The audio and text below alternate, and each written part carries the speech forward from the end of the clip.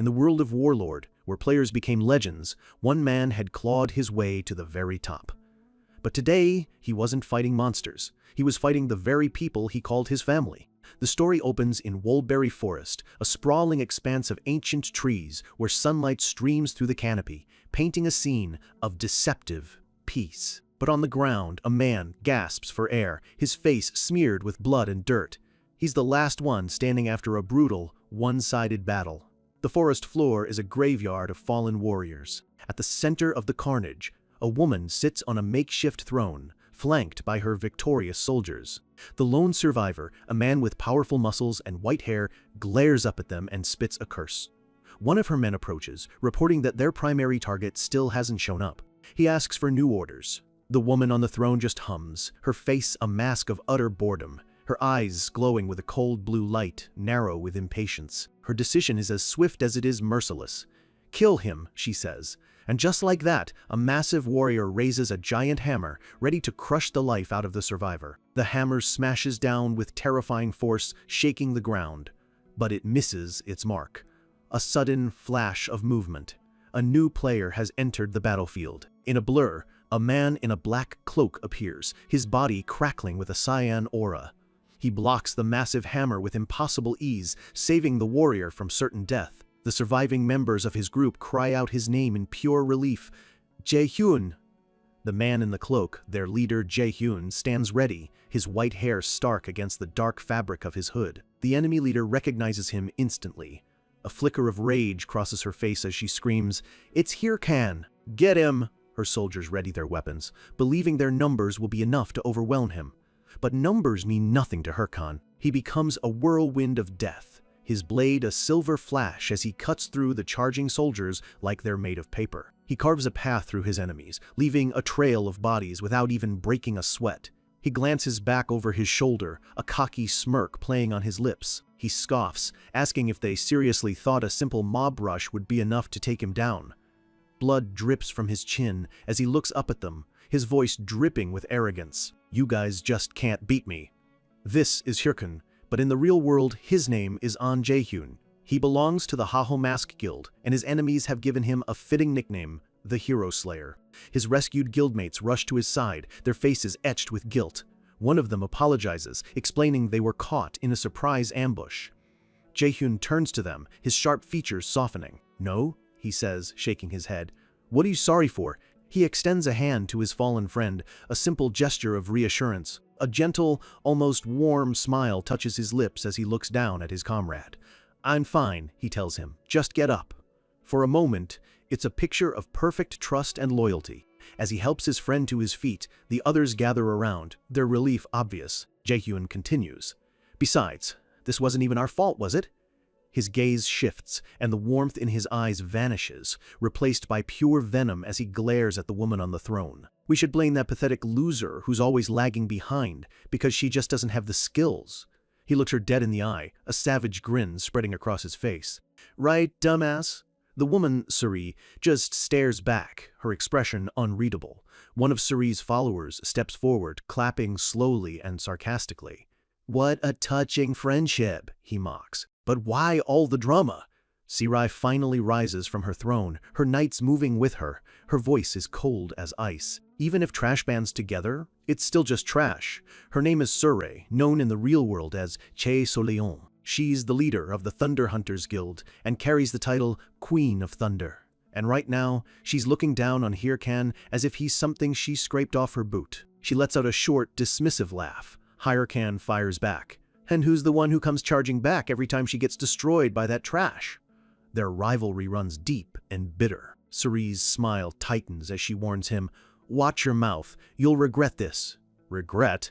Hirkan scoffs at the very idea. He raises his wrist, tapping a device that looks like a watch. A small message appears on the device, simply reading, "1 slot on." A wave of digital energy erupts from Hirkan, washing over him and one of his allies. In an instant, he's transformed. He's now covered in stunning black and gold armor, a traditional Korean mask hiding the top half of his face. He draws his sword, which now glows with immense power. He grins, his confidence absolute. "Ha! Regret is something only weaklings like you feel," Sirei finally snaps. Her face twists in pure fury. "You arrogant bastard," she seethes. "Kill him." Hyrcan just laughs, completely unfazed. "Kill him? Don't you ever learn?" he mocks. A red glint flashes across his blade as he makes a bold declaration. "You will never be able to kill me." But suddenly, he freezes. The confident smirk vanishes from his face. A wave of confusion washes over him. "What is this?" He coughs, and a spray of blood erupts from his mouth. He looks behind him, his eyes wide with shock. His own guildmates, the friends he just saved, are standing there with dark, grim expressions. Red warning windows flood his vision, screaming that his health is dropping and his movement is restricted. He collapses to his knees, utterly bewildered. "What is happening?" he chokes out. A voice answers from behind. "Sorry for deceiving you, Jae-hyun." It's his friend, the very man he just helped to his feet. The man won't even look him in the eye. "We all have to make a living," he says, his voice thick with fake regret. "Don't hate me." "What?" Hyrcan's face is a mask of pure, unadulterated shock. He can't begin to process the betrayal. From across the clearing, Saray bursts into wild, maniacal laughter. She wipes a tear from her eye, her voice dripping with mockery. "Wow, you're so stupid. All caught up in your little friendship fantasy, as if any of that matters when money is on the table." She walks slowly towards the fallen hero, savoring every moment. She looms over his broken body. "Hyrcan," she says, her voice a venomous whisper, "I'm going to erase you from this game." A cruel, sadistic smile spreads across her face. "I'll kill you like this every single time you log in. Even you won't be able to make any progress." She leans in closer, twisting the knife. "Oh, right. You're a full-time warlord gamer, aren't you? Didn't you say you're a worthless piece of trash with nothing but this game? Too bad for you." Her eyes glow with a terrifying intensity. "You're back to being trash again." Hyrcan's hand claws at the dirt, his body trembling with uncontrollable rage. Fueled by pure fury, he lunges for her throat, his voice a raw scream. "Shut that mouth of yours!" But he stops short. His eyes widen in pain and fresh shock. Saray looks down, a hint of surprise on her face. "Oh my." A blade is sticking out of Hyrcan's chest. His own friends have stabbed him in the back. Again, Seer looks at the traitors and says, "Thank you, everyone." Bleeding out on the ground, Hyrcan stares up at his friend, his voice barely a whisper. "You guys, why? You know how much I gave for our guild." His friend, Dongsu, glares down at him, his face a twisted snarl of greed and desperation. "Just die already," he screams. "They're offering us hundreds of millions, just to kill you. What did you expect us to do?" The betrayal hits Hyrcan harder than any sword. "Just for money?" he whispers, the life draining from his eyes. "Do you have any idea how much I did for all of you? Didn't you say we were family?" he cries out, but his words fall on deaf ears. His former friends just watch him die, their faces cold and empty. Damn it. Damn it. His vision blurs as a single word flashes over and over in his mind. A system window delivers the final penalty. He's been forcibly logged out for 48 hours. His world fades to black. Jae-hyun rips the VR helmet off his head, gasping for air in his dark, messy room. He's panting, drenched in sweat, the phantom pain of betrayal still burning in his chest. He clutches his heart, his face a mask of utter despair. "I lost," he whispers to the empty room. "Everything." The logo for the game Warlord glows on his monitor. For him, it was never just a game. Warlord was more than a game. It was a global phenomenon. A fully immersive virtual world where anyone could become a legend. And more importantly, it was a world where you could earn unimaginable amounts of real-world money. And in that world, Jae-hyun had found the one and only thing he was ever good at. He thinks back on his life. In the real world, he was always called trash. But inside the game, he found his purpose. A memory surfaces. A younger, less confident Jae-hyun is approached by another player, Dong-su. "Wow, you're amazing at this," Dong-su had said, his eyes wide with admiration. Dong-su had extended a hand with a warm, friendly smile. "Want to form a guild with me?" Jae-hyun's voice narrates his thoughts. "It was the only place where I ever belonged. Or at least, that's what I thought." Back in the present, Jae-hyun clenches his fists. A part of him wants to forgive them, but the rage is too strong. "I'm going to find them all," he vows, his voice low and dangerous, "and I'm going to kill them." Just then, his phone vibrates. The name on the screen is Dong's Ao Su. The sheer hypocrisy sends a fresh wave of fury through him. What was all that hardship for? Just so those bastards can live a good life without me? Blinded by rage, he makes a choice. He storms out of his apartment, his mind a whirlwind of anger. He steps onto a crosswalk without looking, and a woman's scream pierces the air. "Look out! Someone got hit!" Jae-hyun lies on the pavement, a pool of blood growing around him. His phone is shattered nearby. "Damn it," he coughs. Of all things, a garbage truck. He's dying.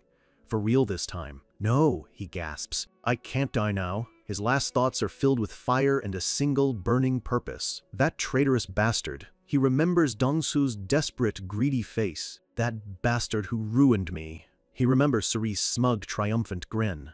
"I have to." His vision fades, the world turning to red. Take revenge on all of them, brutally. And then there is only a brilliant flash of white light. A system interface boots up in the darkness. Connecting. User verification. In progress. A welcome message appears. Welcome, username. Hire Can. Hercan's eyes snap open. He's alive? A massive quest window is floating right in front of him. Complete. The tutorial. Survive. Against the labyrinth's master, Minotaur. Below it, a monstrous Minotaur roars. Hercan is stunned. Is this Warlord? A tutorial quest? What is this? He wonders. A voice snaps him out of his confusion. "Hey, newbie!" Two other players are standing beside him, swords drawn. "Stop spacing out and get a grip," one of them shouts. "You saw the alert, right? We have to take that thing down." The newbie leader lays out a quick plan. "Looks like we can't beat this thing alone. All three of us will have to work together." He points his sword at Hirkan. "You tank it for a bit." Hirkan ignores him, lost in thought. The tutorial boss, Minotaur. Wasn't this removed 5 years ago because it was too hard? The other player overhears him. 5 years ago? What are you talking about? Warlord only came out 10 months ago. The words hit Hirkan like a physical blow. 10 months ago? He nods slowly, the impossible truth sinking in. "Oh, I see. It's only been 10 months. The other players just stare at him like he's lost his mind. The leader tries to take charge again. "Whatever, get ready. When I give the signal, you go out and—" He's cut off as Hirkan simply starts walking away from them. He walks straight towards the Minotaur, completely ignoring their plan. "Hey, where are you going?" the newbie shouts after him. Hirkan breaks into a full-on sprint, charging the boss all by himself. "Hey, are you insane?" the others yell. "You're going to die!" the Minotaur roars, swinging its massive axe, ready to pulverize the foolish newcomer. The beast's weapon comes crashing down. But Hirkan isn't a newbie anymore. With the reflexes of a top-tier veteran, he dodges with ease, his eyes glowing with a cold blue light. He moves like a phantom, his blade a blur of cyan energy. In a devastating flurry of attacks, he slices the Minotaur to pieces. The monster lets out one final, agonized roar, and then it collapses. Hirkan lands gracefully as the massive body thuds to the ground behind him. The two other players are in absolute shock. What? Did he just kill that thing in one go? They can only stare, completely dumbfounded by the impossible feat they just witnessed. Hirkan looks down at his hand, splattered with the monster's blood, a strange expression on his face. "Hey!" a voice calls out. The newbie leader runs up to him, his face lit up with admiration. "You got some serious talent," he says.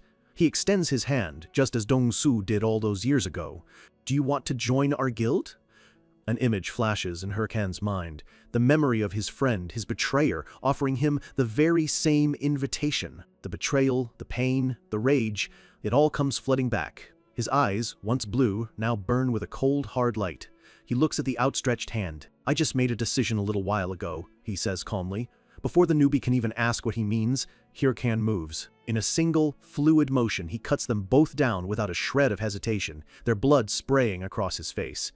A grim, resolute smile forms on his lips. He makes a new vow, a promise forged in the fire of betrayal. "If I ever trust someone again in this life," his eyes now glow with a blood-red light filled with nothing but cold, absolute determination. "I'll be a dog." The hero slayer, Hirkan, has returned to the past after the brutal tutorial. Hirkan logs out, finding himself back inside a high-tech VR capsule. His eyes shoot open. He looks around, a wave of shock and confusion washing over him. This isn't his messy apartment. He's in a bright, bustling showroom, surrounded by people trying out the latest virtual reality gear. It hits him all at once. This is a V-Gear store. The memories come flooding back, and a cold sweat trickles down his face. He remembers this time in his life all too well. 5 years ago, he was completely broke, forced to use the free demo units in stores just to get a taste of the game. The full weight of his new reality crashes down on him. The tutorial, the past, it's all real. His heart pounds in his chest as he thinks, I've actually gone back in time. Then, the VR helmet automatically retracts, pulling him fully back into the real world. A fire ignites in his eyes. This is it. He's been given a second chance, and he knows exactly what he has to do. He leaps out of the capsule, a new purpose driving him. He has 5 years of game knowledge that no one else possesses. If he uses it right, he can definitely get his revenge. Fueled by a surge of adrenaline, he rushes to the counter and slams down his credit card. "I want the base model V-Gear, please," he says, his voice filled with an urgent intensity. The store clerk, a little startled, takes the card as Jae-hyun pants, trying to catch his breath. "Sure," she stammers. "Let me just run this for you." Jae-hyun leans against the counter, a wild, confident smile spreading across his face. His mind is already racing, planning his first moves. He'll start by leveling up, getting ahead of everyone, but the clerk's voice cuts through his thoughts. "Sir?" She looks at him with an apologetic expression, holding out his card. "I'm sorry, you don't have enough funds." Jae-hyun freezes. His confident expression shatters, replaced by one of blank, dumbfounded shock. A moment of stunned silence, and then a slow, bitter smile creeps onto his face. "Damn, that's right," he mutters, slumping over the counter in defeat. "If I had the money, I would have bought one already. Why else would I be gaming here?" He grips his head in frustration. What should he do? Earn money now? But he'd be too late. Every second he wasted was a second his enemies were getting stronger. Suddenly, his eyes lock onto a giant screen in the store. An advertisement for Warlord is playing, and a powerful voice asks, "What are you waiting for?" On the screen is his mortal enemy, Sirei, looking regal and untouchable. The ad's tagline is a cruel irony. The strong never fear a challenge. Hesitation is a luxury you cannot afford. The camera zooms in on her smug, condescending face as she's introduced as the #1 Warlord model, the Queen of Thunder. The ad concludes with a booming command over the game's logo, "Start now, Warlord." Jae-hyun just stares at the screen, his expression hardening into cold stone. The memory of her final, cruel words echoes in his mind. "You're back to being trash again." Yeah. That's all the motivation he needs. The fire in his eyes returns, burning colder and brighter than before. Now's not the time to wait around. The scene shifts to his rundown rooftop apartment at sunset. A brand new, top-of-the-line V-Gear capsule is being installed. The technician finishes up, telling him the gear is ready to use. Jae-hyun just nods, his mind already elsewhere. As soon as the technician is gone, Jae-hyun looks at his hand, a plan already set in motion. He knew the quickest way to get the money he needed. He holds up a bright yellow business card. It's for a loan shark, offering same-day loans specifically for Warlord gamers. It was a deal with the devil. In a flashback, we see him asking the loan shark for 10 million won. The man, all friendly smiles, slides the cash across the table. "Of course we can help!" But then, his friendly demeanor vanishes in an instant. He leans back, his smile turning sly. But with lightning speed, he snatches Jae-hyun's student ID card off the table. His face transforms, his eyes turning cold and predatory. "If you can't pay us back," he warns, "your life is going to become hell." He holds the ID card up like a trophy he's already won. Back in the present, Jae-hyun swallows hard. He knew exactly the risk he was taking. But as he clenches the business card in his fist, his resolve is absolute. Whatever. He puts on the V-Gear helmet, his reflection showing a face of pure, chilling determination. He would gladly walk through hell itself if it meant he could make those bastards pay. Images of his betrayers flash through his mind as he gives the system a single, furious command. Connect. His eyes glow with blue light as the system boots up, identifying him. Confirmed. Hire Gan. Welcome to Warlord. He materializes in a grand city square, the game's starting area. He's back. His avatar's white hair and determined expression are a sign of the storm to come. It's been a while, he thinks, scanning the area. He was waiting for the guide who helps new players. Ariadne, that was her name. Just then, a divine voice rings out, congratulating him.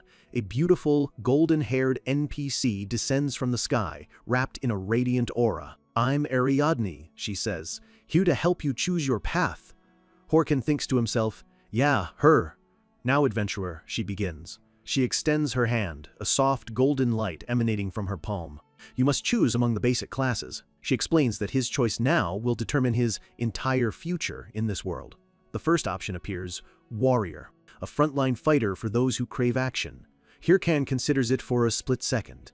A warrior would level up fast with his knowledge, but playing solo would become a nightmare at higher levels. His decision is instant: pass.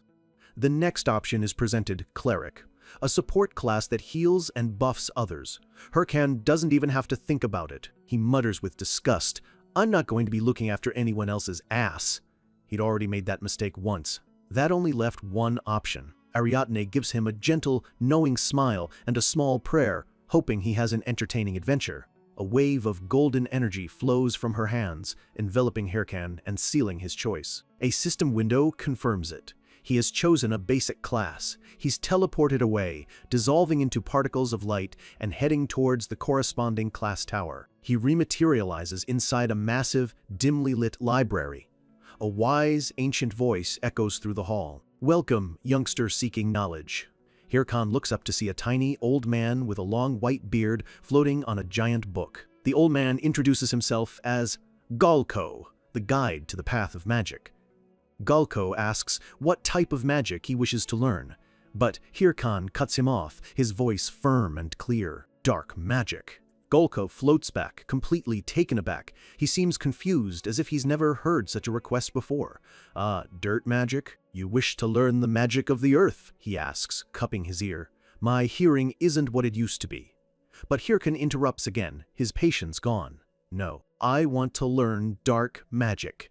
The old man's friendly demeanor vanishes, his eyes sharpen, his voice dropping to a serious tone. "Where did you learn of such a thing? Dark magic is powerful, but it will bring your soul to ruin." Hirkan's response is cold and simple. "I'm aware." He stares Galko down, his determination absolute. "I know the risks, so please, teach me." A slight, predatory smile touches his lips. "It has to be dark magic. It's what I need." Galko trembles, clutching his beard in what looks like horror. How can this be? A sinister purple aura begins to radiate from the old man's body. Hirkan smirks. This was going exactly as planned. He knew all along. This frail old man was a facade. Galko's flesh melts away, revealing a skeletal lich underneath. His voice is now a rasping cackle. "Heh, it's been a while." A brat who has chosen this path. The lich presents a large, ancient tome. "If you are truly ready," he rasps, "place your hand upon that skill book." He issues one final warning, but you must choose wisely. This path is difficult for any punk to. Before he can finish, Hirkan slams his hand down on the book, and a surge of dark energy erupts. A confident smirk spreads across Hirkan's face as tendrils of purple energy swirl around his hand. "Let's move this along." "Sorry, but I'm not one of those punks." The lich lets out a booming, maniacal laugh that echoes through the library. He's thrilled. What an interesting one. It's been so long. The single eye on the ancient book snaps open, recognizing its new master. Hirkan remembers a famous video from his past life. It was a clip of a single necromancer player, a powerful hooded figure, their face a skull with glowing purple eyes. They were taking down a raid boss completely on their own. The memory shows the necromancer floating above a massive army of skeletons, an unstoppable one-man force against the world. Right now, I need power like that. Dark energy erupts around him as system windows confirm his new class. He is now a necromancer, and he has learned his first skill, Skeleton Fragment. Hirkan grins as he holds up his hand, channeling a crackling ball of blue and black energy. He throws the energy to the ground, and it begins to coalesce, taking shape. Bones piece themselves together as his first minion rises from the floor. He watches with a satisfied smile, his plan finally in motion. "In this life, I'll be a necromancer." A skeleton warrior stands before him, wreathed in eerie blue flames. "It looks decent enough." "Good," Hirkan says with a smirk. "Now, to the training dungeon." But his grand moment is immediately ruined. His newly summoned skeleton stumbles, and with a clumsy wobble, its head pops right off, rolling across the floor with a hollow clatter. Hyrule just stands there in dead silence, staring at his headless, wobbly minion and its detached skull. His epic journey of revenge has begun with a bit of a hiccup. Hyrule is pulled through a swirling vortex of blue energy. He materializes in a dark, cavernous space, his boots landing on the cracked stone floor. He lets out a sigh, taking in his new surroundings. A system message confirms he's entered the beginner training dungeon. But something is already off. He glances over at his new minion, which is panicking and clutching its own head. "This isn't the calm, collected skeleton I remember seeing," he mutters, a bead of sweat on his brow. "What's going on?" He decides to check its stats. Skill window. He pulls up the description for skeleton fragment. The proficiency is at the lowest rank, and he can only summon one. It all seems pretty standard. He strokes his chin, thinking, maybe it's just because his skill proficiency is low. He needs to level up, and fast. But his thoughts are cut short. A new enemy has appeared, right on cue. A pack of snarling wolves with glowing red eyes emerges from the shadows. The system identifies them as coal wolves. Hyrule recognizes them instantly. Coal wolves. They aren't strong, but they're fast, which makes them the perfect test subjects. A savage grin spreads across his face, his eyes glowing as he channels magic into his hand. Skeleton fragment. He hurls the skull-shaped energy toward the wolves. Go. The skull explodes in a burst of bright blue light. From the explosion, his skeleton warrior materializes, sword and shield ready. The system announces it has detected an enemy, and its eyes flare to life.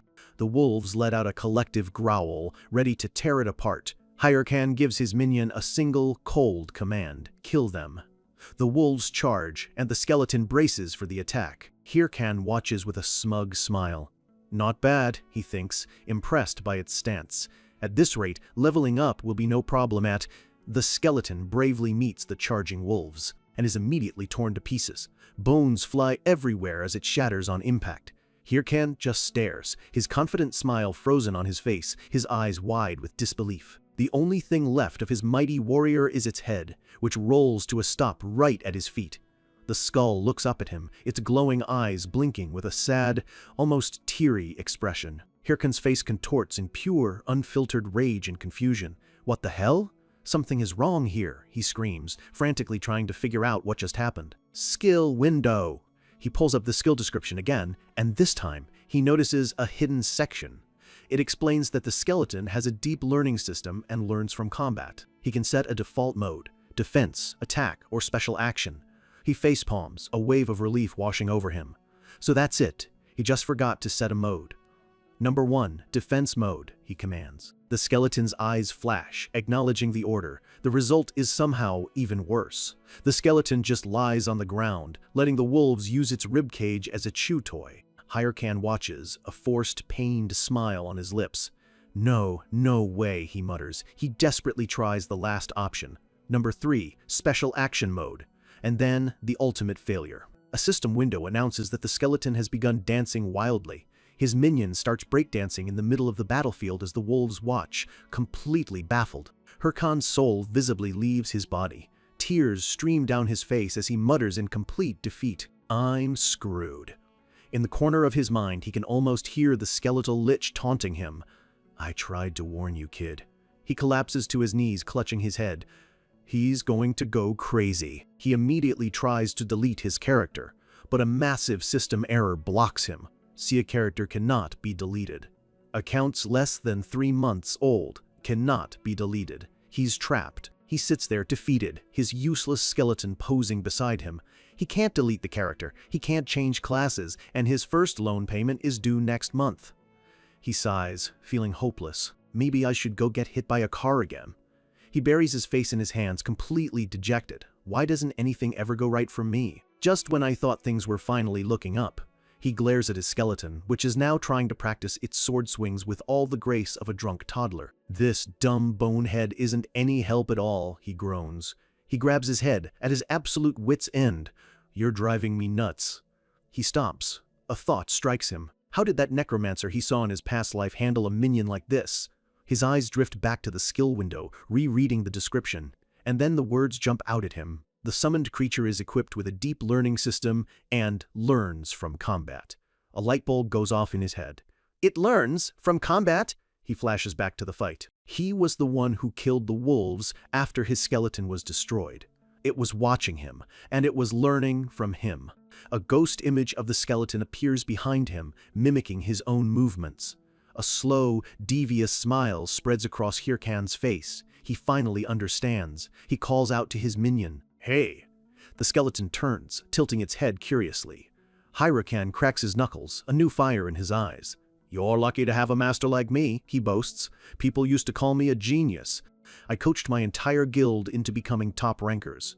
He points a finger right at the skeleton. "Just remember one thing in combat."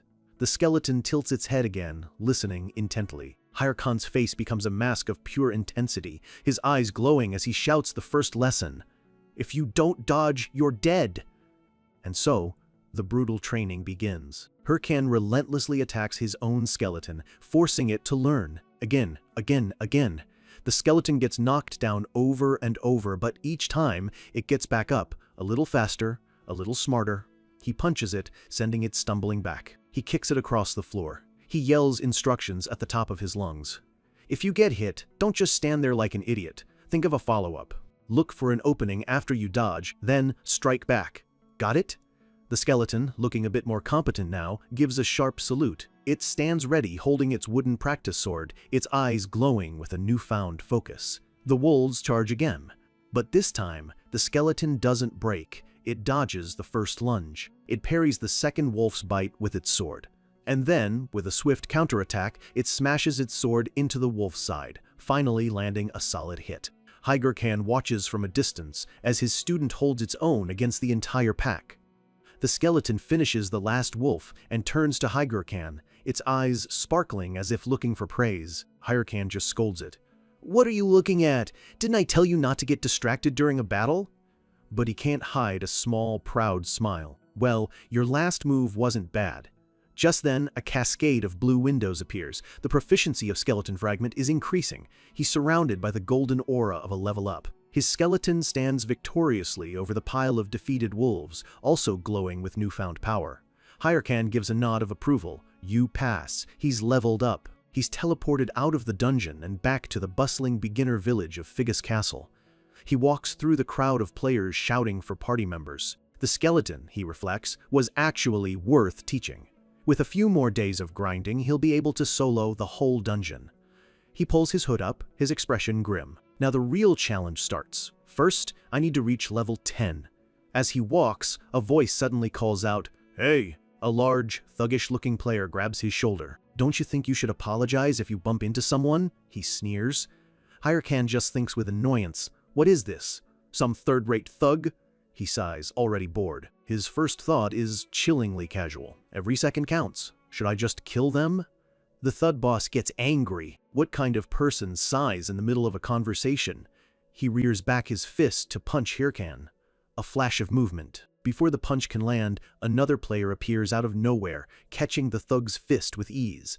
This new guy is flashy, with long blonde hair, a Hawaiian shirt, and sunglasses. The blonde man smiles coolly at the thug. "Whoa there, that doesn't mean you should go around hitting people, mister." The thug, confused, asks, "Who are you? Are you with him?" The blonde man casually pushes his sunglasses up. Not exactly." Hirkan stares at the newcomer, a flicker of recognition in his eyes. He knows this guy. This guy is... He recognizes the incredible physique, the bulging biceps straining against the tacky fabric. He recognizes the unique fashion sense, the sunglasses perched on the long blonde hair. There's no mistaking it. This is Mathador Shev, the top-ranked warrior from his past life. Hirkan is completely thrown. What is a player of his caliber doing here? A pained cry from the thug snaps him back to reality. The thug's hand is still caught in Shev's iron grip. Shev clicks his tongue, clearly bored by this whole pathetic display. The thug, his face a mix of pain and anger, tries to justify himself. "Mister, stay out of this. He hit me first." Shev just smiles, unfazed. "An eye for an eye, huh? I see." In an instant, a terrifying red aura explodes from Shev's body. The sheer pressure is overwhelming. The thug's face goes pale with fear. Shev continues, his voice dripping with menace. "Well then, since you just hit my palm with your fist, A wide, predatory grin spreads across his face. His eyes glow with a frightening red light. I should do the same, right? The thug's lackey, finally recognizing the famous player, screams in terror. Sir! That's Mathador Shev. He's the guildmaster of the Red Bulls, one of the top 30 guilds. And he's known for how much he loves to fight. They call him Killer Shev. The thug boss can't believe it. Why would someone like that be here? Shev leans in, his aura pressing down on the terrified thug. So, what's your answer? He asks, his voice dangerously low. The thug is sweating bullets, trembling too hard to even speak. He finally breaks, bowing frantically and screaming, I'm sorry. I'm sorry? Shev's intimidating aura vanishes as quickly as it appeared. He laughs cheerfully. Ah, I'm glad we could resolve this with words. He claps a friendly hand on Hirkan's shoulder. Hey, you all right? Don't mind guys like him. Hirkan instinctively flinches away from his touch. You don't need to help me, Hirkan says coldly, turning his back on the legendary player. He walks away without another word, leaving a surprised Shev behind. Shev just scratches his cheek, a small smile on his face. What a cold guy. As Hirkan walks away, he curses himself under his breath. Damn it. He thinks back to the encounter, clenching his hand. For a moment there, he was completely intimidated by Shev's power. He clenches his fist tightly. The gap between them was massive. This encounter only fuels his resolve. Next time we meet, I'll be a completely different person. Driven by this new motivation, Hirkan heads straight back to the training grounds. He spends the next few days grinding relentlessly. He sits alone in the dark cave, leveling up, his mind focused. After that run-in with Shev, he has to admit he truly felt the difference in their power. Suri and Shev are on the same level, he thinks, remembering his two greatest rivals. To get my revenge, I need to get so much stronger. He grits his teeth, his determination hardening. He puts his plan into action, facing the dungeon's boss, a giant coal tiger. This time, his skeleton warrior, now far more competent, meets the beast head-on. It dodges, parries, and strikes with a skill born from Hirkan's brutal training, landing a powerful finishing blow. The skeleton's eye gleams with newfound power. Hirkan checks his progress. 3 days to reach level 10. That took longer than he expected. He glances over at his skeleton, which seems to be sulking, its posture slumped. Hirkan is confused. A system window announces his achievement. Congratulations, you have reached level 10. The beginner symbol is removed, and he receives his rewards. Finally, he thinks. One of the rewards is the War Watch, a key item for managing stats, quests, and everything else. Hirkan looks at the watch on his wrist. Haven't felt this in a while, he thinks with a smirk. Status window. His stats pop up. Level 10 Necromancer. All his stats have been reset to their base values. A new prompt appears. Please spend your stat points. He has a total of 50 stat points to distribute. He can put them into strength, stamina, intelligence, or mana. He considers his options carefully. This first allocation of points is critical. A normal necromancer would raise mana or intelligence. However, Hirkan makes a completely insane decision. A wicked smile spreads across his face. All points into strength. A golden aura surges around him as he confirms the choice. Strength has been increased by 50. He flexes his hand, feeling the difference. His skeleton looks at him with an expression of absolute horror. It collapses to the ground, sobbing into its bony hands. Hirkan looks down at it, annoyed. What are you doing? He bonks the skeleton on the head. I'm not giving up on being a necromancer. I'm doing this to teach you. He explains his logic. Raising his mana or intelligence now wouldn't have a big impact. But by raising his strength, he can teach the skeleton all the skills from when he was at his peak. He looks at his crying minion. I'm betting my entire life on your growth right now. The skeleton seems to understand, perking up. Anyway, Hirkan says, just focus on your training. He gives a thumbs up, a confident smile on his face. Besides, there are other ways to make up for the stats I'm lacking. He heads to the Raiders Association branch in Figus Castle. Inside, players are crowded around the quest board, shouting about a new quest. Players are fighting over the scraps. Hirkan observes the chaos with a detached air. These quests are terrible, but the newbies are enthusiastic. He approaches the grizzled old man at the counter. I'd like a quest, too. The man looks up, surprised. Sure, but all the ones left are pretty tough. No one really wants them, the old man warns. You must be confident. Hirkan scans the available quests. They're all crap, just as he expected. However, this is where his hidden card comes into play. A cunning smile spreads across his face as he plucks a specific quest card from the board. Found it. The quest is to eliminate monsters near Bima Mountain's cave for a meager reward of 10 gold. A perfectly ordinary, low-level quest. The quest giver is skeptical, but Hirkan confirms his choice. A window pops up. You have received a new quest. Hirkan thinks to himself with a sly grin, if I clear this boring-looking quest before I hit level 15, I can get a super rare title called Protagonist. So what's so good about that? He explains the mechanics in his head.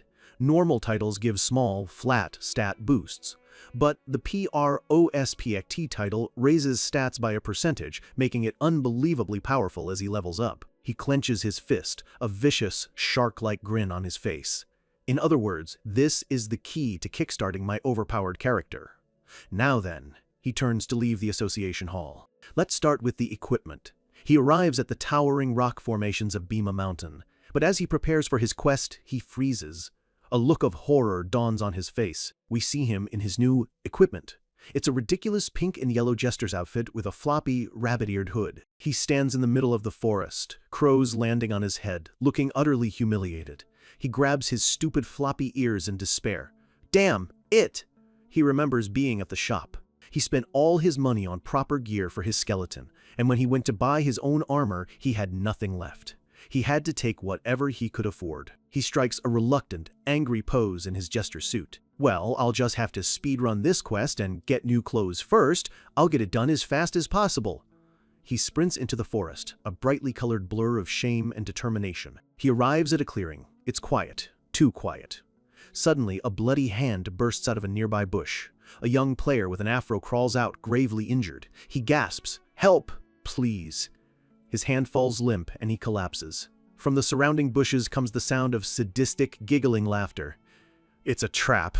A group of player killers is hiding, waiting for their next victim. The sun shines brightly over Bima Mountain. A new player, full of hope, arrives to start his journey. The player, a warrior named Multi, strikes a confident pose. I, Multi, will begin my grand adventure at Bima Mountain. He's already level 11 and feeling on top of the world. He's so good at this game, he might even become a top ranker. But his daydreams are cut short by a desperate cry for help. Multi is startled. He sees a player kneeling over the body of a fallen friend. Please, the player begs. My friend is hurt. Help us. Multi rushes over. The player explains they were attacked by a monster they'd never seen before. They barely escaped with their lives. He gestures to his friend, who is unconscious and bleeding out. They don't have any healing potions. Multi, being a good-natured newbie, immediately offers his own. As he opens his inventory, the other player thanks him profusely. Multi offers the potions, and the player wipes away fake tears. Thank you so much, he says. We will surely repay you. But as Multi is distracted, another figure rises from the bushes behind him, swinging a large mace. The weapon crashes down with a sickening thud, splattering blood everywhere. Multi collapses, coughing up blood. The helpless player he was aiding now stands over him, their expression cold and mocking. Thank you. The rest of their group emerges from hiding, their faces twisted in sinister smiles. We'll be sure to put these items to good use. Multi stares up in betrayal. You tricked me, you cowardly! The leader cuts him off. Hey now, why say such mean things? You're the idiot for falling for it. The leader, Ralph, smiles cruelly, his blood-stained weapon resting on his shoulder. A system window announces Multi's fate. He has died. His body dissolves into particles of light. As he dies, a key item drops to the ground. His players watch, now ownerless. The player killers laugh amongst themselves. Messing with newbies is always fun. Did you see his face? Their leader, Ralph, grins. Let's find our next prey. His eyes gleam with malice. They are the Ralph family, a villainous player-killer guild. From the shadows, Hirkan and his skeleton have been watching the whole time. A pack of monsters, ancient tree wolves, approaches them. The wolves lunge towards Hirkan's skeleton. Hirkan, still hidden in his ridiculous jester suit, just smirks and snaps his fingers. Attack mode. The skeleton warrior, no longer a clumsy bonehead, launches forward with incredible speed. It moves like a blur, its new sword flashing as it cuts down a wolf in a single, clean strike. It dispatches the entire pack with ease as experience points flood its system. Hirkan watches from a distance, impressed. Now that it has a real sword, a pack of wolves is nothing. He nods to himself, satisfied. It was the right call to get equipment for the skeleton first, he thinks, a single tear of pride streaming down his face. A true gamer cares more about utility than looks. His skeleton seems to look over, its expression conveying a sense of pity. Hirkan snaps. "Hey, what are you thinking?" he sighs. "If you're done, then follow me. We need to level up quickly and get out of here." As they walk, the skeleton suddenly brandishes its sword, blocking something mid-air. An arrow is embedded in its skull, right between the eyes. Hirkan whips around, startled. "An arrow?" From the bushes, the same group of PKers emerges. The archer apologizes sheepishly. "Oh, sorry." Ralph, the leader, scratches his head, feigning innocence. It looked like a monster from far away. It's the same pathetic act as before. Ralph approaches, putting on a show of remorse. Hirkan plays along, but Ralph's eyes are already sizing him up. He sees the expensive player's watch on Hirkan's wrist, and the high-quality sword his skeleton is carrying. Hirkan looks at them, his eyes narrowed.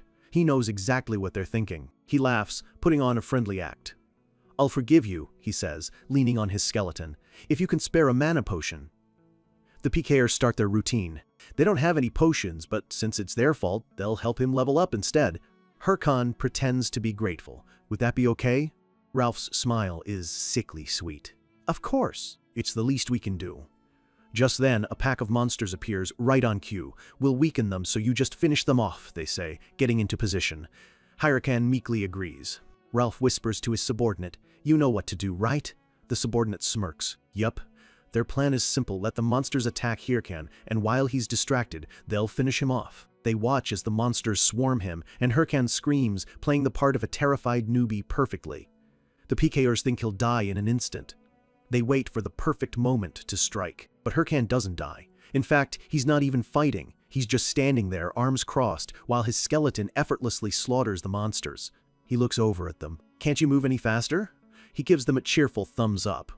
"We're doing great. Please continue." The PKers are stunned. How is his summon so strong? Maybe his level is higher than it looks. In that case, they decide to escalate, luring a massive group of monsters towards Hirkan, who continues his panicked screaming. Once he's distracted, the leader thinks, "We'll take him down." The burly PK charges in from behind, swinging his mace right at Hirkan's head. The attack is swift and powerful, but Hirkan, with years of combat experience, dodges it effortlessly. The PK is shocked. "What? He dodged it?" Hirkan counters in a flash, his blade glowing with blue energy as he slices through the attacker. Ralph can only stare in horror as his subordinate is killed in an instant. The tide has turned. It's Hirkan's skeleton now. It grabs another PK by the throat, and in a flash of blue light, it's over. Hirkan and his skeleton move in perfect sync, a whirlwind of death cutting through the player killers. The PKers panic. "Wait, let's talk." Their pleas are met with cold steel. Hirkan stands amidst the carnage, his expression icy cold. Their bodies fall, dissolving into particles of light. Hirkan looks down at the last survivor, Ralph. "I know bastards like you all too well. You backstab people who trust you and take everything they have. If it were the old me, your little trick might have worked." Ralph, bleeding on the ground, begs for his life. "Wait, I'll give you items, I'm sorry." Hirkan cuts him off. "No, I'm sorry." He raises his sword, his face a mask of cold fury. "I don't trust people anymore." And with a final, merciless strike, he ends him. System windows fill his vision. 8 ownerless watches have dropped. Hirkan is surprised. 8! This bastard was insane. He kneels amidst the pile of loot, a triumphant grin on his face. "Well, since things turned out like this, I'll make good use of them, starting with my clothes." His skeleton helps with the cleanup, stomping on the corpses to make sure they're gone for good. Hirkan looks over at his minion, now covered in blood, its eyes glowing proudly. He asks with a soft, almost parental affection, "My precious skeleton, is there anything you'd like for yourself?" After wiping out the player killers, Hirkan gets to work on his real partner. He channels a brilliant turquoise energy into his skeleton's new sword. The magic flows smoothly, humming as it absorbs into the steel. He isn't just enchanting a weapon, he's upgrading his only true ally. With a final flash of light, the process is complete. The skeleton raises its newly empowered sword, looking like a proper warrior at last. But it seems the skeleton is more than just satisfied, it's absolutely thrilled. It strikes a shy pose, wiggling with a delight that Hirakan meets with a deadpan stare. You like it that much? He tells himself that in a game, looks don't matter, only performance. He's trying to maintain his cool, detached persona. But then he immediately strikes a flashy pose of his own, showing off his new gear with a smug grin. The skeleton just stares, completely baffled by its master's hypocrisy. Hirakan smirks, explaining to his silent companion that the war watches he looted from those PKers were an absolute jackpot. He explains how selling them off yielded random items from their inventories, from rare gear and powerful swords, to even a forbidden skill book called Demon's Curse. And, best of all, money. Lots of it. He throws his arms up, laughing like a maniac as golden coins rain down around him. Thanks to that windfall, he was finally able to craft something he's been planning. He holds the object in his hand, a blue aura radiating from it. He reveals a finely crafted mask. It was finished quicker than he expected, and it's much more than just a piece of armor. He knows he'll be recording his gameplay soon, so building a strong identity is crucial. This time, he'll make a name for himself on his own terms. His mind flashes back, his eyes narrowing as he remembers how things used to be. A memory from his past life. He recalls excitedly suggesting that everyone in their guild should wear a Haho mask, thinking it would make them famous. His past self was so naive. He had even come up with the guild name, Haho Mask. He was so proud of the idea, a cheerful, innocent smile on his face.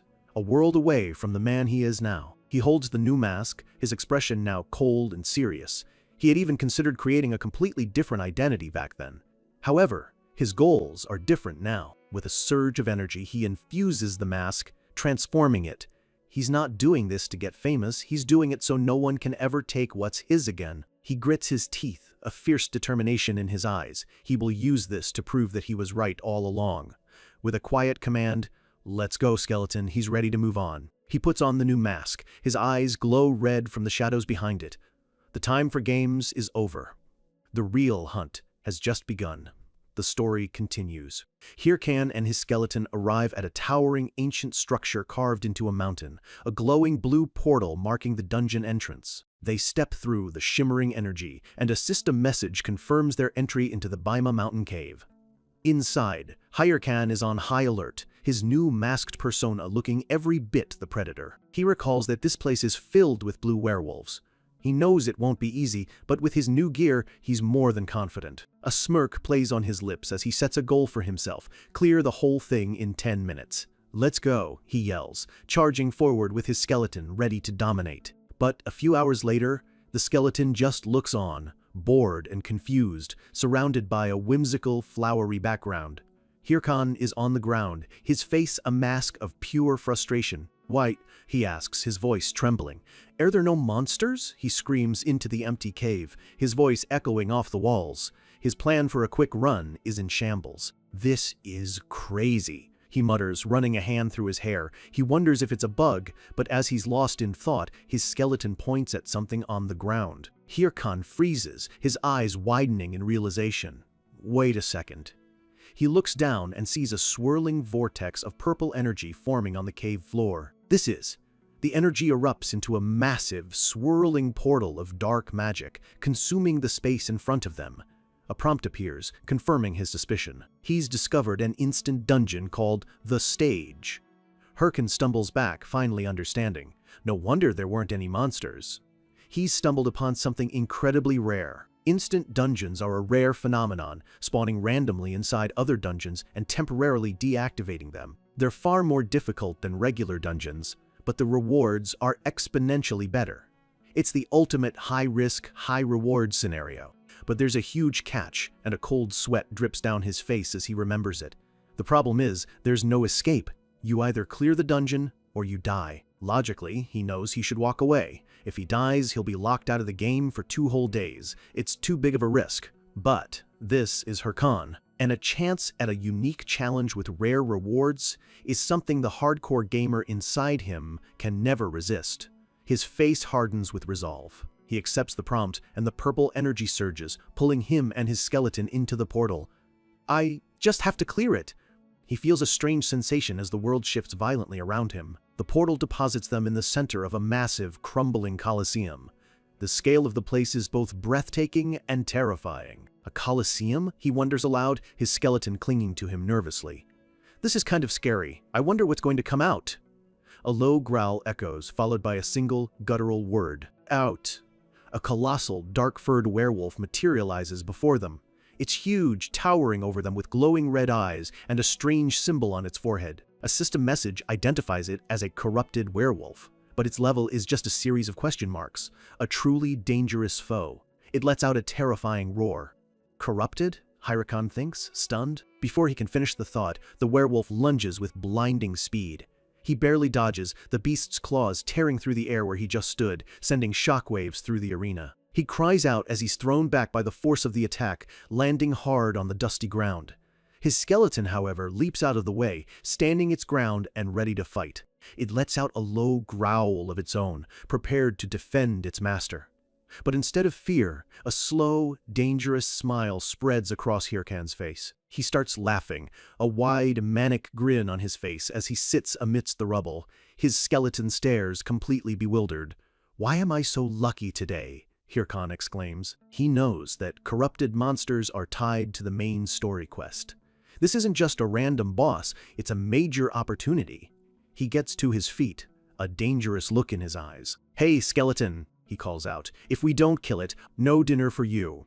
With a feral grin, his eyes glowing red behind his mask, he readies himself for the fight of his life. He dashes forward, his skeleton matching his pace, charging the monstrous werewolf in a flurry of coordinated attacks. Hirkan leaps high into the air. It lets out a furious roar, but Hirkan is already casting his new spell. Inflict Curse. Dark purple energy swirls around his hands as he channels the power of the skill book. A spectral blade of curse energy forms and shoots towards the beast, striking it dead on. The werewolf stumbles back, howling in pain as the curse's dark energy envelops its body. Hirkan lands gracefully, ready for his next move. The werewolf continues to roar in agony as the debuff takes hold. A system window confirms the skill's success. The demon's curse has reduced the target's stats by 10%. Hirkan stands confidently. This demon's curse isn't too bad for a first try, he thinks, but the werewolf's roar turns from pain to pure rage. Its body is engulfed in a fierce red aura. It charges forward, its power surging as it lets out another deafening roar. Hirkan realizes something has gone very wrong. Just as quickly as the debuff landed, a new message appears. The corrupted werewolf is enraged and all status effects are nullified. The curse is gone. "I guess it wouldn't be an instant dungeon if it was this easy," he mutters. He takes a deep breath, a dangerous glint in his eye. "I was saving this for later, but I guess I can try it out now." He looks down at his watch, a menacing grin returning to his face as his eyes glow an intense red. Slot on. He presses the watch and an explosion of dark blue energy erupts from his body. The power swirls and coalesces into a dense orb of pure energy, humming with immense power. The energy wraps around him like a second skin, forming crackling, ethereal armor. He looks ready to end this. "All right," he says, his voice echoing with newfound power. "Let's do this." Hirkan unleashes his trump card, Slot On. It's one of Warlord's most unique features, a system that can turn the tide of any battle. This power is a core part of the game's very world. When a player activates it, their watch glows with a brilliant light. They are temporarily infused with immense power, drawn directly from the world of Warlord itself. It manifests as a boosted form, pushing their abilities far beyond their normal limits. This transformation is different for every player. For some, it's a form of fiery demonic power. For others, a regal aura of cold authority. For Hirkan, it's a shadowy, spectral form, crackling with pure energy. And because these forms are so unique to each person, most players have a special name for it. They call it Ultimate Mode. Now fully powered up, a predatory grin spreads across Hirkan's face. He cracks his knuckles, the blue energy flaring around him as he taunts the beast. "Bring it on!" The werewolf responds with a gut-wrenching roar, its massive jaw unhinging as it prepares to attack. Hirkan, now moving with supernatural speed, effortlessly leaps over the monster's head. The werewolf unleashes a flurry of attacks, its claws glowing with red energy as it tries to shred him to pieces. But Hirkan is too fast. He weaves through the devastating swipes, each one powerful enough to shatter the stone floor of the Colosseum. He lands gracefully, digging his fingers into the ground to stop his momentum, the attack missing by inches. The beast's claw crashes into the ground, sending rocks flying and carving a deep gash in the arena floor. Khan immediately recognizes the overwhelming power of a true boss. Its speed and strength are on another level. He knows if it lands just 3 hits, it's game over. The werewolf gathers its power, its red aura flaring intensely as it prepares another assault. But a confident smirk appears on Khan's face. He's not scared, he's thrilled. His own blue aura surges around him, matching the beast's intensity. He dodges another attack, the werewolf's claws grazing past him as it lets out a roar of frustration.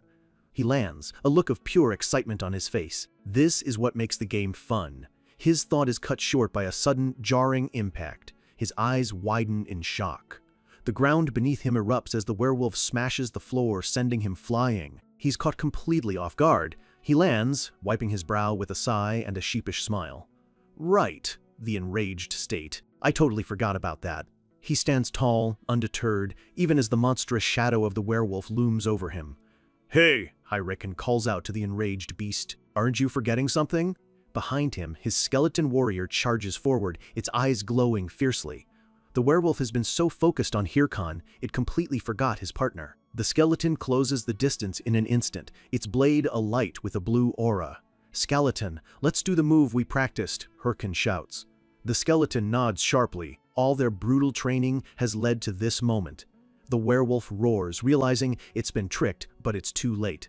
Khan and his skeleton become a blur of motion, launching themselves at the beast in a perfectly synchronized attack. They unleash a maelstrom of slashes, their blades a crisscrossing pattern of light that tears into the werewolf from both sides. With a final, devastating blow, blood erupts from the beast, and a system message confirms its defeat.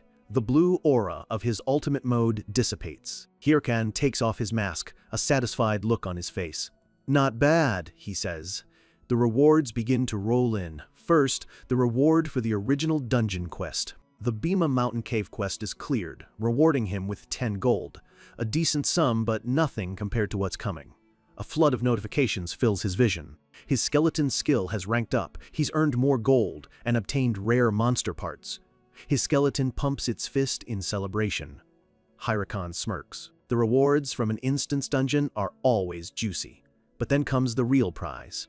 He's obtained the necklace of the corrupted tracker. It's a stunning dark purple crystal, and its stats are incredible, boosting his class-related abilities and all stats by a massive amount. A chronicle unique? Khan is stunned. This is a higher tier than a standard unique item. It's untradeable, a piece of gear that can change the entire game for him. Hold on, he thinks, his mind racing. Corrupted tracker. Could it be? A system alert confirms his wildest hopes. 3 new titles have been registered. He looks up at the glowing windows, his heart pounding. The first is Promising Rookie, giving him a boost to intelligence and magic. That's the one I was aiming for, he thinks. It's a solid title that will help his necromancer build significantly. The second is Challenger of Heroes, a small stamina boost. It makes sense since he cleared an instant dungeon all by himself. But it's the third title that leaves him speechless. Corrupted Tracker. Corrupted Tracker?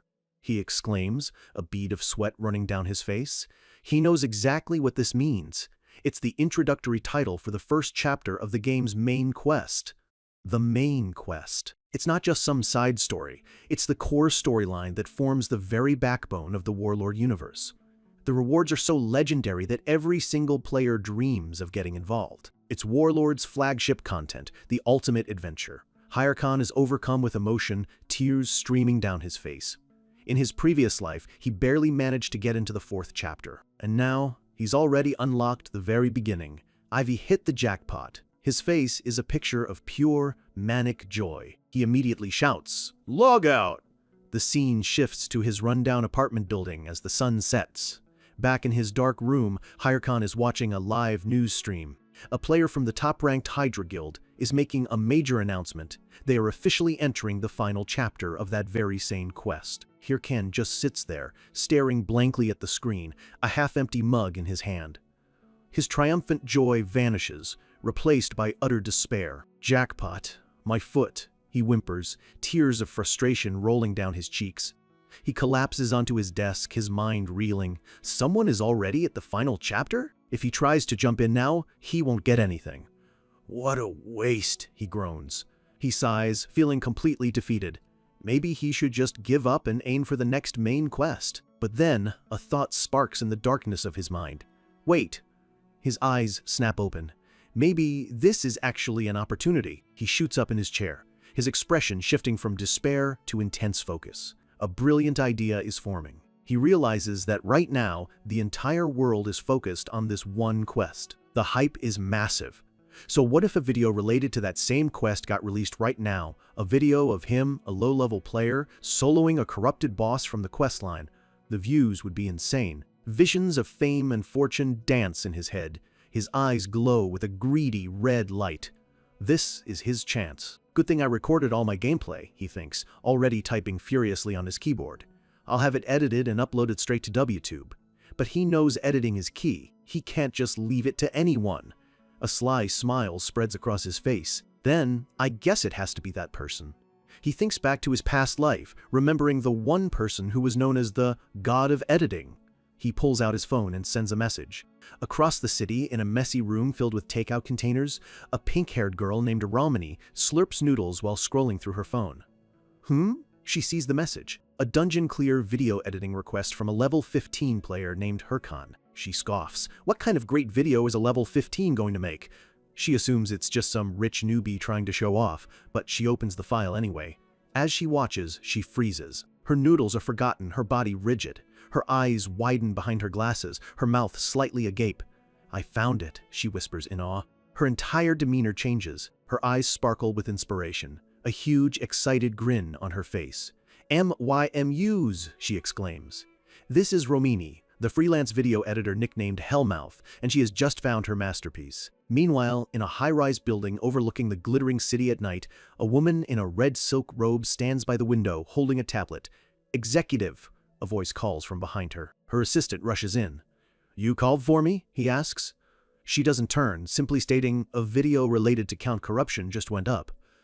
It's interesting, she says, her voice cold and even. A level 15 soloed a corrupted werewolf. The assistant looks flustered, taking the tablet she offers. That video. Our team checked it too, he says, regaining his composure. But the werewolf's level is low, so there's no need to pay it any mind. But she cuts him off. I like it. A single chilling thought forms in her mind. I want that. A small, cruel smile plays on her lips. Her command is absolute. Bring that to me.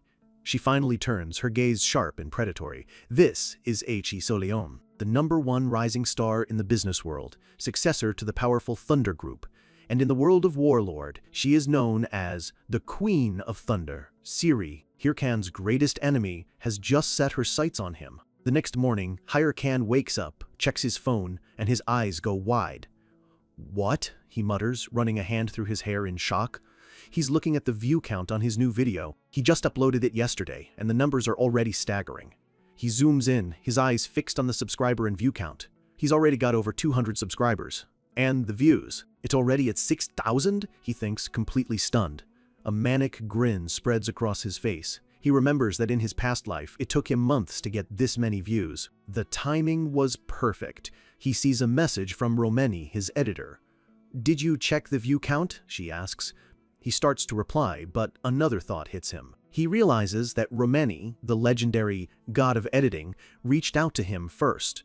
That's completely out of character for her. Normally, she doesn't reach out to people first, he thinks, a bit confused by her forwardness. He reads her messages. She's boasting about how great she is, but admits it's because he provided such good material. She even sends him a cheesy sticker of red roses. Harkin cringes. I kind of want to block him, he thinks, wondering if she's some kind of old-school game addict. Romini's next message cuts through his thoughts. So, when can you get me the next video? She asks eagerly.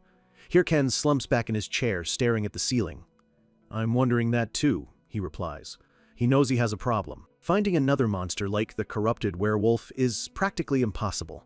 This is why people usually don't start making videos until they're at least level 50. But what can I do? He wonders, feeling the pressure. He has to keep the momentum going. He presses a button on his chair. The system begins connecting him to Warlord. He has to strike while the iron is hot. His VR helmet powers on, his eyes glowing with determination. "Connect," he commands, diving back into the game. Elsewhere, a man in magnificent red and gold armor is watching a video on his phone. "It's Hierokan's. Hierokan of Haho Mask, huh?" he murmurs. "His movements are impressive," he says with a smile. "It's none other than the legendary warrior, Mathador Shev." He narrows his eyes, a strange feeling of familiarity washing over him. He looks oddly familiar. I wonder if I've met him before. Just then, a voice calls out, "Who looks familiar?" A stunning woman with fiery red hair and a confident stride walks up to him. This is Yell, a high-ranking member of his guild, the Red Bulls. "I'm talking about Hyrcan from Haho Mask," he explains. Yell sighs, unimpressed. "Him again? It'd be stranger if he didn't look familiar. You watch him so much." Mathador chuckles sheepishly, but his expression turns serious again. But he gets incredibly animated, his eyes wide with excitement. He explains that Warlord feels so real that most first-timers are timid, but not Hyrcan. And the way he trained his summon, it's on a completely different level. Yell sighs, a playful but exasperated look on her face. "I wonder what it'd be like to fight him," Mathador says dreamily, but Yell cuts him off with a firm stop. She grabs him by the arm and starts dragging him away. "Get back inside if you're just going to blabber. We're going live in 5 minutes. He flashes her a charming wink and finger guns. "I always appreciate you. You know that, right?" Yell just folds her arms, unimpressed. "If you do, then just do well on today's live stream." The scene shifts to a massive stadium where a crowd is roaring. Over 200,000 people have bought tickets. They're all here to see him. The leader of the Red Bulls. The man ranked 9th in Warlord, Mathador Shev. He stands before his guild, the crowd's adoration washing over them. A system announces that a dungeon gate is spawning and a countdown begins. As the countdown continues, Mathador and his guild prepare to enter. The numbers tick down. 2. Mathador's eyes narrow with focus. "All members," he begins. 1. He draws his weapon, his voice booming across the stadium. "Prepare for battle." Meanwhile, Hyrcan has arrived at the Raiders Association in Figus Castle, hoping to find a decent quest. But after searching the quest board, his face falls. It's not here. "There are no good quests here," he groans, slamming his head onto a table in frustration. He expected the options to be limited, but not this bad. The available quests are things like weed control and finding a lost dog. "Damn you, beginner town," he curses. He realizes he'll have to put making more videos on hold for now. He sighs, feeling his plans grinding to a halt. Just then, a voice interrupts him. "I knew it. You're the one who cleared the Baima Mountain dungeon." Hyrcan looks up, startled. He instantly recognizes the man. It's the elderly NPC from before. The man introduces himself as Hotan. "Do you have a moment?" Hotan leads him to a private room. "I heard all about it," he says. "You found a mutant in the cave of Baima Mountain." Hyrcan is confused. He doesn't remember a quest like that. Then he recalls the boss. "I did see a werewolf with strange eyes." Hotan nods gravely. "As I thought. There's a high chance you encountered a monster exposed to the power of the Corrupt One." Hyrcan's face pales. "The Corrupt One?" Hotan explains that no one knows who or what it is, but its power is causing monsters to go on rampages. That's why the Raiders Association put a bounty on. Before he can finish, Hyrcan grabs his arm. "I would like to assist in capturing that lovely, evil bastard with everything I've got," Hyrcan declares, his face a bizarre mix of seriousness and blushing excitement. Inside, he's screaming with joy. "It's a hidden quest." Hotan tries to temper his enthusiasm. "I think it's too early for you to go against." But Hyrcan cuts him off. "I'll be fine. Thank you." Hotan chuckles, amused. "If that's the case, I'll give you a chance." He then gives him a new lead. "There is a person named Ahimbri at Bangsu Castle." Hyrcan's eyes widen at the name. "He will be able to teach you," Hotan says. "I will write you a letter of recommendation." A glowing letter materializes in front of Hyrcan. He receives the quest item, Teachings of Ahimbri. The objective is to find Ahimbri and show him the letter. The reward is a skill book. Hyrcan can barely contain himself, a wide, trembling grin spreading across his face. "Yas!" he screams, startling everyone else in the building. He clenches his fist, his mind racing. Is this real? Did I really just get a quest to become Ahimbri's student? He knows exactly who Ahimbri is. He's one of the 7 disciples of the great mage Bokan, an NPC that all mages dream of meeting because he provides the most rare and powerful skill books. He is a very, very important NPC. He figures he got this incredible opportunity because his promising rookie title overlapped with the main quest. He quickly starts running. If he does this well, he won't have to worry about video material ever again. He sprints out of the town, his path now clear. But he suddenly stops. Wait. A sly grin appears on his face. I almost forgot there was something I had to take care of first. He heads to a quiet clearing in the woods. Standing alone among the trees, he gets ready. He raises his hands, a turquoise aura flaring. Skeleton fragment, he chants, and 2 spectral skulls fly from his hands. The skulls hit the ground and begin to form. Hyrcan remembers his rewards. I haven't taken a look at my loot from the last battle. First, I'll use the werewolf's skull, he says, holding the glowing blue item. A system window asks if he wants to use the skull to strengthen his skeleton warrior. He confirms without hesitation. The skull absorbs into his original skeleton, which lets out a happy yelp. A notification confirms the upgrade. Its toughness has increased. Now, the necklace of the corrupted tracker, he says, holding up the powerful artifact. A purple aura radiates from it as he gives the command to equip. The necklace flashes brightly as it settles around his neck. System messages confirm the incredible stat boost. Great, he says, feeling the surge of new power. That's all the prep work done. His original skeleton looks at him, tilting its head in confusion. Hyrcan holds up his hands again, focusing his energy. Skeleton fragment. He summons 2 more spectral skulls, launching them into the clearing. The skulls erupt in a brilliant flash of blue light. 2 new skeletons materialize, standing beside his original one, who looks on in shock. The first skeleton stares at its 2 new companions, utterly bewildered. Hyrcan puts his hand on his original skeleton's shoulder. From now on, the 3 of you will fight as a unit, he declares. Get along with each other! But his original skeleton throws its head back and lets out a silent, horrified scream. It clearly does not want to share its master. Hyrcan ignores the tantrum, already thinking ahead. His journey to find Ahimbri and his path to power has officially begun. Now on the path to find the great mage Ahimbri, Hyrcan and his new 3-skeleton army begin their training. Their first opponent is a level 25 forest bear, which lets out a ferocious roar. The bear, a hulking mass of moss and fur, swings its massive paws with incredible force. Hyrcan barely manages to command his skeletons while dodging the brutal attacks himself. The bear raises its claw for another strike, its red eyes locked on its target. Hyrcan cries out as he narrowly avoids the swipe, putting himself in danger to draw the monster's attention. With a smug grin, he signals his skeletons. Got its attention, now, he thinks, expecting a coordinated attack. One of his skeletons leaps into the air, ready to strike. But as the skeleton descends, its eyes go wide with panic. The bear turns and effortlessly swats it out of the air, sending its bones scattering across the forest floor. Hyrcan facepalms in pure frustration. You think such a predictable attack would work? He yells at the pile of bones. You need to hit its blind spot. Next, he barks, sending in the second skeleton. It flies towards the bear, sword ready. It follows the exact same failed path as the first one, leaping high into the air. And the result is exactly the same. The bear smacks it down with ease. Hyrcan's face contorts in rage. Hey, he screams. I told you to come in from its blind spot. Why are you doing the exact same thing? He roars. He stomps his foot in frustration. Seriously, so frustrating.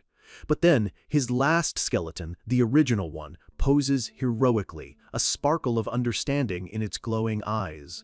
Hyrcan is stunned into silence. Huh? That one. His original skeleton leaps into the air, but its movements are different. It's not just a simple attack. Don't tell me, Hyrcan thinks, a flicker of hope in his eyes. The skeleton has a confident, almost smug look on its face. It understands. It perfectly executes the strategy. Hyrcan clutches his face, a look of pure agony on his face. He screams, his voice echoing through the forest, startling a flock of birds. The 2 new skeletons reassemble, looking guilty and covering their faces. Hyrcan glares at them. Do you guys even have brains? He snaps. Well, I guess you don't. Just put your heads back on. He tries to explain basic strategy, pointing out that monsters obviously turn towards their attacker. He even draws a diagram in the dirt. That's why you need to come in from their blind spot. What happens if you just charge in from the front? The three skeletons just stare at him with blank, tilted heads, completely confused. Harkan gives up. Never mind, this is just pissing me off. He runs a hand through his hair, exhausted. It's great that he can summon 3 skeletons now thanks to his new necklace, but the problem is they can't work together. The 2 new skeletons are just copying what they see, which in this case was the first failed attack. He realizes they all share whatever he's taught one of them before. So when he commands them to attack, they all try to do the same thing. They don't know how to work together. Because they haven't learned how to fight as a team, they simply don't know how to do it. He groans, pulling at his hair. They cost triple the mana, but they're even worse than before. Finally, he just sighs. Whatever. I reached level 20 like I wanted. I guess I can't make fighting videos for a while. Get up, he orders his bumbling trio. We're training until we reach Bangsu Castle, he complains to himself. And here I thought I could just sit back and relax like a proper necromancer. A tired, resigned smile appears on his face. I guess I can't avoid being on the front lines. After what feels like an eternity of painful training, they finally make it through the forest. They arrive at the Raiders Association in Bangsu Castle. The place is a chaotic scene of players looking for quests and parties. Suddenly, a player comes running out of the building. He's out, someone screams, and chaos erupts. The player is instantly mobbed by a desperate crowd. Get him! What quest did you get? They shout. Hirkan, cloaked and inconspicuous, watches from a distance. They're just like hyenas, he observes. He pulls his hood down, hiding his face. I guess you can find them anywhere. He thinks about how these players don't even try to work hard, just leeching off of others' success. Just then, a slimy-looking player sidles up to him. Hey, if you have any good quests? Hirkan shoves him away with a cold. He knows he can't let anyone find out about his Ahimbri quest. He quickly makes his way through the crowd, heading for the stairs. He approaches the guard and presents the letter. I have a recommendation from Hotan. The guard inspects it. Confirmed. Please go up. The crowd below gawks in disbelief. I'm in his party. Let me up, someone yells. Hirkan glances back with a smirk. No, you're not. He walks up the stairs, leaving the chaos behind. I wonder what kind of reward Ahimbri has for me. Must be something good since it's a hidden quest. He reaches a heavy wooden door, a greedy smile on his face. He knows he needs to form a long-lasting relationship with this NPC. He knocks, he opens the door, and is immediately taken aback. Wow. The room is an absolute disaster, overflowing with teetering stacks of books and scrolls. It's so messy. A voice calls out from behind a mountain of books. Who are you? A man emerges. He's surprisingly handsome and well-dressed despite the chaos around him. I don't remember having an appointment. This is the legendary mage, Ahimbri. Hirkan is shocked. Has Ahimbri always been this kind of character? He remembers him being much more dignified. He quickly recovers, takes off his mask, and presents the letter. My name is Hirkan. I've come with Hotan's recommendation. Ahimbri looks him over. Oh-ho, you look like a black mage trainee. You must be quite skilled for your level. Hirkan plays it cool. I was just lucky, he says, though he's thinking, it doesn't matter as long as I get the reward. I see, Ahimbri says. Here are the promised rewards. A purple light glows in Ahimbri's hand as he materializes the skill books. 2 system windows appear. He's received the skill books for Bone Armor and Madness Helm. Hirkan holds the 2 glowing books, his eyes wide. 2? And they both look super rare, he thinks, ecstatic. He begins to thank him, but Ahimbri cuts him off. Then our business here is done. A final window pops up. The quest has been completed. Ahimbri turns his back, already walking away. Take care on your way back. Hirkan panics. What? The quest ended so quickly? You have to give me the next one. I didn't go through all this for just a couple of skills, he thinks desperately. He runs after him. Sir, he reaches out, grabbing Ahimbri's arm. I'll do anything, so please give me a... Ahimbri stops and turns, a strange look on his face as he clasps Hirkan's hand. You'll do anything? He asks, his voice smooth. A creepy, calculating grin spreads across Ahimbri's face. Thank you so much, he says, his grip tightening. Hirkan realizes he's fallen into a trap. A new quest window appears, Egg of the Nest. The objective is to retrieve an egg from a place called the Nest. And the reward? Nothing. He got me! Hirkan screams internally, his face a mask of horror. He's been completely played. Meanwhile, back in the bustling town, A new player arrives. He's clad in sleek, intimidating silver armor, drawing stares from everyone. "Isn't that gear super expensive?" someone whispers. The mysterious player walks through the town with a clear purpose. His glowing green eyes scan the area until they lock onto the Raiders Association building. That's the place where Haho Mask is.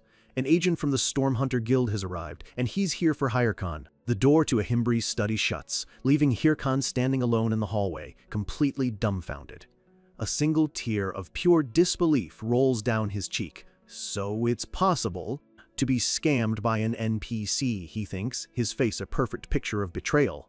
He clenches his fist in frustration. He thought he'd get a quest related to the main storyline. So what is this Egg of the Nest quest? And to make matters worse, there isn't even a reward. Do I really need to do this? He groans to himself. But before he can even process his frustration, a voice cuts through his thoughts. Do what? Another player leans in, his eyes wide with greed. A quest? Hirkan's head snaps up, his expression turning cold. Suddenly he's swarmed by a desperate mob of players grabbing at him. "This guy got a quest! Get him!" they yell. He's completely surrounded, and a look of panic flashes across his face. Damn it, I forgot about these guys. What should he do? His eyes narrow. Should I just kill them? He wonders. It would be easy. But then a calm, authoritative voice cuts through the chaos. Move. A figure in sleek, full-plate armor appears, effortlessly shoving the mob aside. Hirkan looks up from the floor at the imposing figure standing over him. "Do you have a moment?" the armored man asks. He leans in closer, his presence overwhelming. "I would like to talk. Somewhere quiet." Hirkan is on high alert. A bead of sweat rolls down his temple. Who the hell is this guy? The man tries to help him up, but Hirkan slaps his hand away. The knight's glowing green eye seems to pierce through him. "Mr. Haho Mask," he says, his voice low. Hirkan freezes. This guy knows his alias. The knight leads him to a quiet alleyway. He turns to Hirkan. "I apologize for troubling you." He deactivates his helmet, revealing his face.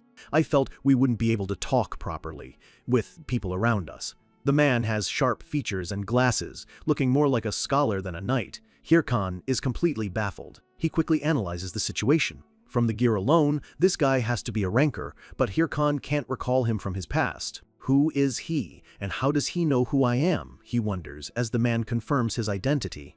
"You are Haho Mask, aren't you?" Hirkan's mind races. In these situations, he needs to pretend he doesn't know anything. "Who is this Haho Mask you've been talking about?" Hirkan asks, playing dumb. The man looks confused. Hirkan continues. "I followed you because you wanted to talk, but who the hell is Haho Mask?" The man pushes up his glasses, looking flustered. "Didn't you just get a quest?" From an NPC named Ahimbri. Hirkan gets in his face, his voice dripping with aggression. "Who are you, and why should I share information with you? You dragging me out here already pisses me off." "Are you looking for a fight? Then put your account on the line and just kill me," he challenges.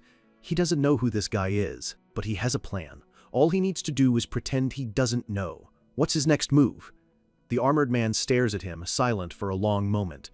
He clenches his gauntleted fist. Then he surprisingly bows his head. "It seems I've made a mistake. I apologize." Hirkan watches him, a faint, victorious smirk on his face. But as the man turns to leave, he grabs Hirkan's arm in a lightning-fast move. "You're scared?" he taunts. He lets go and walks away. "I'm only letting you slide this once," he says over his shoulder, muttering, "Some pathetic jerk looking for a fight."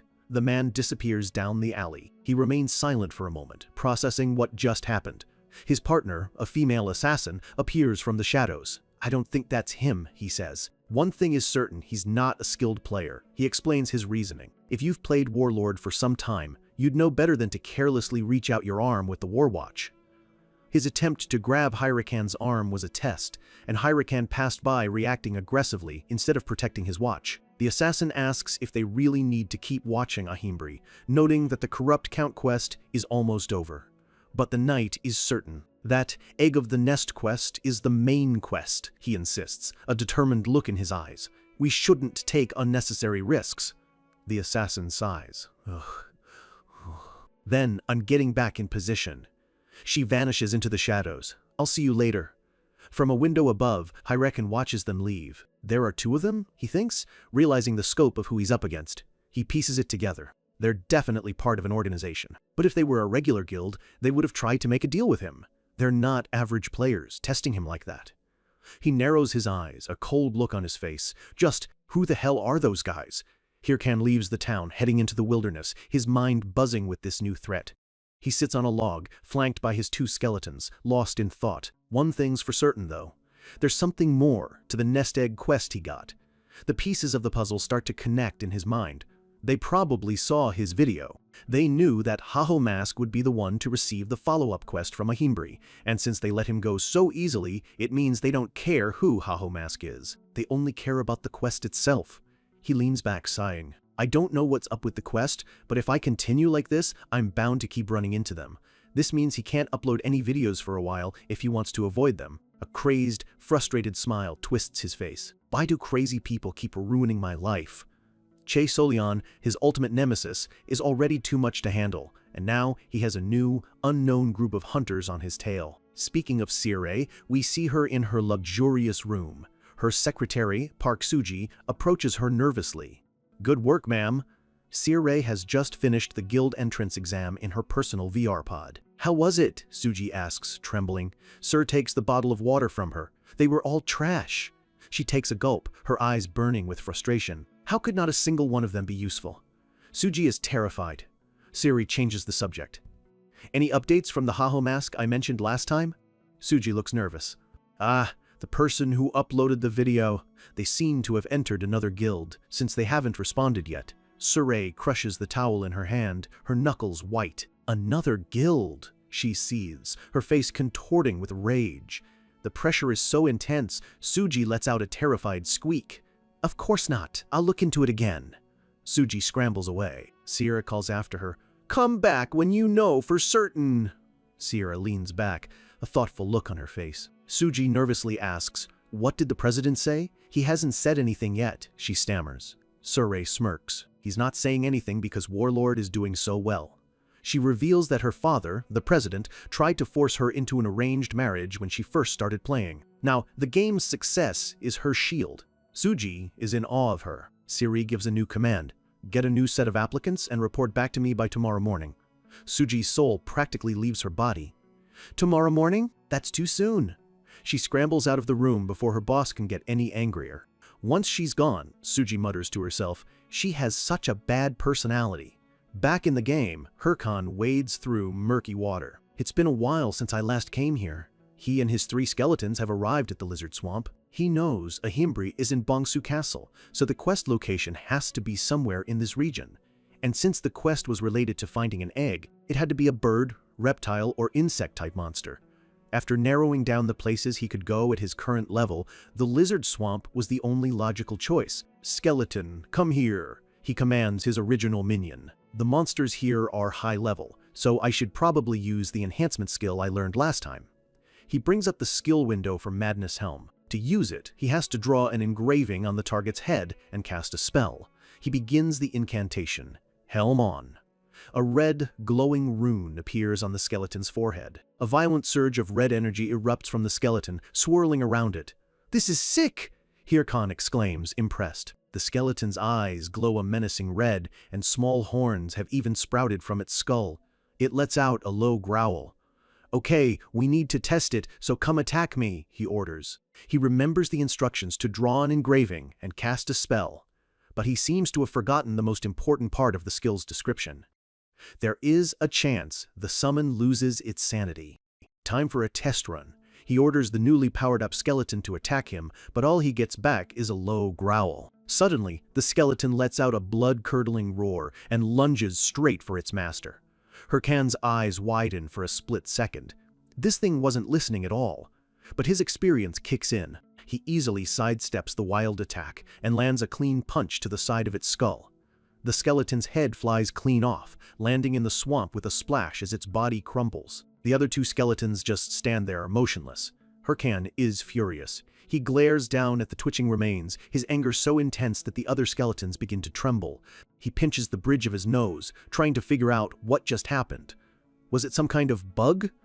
He glances at his other skeletons, wondering if he just got scammed on a faulty skill. Just then, the swamp water starts to bubble and a group of menacing red-eyed lizard men crawl out from the muck. But instead of being worried, a slow, confident grin spreads across Hirkan's face. Perfect timing. He activates both of his new skills, empowering his two remaining skeletons with both the helm and the bone armor. A shockwave of red energy explodes from them. Jagged bone armor encases their bodies, and they let out a unified, terrifying roar. The lizardmen screech, clearly shaken by this sudden and menacing transformation. With a simple point forward, Hirkan sends his demonic warriors charging into battle. It's an absolute slaughter. The buffed skeletons tear through the lizardmen like they're made of paper. One sinks its fangs into a lizardman's neck, while another winds up for a devastating blow. The battle is over in the blink of an eye. A flood of notifications fills his vision. His skeletons have gained a massive amount of experience, leveling up twice in one go. Hirkan can't hide his glee. This is working out even better than he'd hoped. He lays out the new plan for his minions. They'll hunt monsters for a week, searching for the quest egg, and move on if they have to. With a new sense of purpose, he leads his army deeper into the swamp. But he's not alone. A pair of eyes watches him from the bushes. The watcher is a beautiful woman, with long black hair, a smirk playing on her lips. Her name is Ilya, and in her own mind, she's a top-tier beauty who deserves the world. She imagines herself on a throne, surrounded by adoring slaves who will do anything for her. Life has always been easy. A simple, troubled look is all it takes to get others to do her bidding. But her self-absorbed daydream is cut short when she trips and faceplants right into a muddy puddle. She lies there for a moment, completely stunned. She pulls her now muck-covered face from the grime, letting out a scream of pure frustration at this disgusting place. She silently complains about the slaves who brought her here to help her level up, some creep who was completely smitten with her. But he died almost immediately, leaving her stranded and alone. The monsters are too strong, the swamp is disgusting. She's looking for a new fool to trick when her eyes land on Hirkan. A wicked idea forms, and a smile spreads across her face. She's found her new slave. She lets out a piercing shriek for attention. Then, the performance begins. She conjures illusions of herself to look like she's surrounded, crying out for help. Putting on her most pitiful expression, she whines about her leg being hurt by the so-called monsters. She's sure it's a flawless act. After all, who could resist a beautiful lady in such pain? He has to help her, right? But Hirkan and his skeletons walk right past her without even a second glance. Ilya is left frozen, her face a mask of disbelief and pure rage. He's just leaving? How could he ignore a top-tier beauty like her? She scrambles after him, calling out his name, but Hirkan just dismisses her as another crazy player. Her face twists into an ugly sneer. Her pride is completely shattered. She bites her lip so hard it bleeds, her eyes going white with pure fury. How dare he ignore her? Meanwhile, Hirkan is trying to focus on the hunt against another group of lizardmen. He lets out a tired sigh. This woman is so annoying. He can still hear her pathetic crying in the background. He was hoping she'd just give up and go away. But she's relentless, a constant, irritating distraction.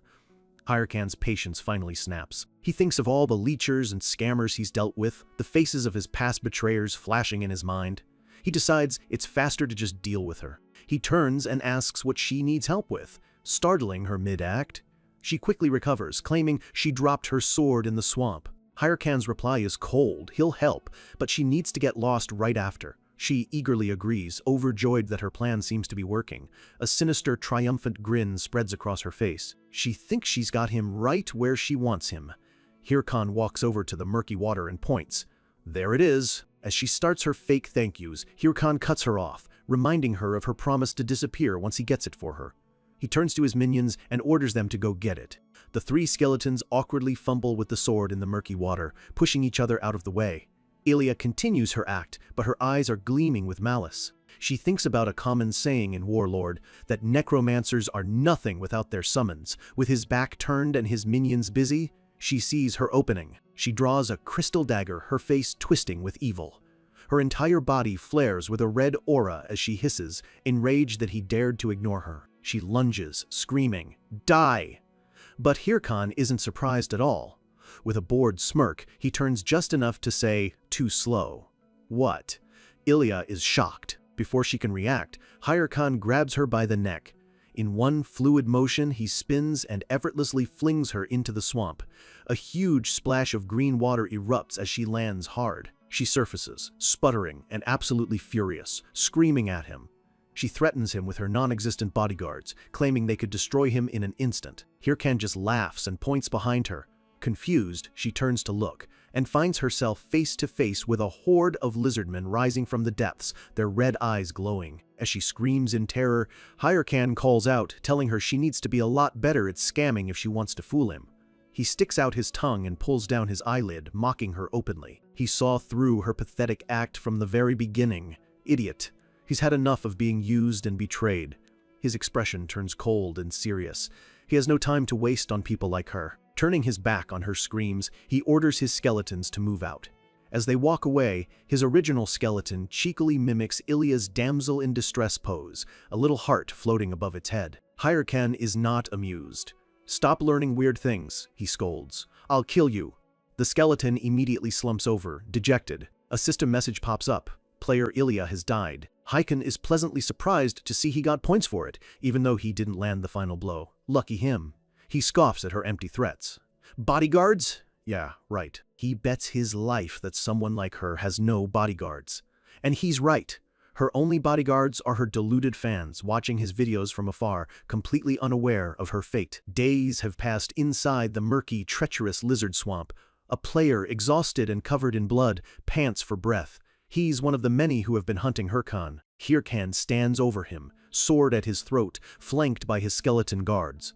The player gasps out a curse, vowing to avenge the honor of his precious Ms. Ilya. Khan just looked down, his expression one of pure, unfiltered annoyance. He decides to ask him just one thing. Why? Why go this far for her? It's not like he's getting paid. Does he honestly think she'll go out with him if he gets revenge? Why is he so obsessed with a woman he only met in a game? A creepy, blood-soaked grin spreads across the player's face. The sheer delusion of it all makes Khan burst out laughing. With eyes shaped like hearts, the fanboy screams his passionate confession to the world. "Because I love her." Khan is so completely baffled by the display that he just raises his sword and puts the man out of his misery. He stares at the spot where the player disappeared, his face a mask of utter disbelief. What a joke. He can't help but think back to the woman who started this whole mess, that strange, manipulative player from before. She had tried so desperately to trick him with that pathetic damsel in distress act. So he did what he had to do. He threw her into the swamp and let the monsters handle the rest. And he never imagined that her threat about having bodyguards would actually turn out to be true. He pictures her now, crying crocodile tears to her massive online audience, painting herself as the victim. She spun a sob story about how she just asked for help, and the evil necromancer attacked her for no reason, stoking the rage of her loyal fans. And thanks to that, there you are. Ilya's enemy. Another one of her rabid fans has found him. Khan realized that running into these crazed fanatics had become a daily routine. He runs a hand through his hair, a frustrated grin on his face.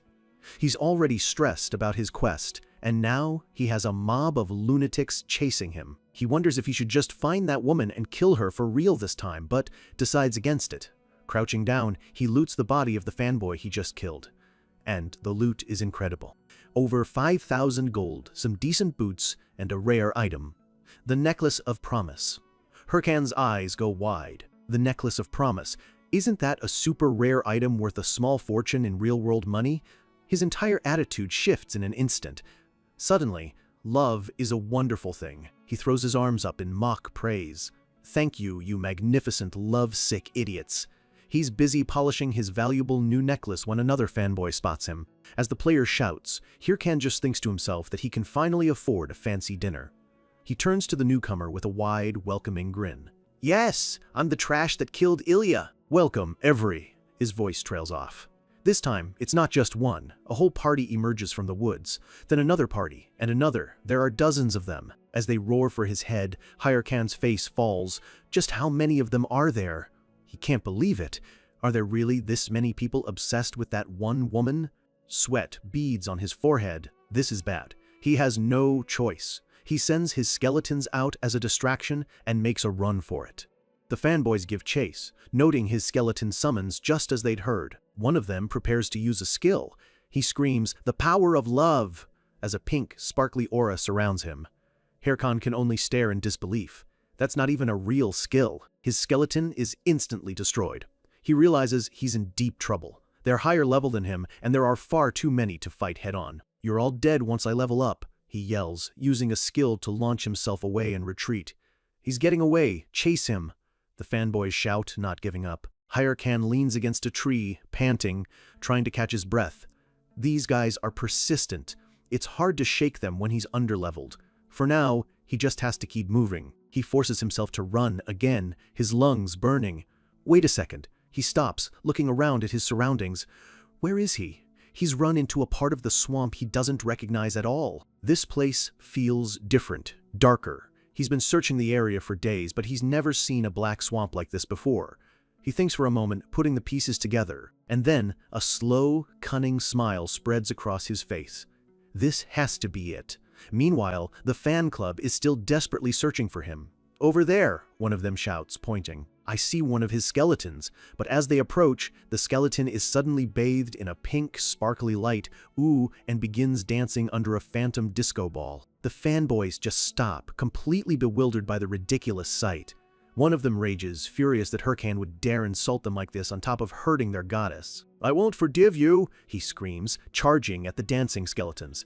But as he gets closer, a massive, shadowy creature rises from the ground behind them. He stammers in terror. What the hell is that?" A huge reptilian claw snatches him, lifting him effortlessly into the air. The other fanboys stare up in horror.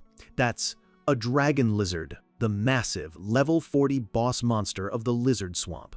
Harem watches from the shadows. He had never considered that the nest from his quest, would be the nest of the dragon lizard itself. A bead of sweat runs down his face.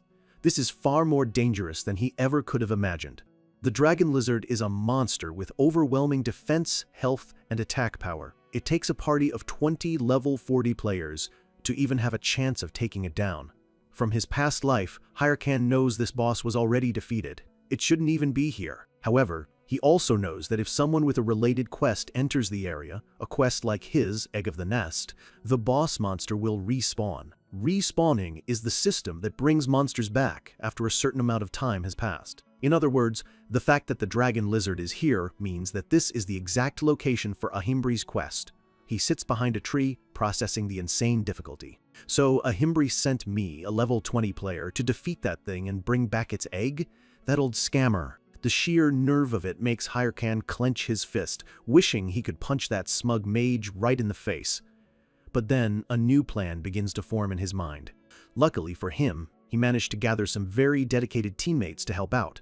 The fanboys are panicking, screaming that the dragon lizard is too strong and they need to retreat. But Harem sends his buffed skeletons to block their only escape route. They're trapped. One of them yells that they just need to force their way through the skeletons. But as they fight, the dragon lizard's massive tail whips around, sending players flying. While the fan club is completely distracted, fighting for their lives, Harem makes his move. One of them spots him and shouts that he's running away. Harem gives them a parting salute. "Thanks, teammates. I'll never forget your sacrifice. They're the perfect bait. And now, it's time for a good old-fashioned nest robbery." He dashes towards the massive, now unguarded structure. He slashes through the tough outer wall of the nest. He slips inside with a triumphant grin. But once inside, his smile vanishes. What? The egg, it's not here. The nest is empty. This can't be right. He frantically searches the nest, his panic rising. It has to be here somewhere. Finally, his hands close around something solid. It's a large, stone-like object with a faint purple rune glowing on its surface. He holds it up, examining it closely. He found the most suspicious-looking thing he could, but it looks a lot more like a stone than an egg. Then again, there's nothing else in here that even remotely resembles an egg. A system message pops up. One of his skeletons has been destroyed. The fan club is breaking through his blockade. He knows what that means. The dragon lizard must have sensed an intruder. His time is up. Just then, the massive head of the dragon lizard appears over the edge of the nest. It lets out a furious screech, having found the thief. Harem clutches the stone egg and dives for cover. He narrowly escapes the beast's attack. That was too close. Now that the dragon lizard is back, he can't risk searching the nest again. If that's the case, then he has no choice. He clutches the stone tightly. He has to take this with him and hope it's the right item. He looks at his quest log one more time. Egg of the nest. Bring back the egg. No reward. He's betting everything on this one strange stone. As the lone survivor struggles to his feet, a boot stomps down right beside him. He looks up, and his worst nightmare is standing over him. It's Hirkan. He kneels, his face hidden in shadow, but you can almost hear the cruel smirk in his voice as he says, "Yo." He thinks to himself that Warlord is a fascinating game. The freedom it gives players allows all sorts of freaks to run wild, and right now, he knows he's one of them. Hirkan pulls out a weapon, not to kill the guy, but to send a message. The survivor, one of Ilya's so-called bodyguards, can only look on in pure terror. With a sharp crack, Hirkan slams the weapon into the ground just inches from the man's head, sending splinters of earth flying. He leans in close, his voice low and dangerous, and makes it clear that he's done playing games. He tells the man that, unlike them, he has a lot on the line in this game. His eyes narrow, filled with a chilling intensity. This is their one and only warning. Next time, they won't get off so easy. With his message delivered, he knocks the guy out cold and walks away. The point has been made. He moves through the swamp, a new resolve hardening in his mind. He can't have these small-time players getting in his way. If they come after him again after this warning, it'll be an all-out war. But for now, he has other business to attend to. Because Hirkan isn't just a fighter, he's a schemer, and it's time to make some extra cash. He pulls up his menu and makes a call to another guild, feeding them a juicy lie about spotting the dragon lizard and offering to sell its location for 100,000 gold. With his scheme in motion, Hirkan finally arrives at his true destination. He stands before the mage Ahimbri and places the strange, stone-like egg on the table. He tells the mage he brought what he asked for, his expression tense. Hirkan can only sweat, his heart pounding. He prays this is the right item. He can't bear the thought of having to search all over again. Ahimbri picks up the stone, his eyes glowing as he examines it, drawing out the suspense. A bead of sweat rolls down Hirkan's face as he waits for the verdict. Finally, Ahimbri's lips curve into a small, knowing smile. Hirkan's eyes widen in sheer, overwhelming relief. This is exactly the item I was looking for, the mage confirms. Good work. Hirkan is ecstatic, a huge, triumphant grin spreading across his face as he pumps his fist. He did it! Ahimbri adds that he was even faster than expected. The mage admits he thought it would take much longer for a player like him.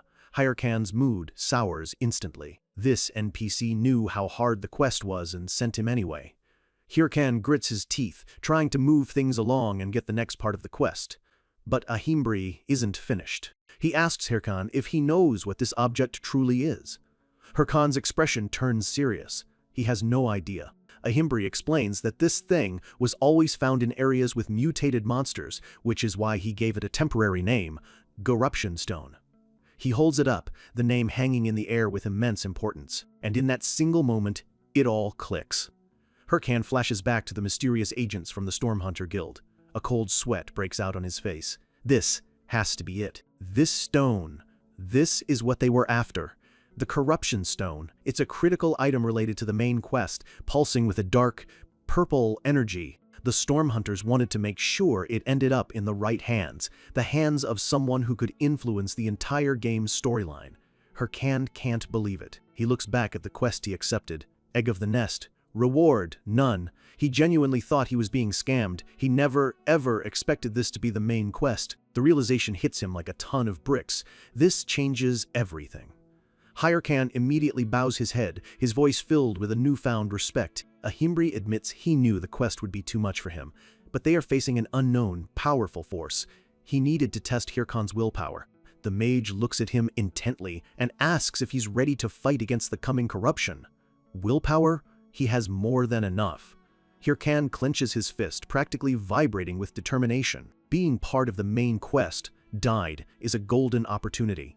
He's overcome with excitement, ready to devote his body and soul to the cause, but Ahimbri calmly cuts him off. Not right now. Hirkan freezes, completely stunned. Ahimbri explains that Hirkan has seen how strong the monsters are, and he can't give such a dangerous quest to a beginner. Hirkan panics, thinking he's too low level to continue. But then Ahimbri says, "However," The mage leans forward with a ridiculously sleazy expression, suggesting that if Hirkan begs to be his disciple, he might be willing to help him train. Hirkan is left utterly speechless. A moment later, Hirkan storms out of the room, absolutely fuming. But as he leaves, a series of system windows pop up. He's completed the quest, obtained the title, Ahimbri's disciple, and received a new objective: return to Ahimbri after reaching level 40. Hirkan stares at the quest window, his mind reeling. This guy, in the background, Ahimbri mockingly calls after him. Hirkan's face is bright red with rage and embarrassment. He clenches his fist, his suspicions confirmed. This guy is a total scammer. Meanwhile, back at the lizard swamp, a monstrous roar rips through the air as the dragon lizard, engulfed in flames, finally collapses. The Bangtsu Guild, the group Hirkan tricked, celebrates their hard-won victory. The atmosphere is one of pure relief and triumph as their healer tends to the wounded. The guild members are ecstatic, congratulating their captain on finally achieving something big. The captain then turns to another figure, thanking him for his help and admitting he was even stronger than they expected. Standing before them is the helper they hired, the man in sleek silver armor from the Stormhunter Guild. He calmly replies that it was no problem. He plays the part of a humble mercenary perfectly, crediting the guild for their excellent support. The guild captain is impressed, admitting he was skeptical at first, but is now glad he hired him. Without his help, they would have lost at least 5 members. As a sign of gratitude, the captain offers him an extra bag of gold. The silver-armored man looks at the bag, stating that this wasn't part of their deal. The captain tries to explain it's a bonus, but he's cut off. His eyes narrow, a cold aura surrounding him. He does not like to violate the rules. The captain is taken aback, confused. He thought the helper was just in it for the money. He can't figure out why a high-level ranker would even bother with a low-level raid like this. Just who is this person? The silver-armored man turns to leave, announcing that he will now be taking every item from the nest, just as they promised. The guild members are puzzled. There shouldn't be anything valuable in there, but he ignores them, a confident look on his face as he heads for his real prize. He thinks to himself how lucky he is. He never thought he'd get an opportunity to find the corruption stone. He'd heard the dragon lizard respawn and put the pieces together. The Haho mask must have failed. The boss was still alive, which meant the quest item was still in the nest for the taking. He smirks. After all, defeating a boss monster isn't something a player can do with good controls alone. He's sure Hirkan failed. Now, he just needs to take the corruption stone and stop Haho mask from ever completing the main quest. He confidently strides into the massive nest, expecting to find the precious item waiting for him. He stops. His eyes scan the area and find nothing. A single bead of sweat drips down his face as a horrifying realization dawns. It feels like a switch has been flipped in his mind. The nest is completely, utterly empty. He's been outplayed. Back in the real world, An Jae-hyun takes off his VR headset. He sits in the dark, his hands clasped together. He looks at his phone, his expression unreadable. Finally, he whispers to himself. It's time. He thinks about all the miserable days he spent struggling to get by, both in his past life and now. He kept telling himself to just hold on a little longer, that things would get better, but that ends now. He clenches his fist, a new determination in his eyes. "I'll do it," he declares. "I'll order beef." For someone as broke as him, this is the ultimate celebration. He's been saving every penny, but now that he's on the main quest, he deserves a reward. He dances around his tiny room, ecstatic. Plus, he has the extra cash from duping the Bangtsu Guild. He happily logs into his bank account, ready to cash in. A huge deposit hits his account. His new balance is over 1.4 million won. For the first time in a long, long time, he feels rich. "Yeah," he cheers. "Now it's time to go get some beef." But then a notification pops up. DEBT repayment. A massive chunk of his money vanishes. Before he can react, another one. Utility bills.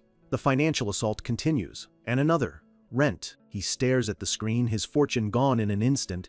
His final balance is a pathetic 8056 won. He lets out a scream of pure agony. "Stake my ass! Now I can't afford any food at all." He collapses onto the floor, utterly defeated. He works so hard, so why is he still so broke?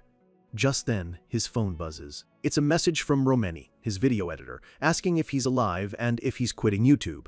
He'd completely forgotten to update her on his situation. He picks up his phone and starts to type a reply, explaining that he can't make videos because some fanatics are after him. His fingers hover over the screen.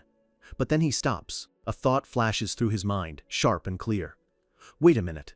Does he really need to be this wary of his enemies when he's about to starve to death in the real world?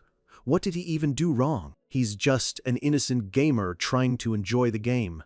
A fire ignites in his eyes. He stands, his despair burning away into furious resolve. I don't care anymore. I'm doing my own thing. The scene cuts to a dark, chilling graveyard. Gnarled trees loom over cracked tombstones. Hirkan, back in his Haho mask, steps into a new, dangerous zone. A system message confirms it. He has entered the forest of the dead, and all around him, undead skeletons with glowing blue eyes begin to rise from their graves. This is his new path. With all caution thrown to the wind, Hirkan steps into his new hunting ground. A system message confirms his arrival. He has entered the forest of the dead. He stands tall, flanked by his two skeleton warriors. The dreary, gnarled trees of the graveyard create an eerie backdrop. It's spooky, no matter how many times he comes here. But this place is perfect. It's the best spot for him to grind experience points right now. A confident smirk plays on his lips. And with its spooky atmosphere, it's a great way to attract attention for his videos. He's thinking about his comeback and his empty wallet. All right, we're hunting now, he announces to his skeletal crew. But first, we have another teammate. From the shadows, a new figure emerges, a skeleton clad in a mage's robe, its eyes glowing blue. From now on, magic will be part of their strategy. This is his new skeleton mage, a gift from that old scammer Ahimbri. As its mastery increases, it'll learn more advanced spells. It's a complete game changer for his solo party. But there's a catch. It's a great skill, but it drains a ton of mana, a problem since he's already running low. He sighs, pushing the worry aside for now. What they're hunting today is that a skeletal hand glowing with a faint red aura bursts from the ground. Hyken and his minions watch as it pulls itself from the earth. The new monster, a discolored skeleton, rises to its feet, shaking off the dirt. It's a level 33 skeleton, a standard mob in this area. The enemy skeleton lets out a silent, menacing scream, ready for battle. But Hirkan's own skeletons just stand there, utterly confused. They look at the new skeleton, then back at him, as if trying to figure out if this is another new friend. He turns to his motionless crew. "What are you guys doing? Go hunt it down," he orders. His lead skeleton flinches, finally snapping out of its confusion and letting out a battle cry. The enemy skeleton roars back. Hirkan knows that once they start fighting, they'll learn that undead monsters have a very specific weakness. But his skeletons are still just hiding behind tombstones, peeking out at the enemy. He facepalms. "What are you guys doing? Seriously, stop wasting time," he groans, his patience wearing thin. "We've got so much to do. Hurry up and fight," he yells. Finally, his skeleton crew charges forward, ready to attack. One of his skeletons brings its weapon down in a powerful slash, striking the enemy right in the skull. But the attack does nothing. The enemy skeleton just stands there, a chunk of its head missing, but otherwise completely unharmed. With a dark aura, the damage instantly regenerates. The enemy is back to normal, as if it was never hit at all. His skeleton looks on in shock. "That's right," Hirkan says. "Normal attacks won't work, which is why I have this." He summons a new weapon, a rare mage's hammer that boosts his strength. It materializes in his hand, glowing with blue energy. He leaps into the air and brings the hammer down in a devastating overhead swing, smashing the enemy skeleton with overwhelming force. A bright flash of light signals a critical hit. The enemy skeleton crumbles into a pile of bones. Hirkan stands over the remains, commenting with a satisfied smirk, "Wow, a home run." He turns back to his minions. "You see that?" He points at the pile of bones. "You need to hammer its head and—" He trails off as he sees his skeletons are still just staring blankly. "What are you guys doing?" He takes a deep breath and lays out the plan. Today's goal is to hunt down 100 skeletons in 100 minutes. It's a time attack video. He leans in, his voice dropping to a sinister whisper. "And if we don't succeed, I'm leaving you here." A wicked grin spreads across his face. That threat is all it takes. His skeletons, wide-eyed with terror and sweating phantom tears, finally spring into action. The hunt begins in earnest. Skulls fly as his minions start efficiently destroying the undead. A series of notifications pop up. Skeletons slain. Level up. Hyrcan stands amidst the chaos, his minions now working like a well-oiled machine. This is great. He thought it'd take them longer to get used to a new weapon, but they're doing better than expected. This video will definitely be a success. He makes a mental note to contact his editor, Romeni. Suddenly, the ground trembles. A massive, armored foot slams down, crushing a skeleton beneath it. A new, far more intimidating figure appears. It's a huge, heavily armored skeleton with glowing red eyes. A level 35 skeleton warrior. Hyrcan recognizes it instantly. A rare monster that spawns randomly. And also, his hungry mind immediately makes a connection. The horns on its helmet transform into a bull's skull and then into the head of a plump, juicy cow. All thoughts of strategy are replaced by his rumbling stomach. He roars, pointing at the monster. His loyal skeletons charge forward without hesitation. As his minions fight, Hyrcan is lost in a delicious daydream. Should he get a steak? Or just grill it? Beef bulgogi sounds good too. His daydream is shattered by a massive shockwave. The skeleton warrior unleashes a devastating spinning attack, sending his minions flying. The attack carves a huge gouge in the earth, a whirlwind of red and black energy. Hyrcan barely dodges, his heart pounding. That was so close. He almost died before he could even do anything. He looks at the monster's weapon arm. It's glowing, signaling another attack. Thank God he targeted its arm first. He's already planned his counter. Now, all he has to do is... The warrior raises its massive blade for another strike. Hyrcan charges forward, his hammer glowing. He slides under the swing and unleashes a powerful uppercut, shouting, "Pelvis Crusher!" A sickening crack rings out as the hammer shatters the warrior's hip, sending it stumbling. He lands and checks on his minions, who give him a synchronized salute. Everyone good? He looks back at the staggering boss. That was easier than he thought. But the warrior isn't finished. It begins to glow even brighter. Hyrcan clicks his tongue in annoyance, so impatient. He smirks. He's still got one more trick up his sleeve. The skeleton warrior turns its attention to a new threat. It's the skeleton mage, gathering a massive ball of fire in its hands. Its eyes glow with purple energy as it channels the powerful spell. With a final push, the skeleton mage unleashes a massive fireball. The explosion engulfs the skeleton warrior completely, incinerating it in a storm of flames. The notifications roll in. Skeleton warrior slain. Experience points gained. Hyrcan lets out a sigh of relief. Looking at the fiery aftermath, he thinks he should get at least 10,000 views on this video. The victory only makes him hungrier. He thinks he'll grill his beef, but just as he's celebrating, urgent warnings flash before his eyes. The field boss has detected the death of its underling. It has found intruders. The field boss is awakening. A massive, golden magic circle erupts from the ground beneath him. Golden energy swirls and coalesces, forming a massive, ornate throne. A colossal figure begins to rise from it, wearing a magnificent golden crown. Hyrcan can only stare. What? His face is a mask of pure, dumbfounded shock.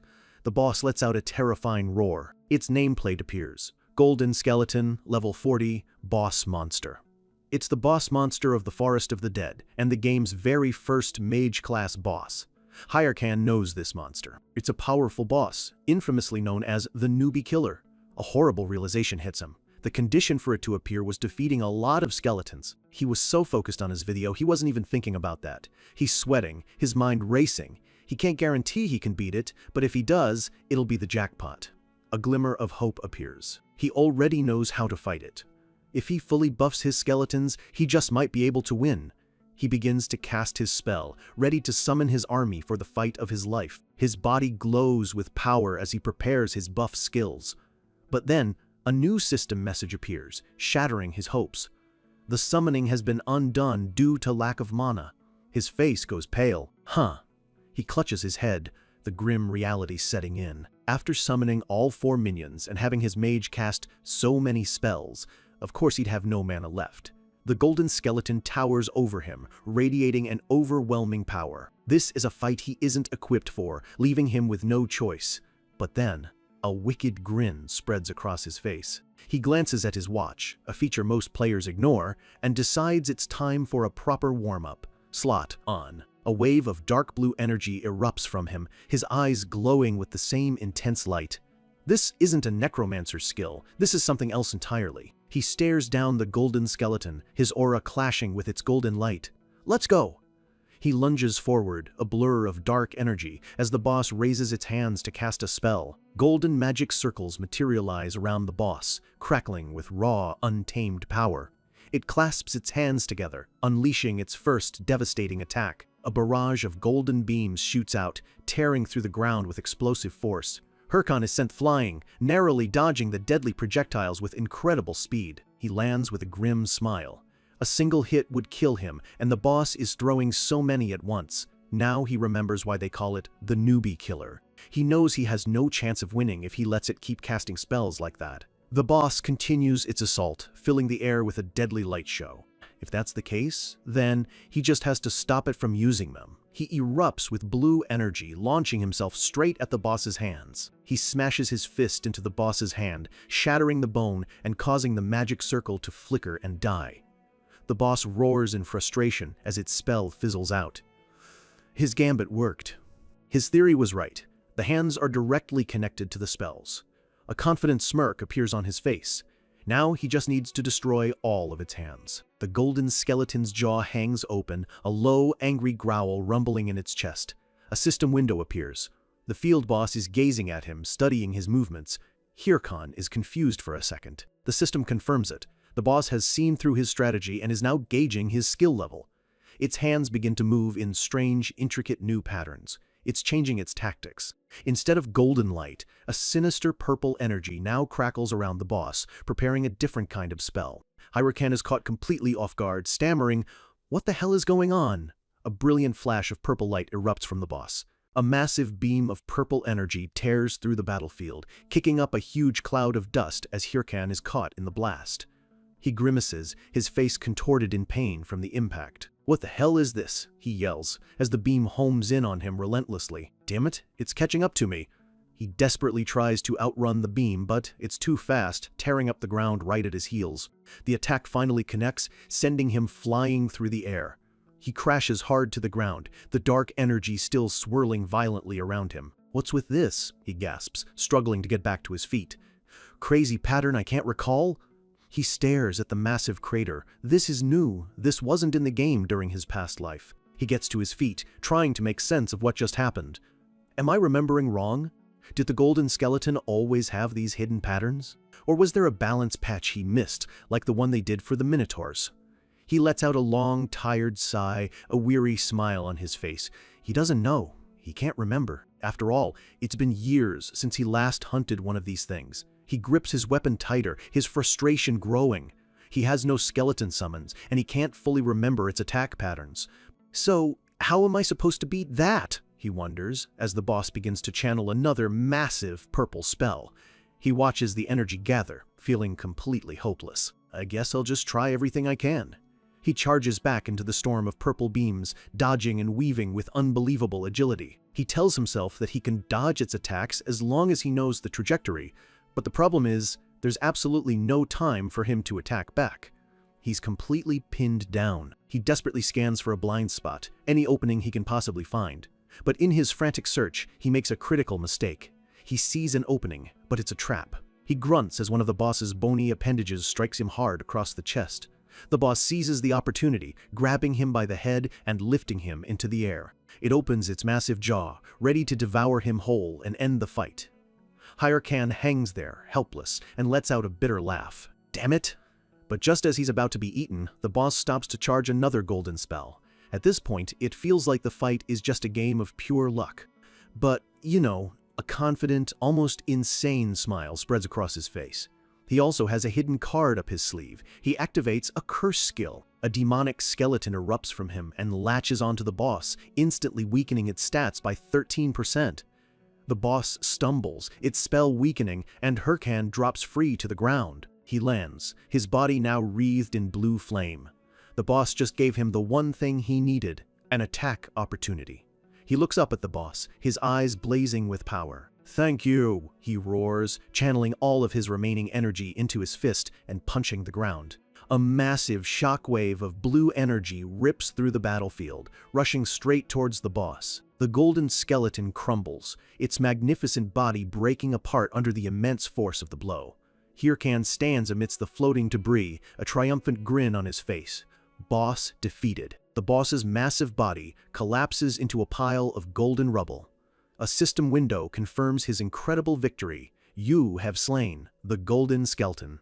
The rewards flood in. A huge chunk of experience, a fortune in gold, and the title Skeleton Destroyer.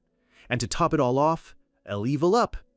He lets out a laugh, a sound mixed with pure relief and utter exhaustion. That was a close one, he says, patting his chest. He knows if the fight had gone on for just 10 more minutes, he would have failed. He deactivates his power-up, the blue energy fading away. He immediately calls up his status window, eager to see his progress. He's now level 36. All his stats have gone up, but his mana is still dangerously low at just 41. Level 36 already. He's ecstatic, pumping his fist and celebrating the huge leap in power. But his joy is short-lived. A bead of sweat runs down his face as he looks at his stats again. He knows it'll be dangerous if he continues this way. His mana is only at 101. It's a dangerously low number for a necromancer. It's not a low number considering he invested the bare minimum points into it, but it's still not nearly enough. Until now, he was somehow getting by with his titles and fast leveling, but now that he has more skills to use, his small mana pool is like a small cup trying to hold an entire ocean. He invested everything in strength for his skeleton warriors, but what's the point if he doesn't have enough mana to even summon them? He slumps to the ground in despair. He's already obtained all the mana-boosting titles he can at this stage, and he's far too broke to afford better gear. Yeah. Then, a serene smile appears on his face. He's decided to just stop worrying about it. He leaps up, full of renewed, if reckless, energy. For now, he'll send the video to Romani, get to level 40, and tonight he's having beef ramen. The scene cuts to the final shot of his incredible video, Hirkan standing victoriously as the words, "Boss defeated," flash across the screen. The video pauses. Romani, his editor, leans back in her chair with a heavy sigh. She's just finished watching the raw, unedited footage. She slams her fist down hard on her desk. Insane, she screams, shaking her chair in pure, unadulterated disbelief. She's absolutely losing her mind. He defeated a boss monster at a higher level than him without taking a single hit, and he managed to pull off that kind of stunt on the spot without any practice. He is so talented. She flops back into her chair, a look of pure adoration on her face. The raw video is already so good, there's not much for her to even edit. Her fingers hover over the keyboard as she thinks. What should she title it? The man who dominates skeletons, the man who can do it all by himself. Her fingers start typing rapidly, a plan forming in her mind. Okay, I'm going with this, she declares, a brilliant idea striking her. The title appears in a flash of light, Emperor of Solo Play. After his legendary boss fight, Hirkan makes his way to the Raiders Association in Bangsu Castle. It's time to cash in. He finds Ahimbri buried in a mountain of books and announces that he's returned stronger, just as the mage asked. Ahimbri stares at Hirkan's tattered gear and asks what in the world happened to him. Hirkan just laughs maniacally, telling him it's his fault before demanding his reward. Ahimbri snaps his fingers with a sly smile, and a holographic window appears before him, displaying the promised reward. A glowing skill book materializes in Hirkan's hands. The system confirms it. He's completed the quest and obtained the skill book, Osteology. Hirkan's eyes go wide. Osteology? He can't believe it. This is a super rare necromancer skill that you can't even find in the markets. It boosts all skeleton stats, reduces their mana cost, and even lets him summon one more. This single skill solves his biggest problem. He clutches the book, overcome with gratitude. But Ahimbri isn't done yet. There's another reward. Ahimbri presents him with a ring pulsing with dark energy. It's the Corrupted Tracker's Ring, crafted from the very stone Hirkan brought back. It's a chronicle unique item that boosts his stats and is part of a set. Hirkan is completely speechless. The Corrupted Tracker's Ring. He's practically drooling. This is the rare ring, given only to the first players who complete the main questline. He lunges for it, screaming his thanks. This is a jackpot beyond his wildest dreams. But Ahimbri pulls it back with a mischievous look, saying he's having second thoughts about just handing it over. He turns and starts to walk away, leaving Hirkan completely bewildered. Then, the great mage breaks into a full sprint, laughing and taunting, "Catch me if you can!" Hirkan just smiles wryly. He activates his slot-on mode, his body erupting in blue flames as he chases the mage through the library, growling that he's dead once he catches him. He finally tackles the mage, pinning his hand to the floor to retrieve his prize. He stands up, panting, wondering what's wrong with that crazy old man. He would have killed him already if he wasn't an important NPC, but at least he was able to get the ring and the next quest out of him. He recalls Ahimbri's final words, delivered while pinned to the floor. An agent named Miji has gone missing, and he needs to investigate Suryu Castle. Hirkan grits his teeth, deciding to let the old man off just this once. He knows Suryu Castle is a high-level area, so he'll need to get stronger on the way there. Just then, a message notification pops up. It's from his editor, Romeni, telling him she has urgent news about the golden skeleton video she just uploaded. She tells him he needs to check it out right now. He pulls up the video. Romeni's title is bombastic, Emperor of Solo Play, and the view count is absolutely staggering. 235 million views. The comments section is a waterfall of pure praise. People are calling it stunning, legendary, and saying the 20-minute video went by in an instant. And with the views come the donations. People are sending him money, begging him to keep uploading more videos. The money is pouring in from all over the world, in every currency imaginable. His total earnings from the video are displayed in huge, bold numbers, 100 million won. He stares at his watch, completely and utterly stunned.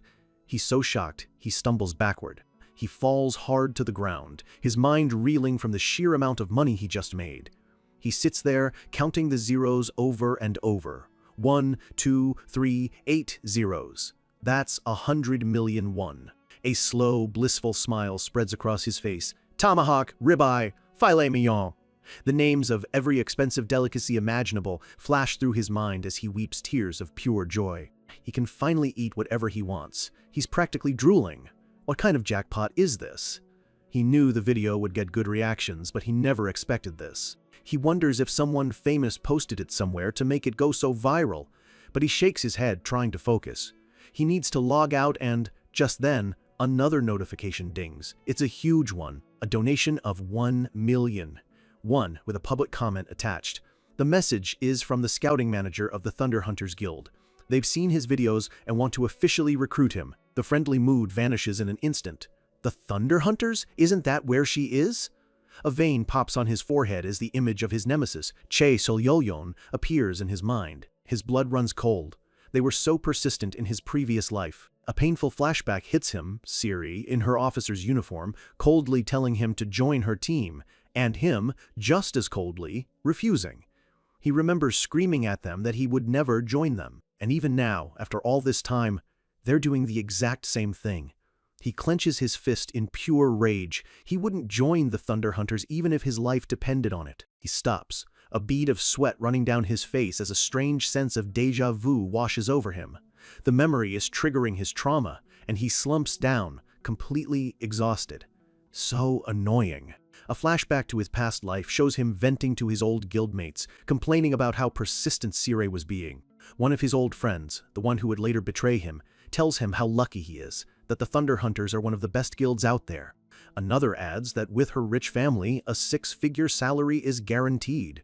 Hirkan just listens, confused by their excitement. His closest friend, Dong-su, puts an arm around him, telling him it's because he's so good at the game that he's the star of all their raid videos. Honestly, you're too good for us, Dong-su says, but Hirkan cuts him off, annoyed by the comment. He declares that he doesn't care about the salary. He's not joining the Thunder Hunters. He believes their own guild will become the strongest and the money will follow.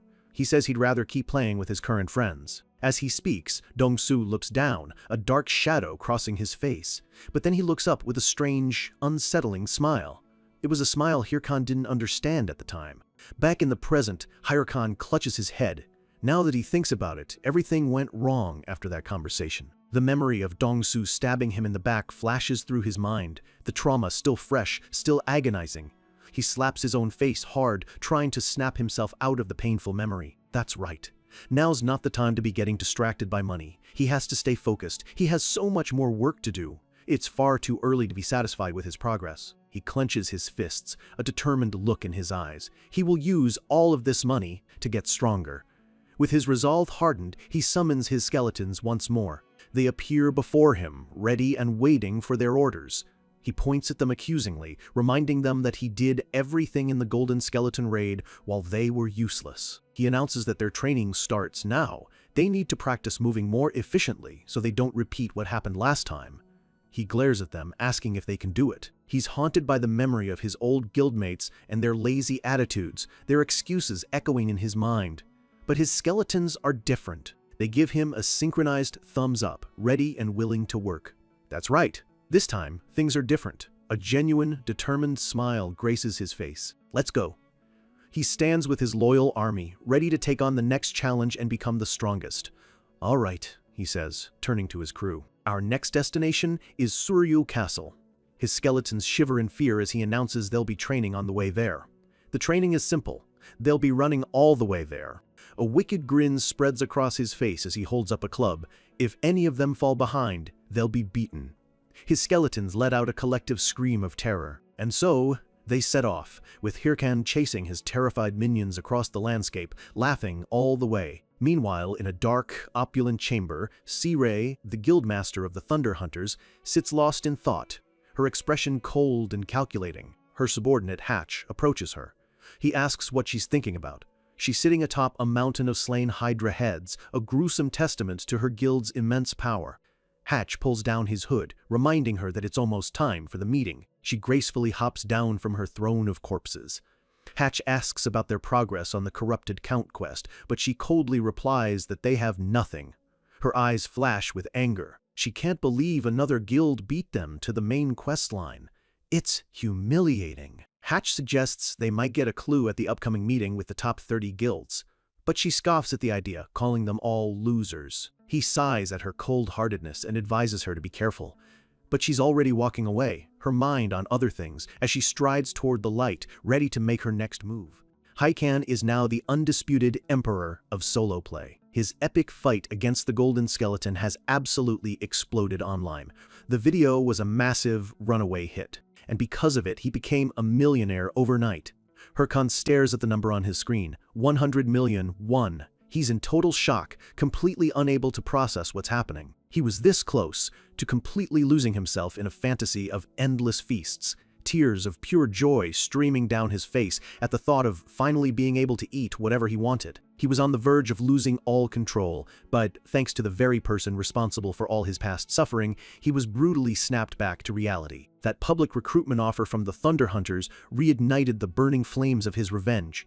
And in that very moment, he resolved to walk the path of a hungry beast. And the very first thing he did, he logged out, packed a bag full of cash, and went straight to the loan shark who had been haunting him. The man looks absolutely stunned as Hirkan calmly announces that he's brought all the debt, principal and interest, in cold, hard cash. Hirkan sits surrounded by stacks of money, a triumphant smirk on his face. They're good now, right? He had finally paid off his debt. Next up on the list, Volf was buying every rare skill book he could find. He immediately reinvested his entire fortune back into his character. And now, with all his new power, he's back to being completely broke. He weeps dramatically as his bank balance drops to zero, his skeletons looking on in utter confusion. He sighs, looking up at the sky in despair. He thought he was prepared for this, but seeing his bank balance at zero again really hurts. He decides to forget about it for now and focus on learning the new skills he just bought. He opens one of the new skill books. His hand glows, and the knowledge floods into him as the system confirms he's obtained the skill, skin grafting. Skin grafting is a passive skill that permanently increases his defense by attaching monster remains to his skin. It's a huge buff, though the material will need to be replaced if it takes too much damage. He decides to try it out right away, choosing to use the skeleton warrior's horns to strengthen himself. A ghostly image of the skeleton warrior's helmet forms around his head and fuses with him, permanently increasing his defense by 5. He examines his hand, feeling the new power crackling within him. He's also acquired a new weapon, a glowing blue mace, to go with his new skills. He gives it a test swing, the weapon leaving a brilliant trail of light in the air. He looks over at his skeleton crew with a cocky grin. This is working out even better than he expected. He moves on to the next skill book. He learns the Curse of Sloth. This curse slows a target's movements, with the cost and duration depending on the strength of the enemy. It slows them down, huh? His lead skeleton tilts its head in confusion, wondering what the new skill does. Hirkan tests it out, enveloping one of his skeletons in a purple, slowing aura. This could be incredibly useful in combat. And now, for the last and most important skill, he places his hand on the final book. He obtains the skill, Summon Golem, as a brilliant light shines from his body. This was the hardest skill to get, and the one he wanted most of all. The ground begins to tremble violently beneath his feet. Rocks and earth lift from the ground, swirling around as they gather in front of him. His skeletons watch in awe. He's finally summoned one. The rocks coalesce into a massive, hulking figure. A golem. Hirkan is overjoyed, hugging his skeleton mage. A necromancer is nothing without a golem. Look at its size. It's more reliable than any tanker in the game. And on top of that, golem copy mode. The golem's single eye glows with a bright blue light. A bolt of lightning connects Hirkan to the golem, synchronizing their bodies and minds. He explains that with this mode, he can perfectly synchronize his movements with the golem's, and by combining the golem's raw strength with his own refined movements, it can be a ridiculously effective combination. He throws a punch, but nothing happens. He frantically taps his watch, wondering why it isn't working, as his skeletons cover their mouths, trying to stifle their laughter. Is it a bug? His face flushes with embarrassment. The golem raises its arm with agonizing, painful slowness. It takes a single, lumbering, and incredibly slow step forward. Don't tell me this is as fast as it can possibly move. He facepalms and bursts into laughter, a sound mixed with pure despair and utter amusement. What is he going to do? This garbage, pay-to-win game. He screams at the sky, utterly defeated by his ridiculously slow new minion. Meanwhile, in a grand, dimly lit hall, a voice announces that everyone has arrived. It's time for the meeting to begin. The camera pans over a long table where the holographic avatars of several powerful guild leaders are seated. The host, Nergal, leader of the Ares Guild, thanks everyone for attending on such short notice.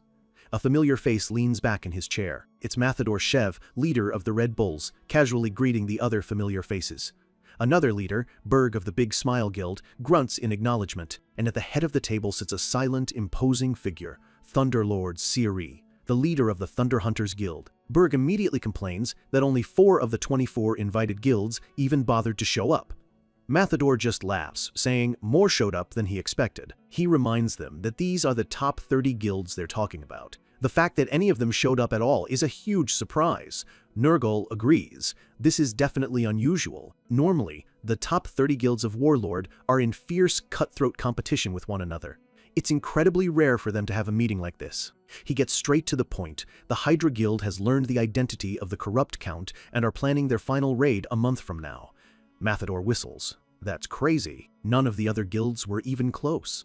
He slams his fist on the table, realizing that, if this is true, the Hydra Guild has done something unprecedented. Berg explodes in anger, shouting that it's over if they let them get the Corrupt Count. They'll end up hogging all the future main quests, and all the sponsorships, ads, and content. Cerise's voice cuts through his rant, sharp and cold as ice. Shut up! A dark, menacing aura surrounds her. If he's scared, he should shut up and stay down, and not piss her off. Berg powers up, his hand crackling with energy, ready to fight the Thunder Lady right here and now. Mathador quickly intervenes, calming them both down and reminding them that they're not here to fight each other. That would only be doing the Hydra Guild a favor. And that is why Nergal is proposing an anti-Hydra alliance. He lays out the simple terms. The 4 guilds present today will promise not to fight each other until the end of the Corrupt Count questline, and they will share any and all information they find about it. He asks if anyone is opposed to this. The leaders murmur amongst themselves. Berg grumbles that he's not a fan of scheming, but sees no other choice. Mathador agrees. They're all done for if they don't stop Hydra now. Siri remains silent, her face completely unreadable, before finally giving a subtle, almost imperceptible nod. With that, the meeting is concluded. Back in her private quarters, the real Shea Solion steps into the shower. The hot water streams down over her tired body. She's clearly frustrated by the day's events. She lets the water run over her face, lost in thought. So humiliating. They can't even defeat the Chapter 1 boss themselves, and now have to team up with other guilds just to keep up. But there's nothing she can do about it right now. She turns off the water with a sigh. She knows that if they let Hydra get to the Corrupt Count before them, they're completely finished. She concludes that now is the time to lay low and wait for the next opportunity to strike. She steps out of the shower, drying herself with a towel as she picks up her phone. She makes a call, ordering every guild member to keep a close eye on Hydra and report back any strange movements. Her eyes flash with a terrifying obsession. The corrupt count will be theirs, no matter what it takes. Meanwhile, Hirkan has finally arrived at the Raiders Association in Suryu Castle. He presents his quest to the NPC, who looks at it and says something that makes Hirkan's jaw drop. The NPC calmly repeats himself, telling him to go to Boboru Forest. That's where Agent Miji went missing, and he needs to search the area for any traces of him. Hirkan stammers, completely bewildered. Boboru Forest is filled with level 70 monsters. Horrifying images of demonic creatures flash in his mind. It's a ridiculously dangerous area. He'd die immediately if he went there right now. The NPC is completely unmoved. He tells him that's why he's asking him, the pupil of the great mage Ahimbri. If he declines, oh hi, he will lose his status as the corrupt tracker. Hirkan's face drains of all color. He's being blackmailed into a suicide mission. As the clock tower chimes, the sheer absurdity of the situation sinks in. He's been backed into an impossible corner. He slumps onto a bench in the town square, head in his hands. He was blackmailed, forced into a quest designed for players leagues above his own level. Throwing his head back, he groans in pure frustration. What is even happening right now? The objective is simple enough: find a missing agent named Miji who was tracking corrupt stones. But the details are devastating. The reward is a decent 500 gold, but the penalty for failing within 30 days is catastrophic. He loses the corrupt tracker title. Without that title, the main quest is over for him. It's a complete dead end. How could the difficulty spike this high, this suddenly? Wiping a bead of sweat from his brow, he realizes the truth. His own success has come back to haunt him. He thinks back on all the high-level field bosses he's barely managed to defeat, quests he should have never been able to clear. By pushing the limits, he's tricked the system into thinking he's ready for level 60 content. And now, it's sending him on a suicide mission into a level 70 zone. He's trapped. He can't abandon the main quest, but walking into that forest means certain death. His mind races, thinking of the Hydra Guild. They're obsessed with this quest line, and they're already struggling. Even the top 30 guilds are stuck. And that's when it hits him. A brilliant, devious idea begins to form. His eyes narrow with a sudden, manic clarity. He wonders, what happens to my quest if someone else defeats the corrupt count first? A quiet, knowing laugh escapes his lips. He doesn't have to go to the Boboru Forest at all. A wild grin spreads across his face. If he can't clear the quest himself, he'll just have to make someone else clear the entire chapter for him. Meanwhile, far from the city, two figures watch a formidable castle from a distance. One of them sighs. Nothing special happening today either. His cloaked companion whispers that their mission is almost over, complaining that staring at this gloomy castle all day has been mind-numbing. This is Natal, the 8th in command of the powerful Hydra Guild, a master of surveillance and strategy. Natal is already dreaming of the rewards. Once they take down the corrupt count, the Hydra Guild will skyrocket in the rankings. His partner warns him not to get ahead of himself. Their job, he stresses, is just to watch the castle in secret. Nothing more. Natal scoffs, saying real professionals know how to stay cool. But before he can finish his sentence, a voice rings out from the trees. Found you, Natal of Hydra. A player bursts from the foliage, stunning them both. It's Kim's, rank 3 of the rival Red Bulls Guild. He gives them a casual, friendly wave as if they're old friends. Natal is speechless. What is a Red Bulls member doing all the way out here? Kim's just smiles brightly, claiming he's on his way to hunt the high-level boss on the mountain, and playfully suggests they must be here for the same reason. The two Hydra agents exchange a panicked look. They can't reveal their true mission, so they have no choice but to awkwardly agree. Kim's then leans in conspiratorially, asking if Natal isn't feeling well and needs a moment alone. Natal explodes, yelling that he's perfectly fine, but Kim's just shrugs. With a laugh, Kim's announces he'll be on his way then, telling Natal not to hold it in. As he sprints off, Natal can only scream for him to come back. Kim's glances back with a triumphant smirk. The distraction was a success. He taps his wrist, sending off the intel he just gathered. He smiles to himself. The anonymous tip he received about the Hydra Guild's second-in-command being here was legit after all. Back at the Red Bulls' temporary base, Guildmaster Mathador Shev and his partner stare at a holographic map. Impossible, she mutters. The tip had come from a completely anonymous source, marked only with question marks. The red-haired woman admits she was sure it was a prank, but they sent Kim's just in case. Shev is baffled. Why would anyone give them such critical information for free? His partner guesses it might be a disgruntled member of the Hydra Guild. Shev shakes his head. We can't afford to be picky. He reminds her that the Hydra Guild is closing in, and they need to make a move now, or they'll lose everything. Over the comms, Kim's offers to pick a fight with the Hydra agents to buy them some time. Shev immediately shuts him down, ordering him to retreat. He suspects that if this is truly the corrupt Count's castle, then Hydra's main forces must be nearby. They can't risk losing a top player right now. Kim's just laughs, teasing that his boss is just trying to flatter him. He agrees to fall back, leaping away into the forest to follow his orders. But before he can get far, a massive explosion of blue energy erupts from the ground right where he was standing. At headquarters, Shev and his partner hear the blast through their speakers and shout Kim's name in alarm. Kims dodges the blast, a look of shocked amusement on his face. It seems they weren't the only ones who got that anonymous tip. A dazzling figure descends from the sky. Kims recognizes her instantly, muttering, "The Princess of the Thunder Hunters." It's the Thunder Princess Hui. Clad in brilliant armor, she points her weapon at Kim's and makes her demand, "Tell me everything you know, or I'll take you down right here." Meanwhile, deep in another part of the woods, Hirkan's golem is locked in a fierce battle with a monstrous red-eyed bear. The bear swipes with a massive claw, sending dirt and rock flying.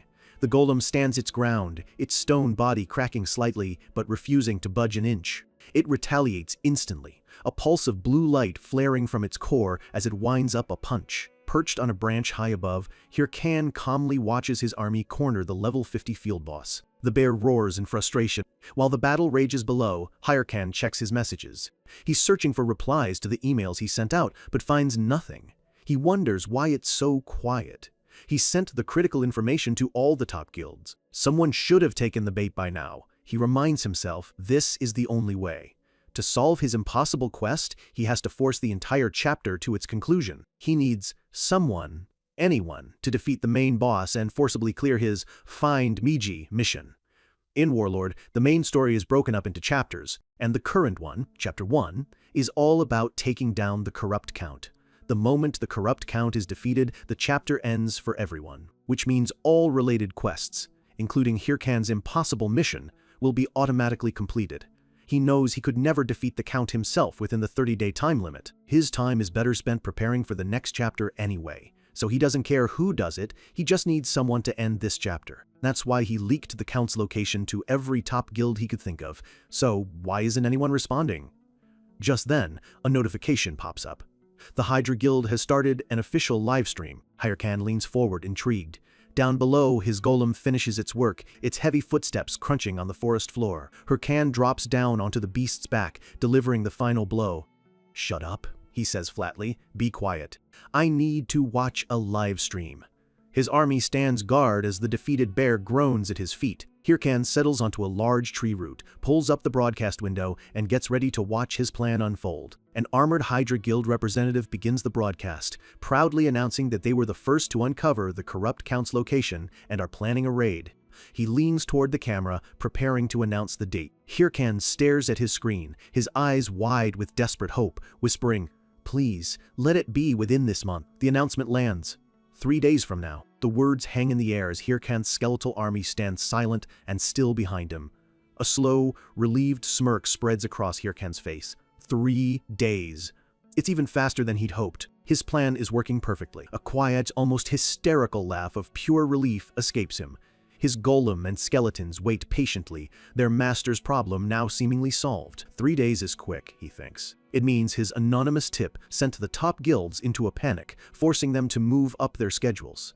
He leans back against the tree, feeling confident. With the Hydra Guild on the case, a top-tier guild packed with high-level players, he has nothing to worry about. He allows himself a genuine smile. In 3 days, his biggest obstacle will be gone. His new life, the one he fought so hard for, can finally begin.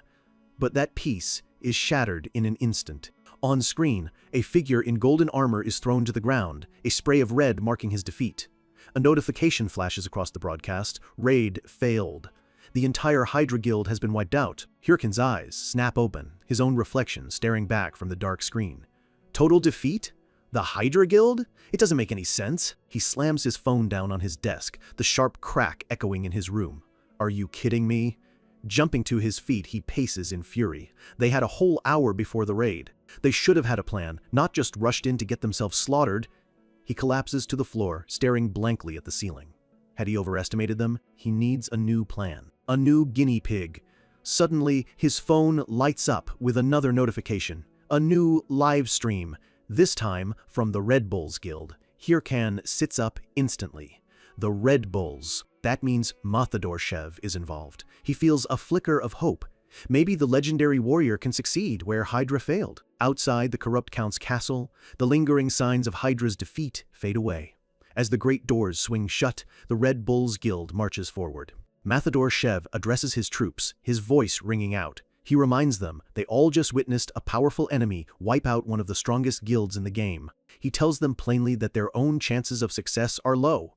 They don't have enough supplies, not for a boss of this magnitude. But then, Shev slams the point of his massive sword into the ground, cracking the stone beneath it. A confident grin spreads across his face. Despite all that, he declares, the Red Bulls will still take on the challenge. A thunderous roar erupts from his guild members, their spirits ignited by their leader's unwavering resolve. Back in his room, Hirkan watches, muttering to himself. Even for the Red Bulls, this seems rushed, desperate. Are they just going to charge right in? Shev holds up a hand, silencing the crowd. He announces that they won't be going in alone. They have a partner joining the raid. A pair of pristine white boots step into the frame. And there she is, the Thunder Queen, Saray, Hirkan's ultimate enemy, standing beside Mathador-Shev, radiating a cold, dangerous power. Hirkan's face drains of all color. He can only whisper one word. What? The camera focuses on Saray, her form glowing with magical energy. The woman who orchestrated his downfall in his past life, Shea Celion, is working with the Red Bulls. A wave of sickness and dread washes over him. We flash back to the night before. Beneath a dark sky, the flags of two rival guilds snap in the wind. Mathador-Shev greets his guest with a wry smile, admitting that this meeting is highly unexpected. He never imagined the infamous Thunder Queen would request a meeting with him. Saray sits across from him, poised and calm. Shev jokes, asking if she's here to declare war. Saray offers a cold smile in return. For now, she replies, we are still allies. Shev's smile fades. He points out that one of his men had a rather rough encounter with her guild earlier today. Nearby, Kim's just smirks. Sirda simply waves it off as a simple greeting, while one of her guildmates playfully sticks her tongue out at Shev. She claps her hands lightly, ready to cut to the chase. Shall we get down to business? Leaning forward, her expression sharpens. I heard you received some interesting information about the corrupt Count. Shev tries to play dumb, but Suri cuts him off before he can finish. I don't have time for games. With a knowing look, she explains that she's already confirmed it. Several top guilds all received a tip about the Count's location at the same time. She points out the obvious. When a guild like the Red Bulls, who were stuck, suddenly springs into action, it's clear someone gave them the answer. Shev bursts out laughing, dropping the act. He admits she's right, though they have no idea who their mysterious benefactor is. Suri's expression turns deadly serious. She asks him a simple question. Does he really think the Hydra Guild will succeed in their raid? Shev hesitates, but Saray answers for him with absolute certainty. They will fail. She explains that Hydra rushed in, greedy for the fame of the first kill. But the corrupt Count is the first major boss. It was never going to be that easy. They should have waited, gathered information, and let others test the waters. Shev stares at her, his eyes narrowing. He knows she didn't come all this way just to gossip. What are you really after? He asks. Sirat gives him a smile that is both charming and utterly terrifying. In a flash of light, she drives her glowing sword into the table between them, a clear and undeniable demand for his attention. As Shev's men tense up, ready for a fight, she ignores them completely. Work with me, she says to Shev, to defeat the corrupt Count. She looks him directly in the eye, her ambition burning bright. And I, she promises, will be the one to get the first kill. Shev watches her leave, a slow realization dawning on him. She meant every word. He adjusts his helmet, a grin forming. He'd always heard stories about her power, but assumed they were exaggerated. But as a surge of light erupts around her, he understands. She has the skill to back up every single one of her claims. Back on the battlefield, the tension is thick enough to cut with a knife. The corrupt Count, wreathed in dark red energy, sneers at the players before him, calling them lowly scum. He vows to crush their will completely, unleashing a massive wave of grotesque, screaming monsters. The allied guilds clash with the horde, their members shouting to hold the line. Even through his helmet, Mathador-Shev's grimace is clear. Their forces are already being pushed to their limit. Suri curses under her breath. The mobs are endless, making it impossible to get a clear shot at the boss. Shev knows what has to be done. He slams his sword down and charges, a blinding wave of red energy exploding from his body. "Thunder Queen," he yells. "I'll open a path. Go now." He unleashes a massive vertical slash of energy, tearing a hole right through the center of the monster wave. Sari doesn't hesitate. A flash of white and blue, she dashes through the opening, ignoring the beasts closing in behind her. Enraged, the corrupt Count screams, "How dare you!" as she breaks through his defenses. She expertly darts past his shadowy tendrils, closing the distance in the blink of an eye. Airborne and ready to strike, she brings her blade down for the killing blow. But at the last possible second, the Count twists away, dodging the fatal attack. A dark tendril whips out, slamming into Surrey and sending her flying backward through the air. "Sari!" Shev shouts in alarm, fearing their one chance is lost. Blood trickles from her lip, but her eyes are blazing with fierce determination. A terrifying wave of golden energy engulfs her sword. As she spins, she unleashes massive slashes that carve deep gouges into the very stone of the castle floor. Her blue eyes narrow, focusing all her power into a single point. She brings the golden blade down with immense force. Weakened and distracted, the Count can't dodge this time. The sword strikes true.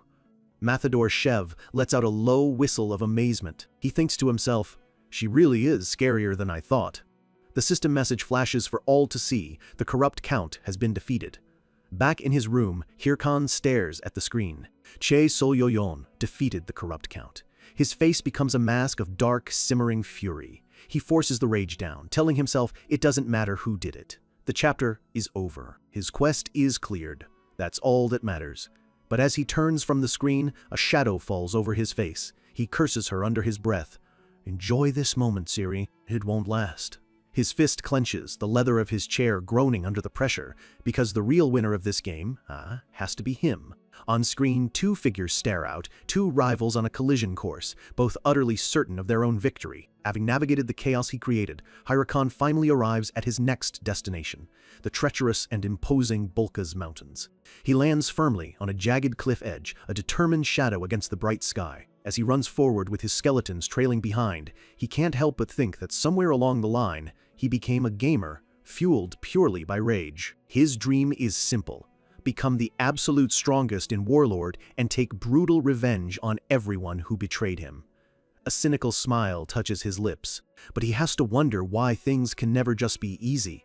He's immediately confronted by a pack of savage, red-eyed monsters, level 60 wild boars. He's charged right into another impossible fight. But let's rewind a few hours. Hirkan's boot touches down on a dirt road. He announces to his army, "We've finally arrived."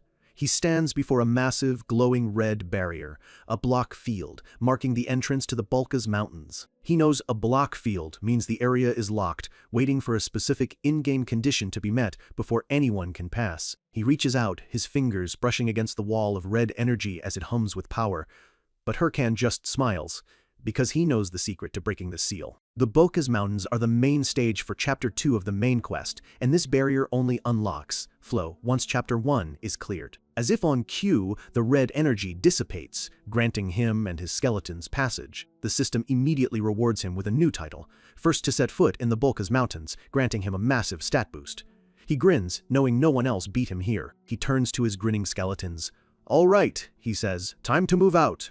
From this moment on, Hirkan's solo performance in Chapter 2 officially begins. He bursts into the mountain woods, only to be greeted by a massive pack of level 60 wild boars. These things are known for being incredibly aggressive and traveling in huge groups, making them a nightmare for any solo player. Hirkan quickly checks his own status. He's only level 41. He wasn't expecting monsters this strong right at the entrance. The boars snort and stamp the ground, their red eyes locked on him. Hirkan forces a tense smile, trying to keep his cool. And so, the fight begins. The first boar charges, tusks aimed right for him. He curses his luck for running into these things so soon, but he can't back down. He knows the other guilds will figure out the block field is down any minute. He has no time to waste. He steels himself. He has to fight, no matter what. Hirkan leaps back, activating a skill that bathes his entire army in a dark crimson energy. "Skeletons, helm, on!" he shouts. The lead boar roars, completely unfazed by the glowing minions. It swings its massive head, connecting with a skeleton and shattering it into pieces instantly. Hirkan winces as the notification confirms it. Destroyed in a single hit. The power gap is enormous. But his grin returns. That skeleton was just bait. With the boars distracted, he activates the sloth curse, wrapping them in a purple aura that slows them to a crawl. He informs the stunned monsters they won't be moving for about 5 seconds. A huge window of opportunity. Hyrule draws his sword, his eyes glowing red with focus. He lunges, ready to make them pay for breaking his minion. But as he charges, he spots a small yellow object on the ground. Hey? His foot hits it and he goes flying, slipping dramatically on a banana peel. He crashes face first into the dirt, the offending peel landing comically on the back of his head. A muffled cry of pure rage and disbelief escapes him. What just happened? Perched on a branch above, a grotesque monkey in armor holds another banana, laughing its head off. It's a level 50 armor monkey, infamous for mocking players. Hyrule pushes himself up, his face a mask of fury. He snarls at the monkey to get down here, but a red notification flashes in his vision. The sloth curse has worn off. The boars are charging again. The nearest one is already on top of him. He curses, realizing the curse wore off way too soon. But before the boar can strike, a brilliant beam of blue energy slices through the air, hitting the monster square in the jaw. Lying on the ground, stunned, Hyrule watches as a barrage of glowing blue spears rains down from the sky, piercing the entire pack. The energy explodes, completely annihilating the level 60 wild boars in a single, devastating attack. Hyrule looks up, sweat beading on his forehead, completely astonished. Who could take out that entire pack in one move? A stern figure steps out from the trees. "Are you hurt?" he asks. Hyrule instantly recognizes the man. The leather armor, the mustache, it's Mong, the legendary NPC he was searching for. Meanwhile, back in Suryu City, the clock tower looms over the bustling streets. 2 players are gossiping about someone they just saw, remarking on his incredible gear. They recognize the legendary White Mamba set, an impossibly expensive armor worn only by the absolute elite. We see the man they're talking about, Mikkel. As he adjusts his glasses, his cloaked partner watches him. He mutters that he doesn't recognize the face of this particular high ranker. The cloaked figure speaks, her voice low. "Did you identify the informant who leaked the corrupt count's location?" Mikkel sighs. "No. Even the guilds who received the tip have no idea who sent it."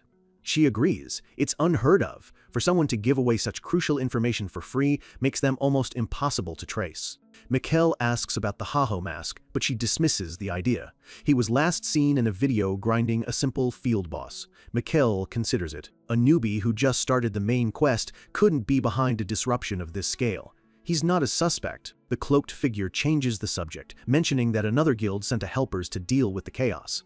She tells Mikkel she'll handle the helper herself. His job remains the same: find the mysterious culprit who threw the game into disarray.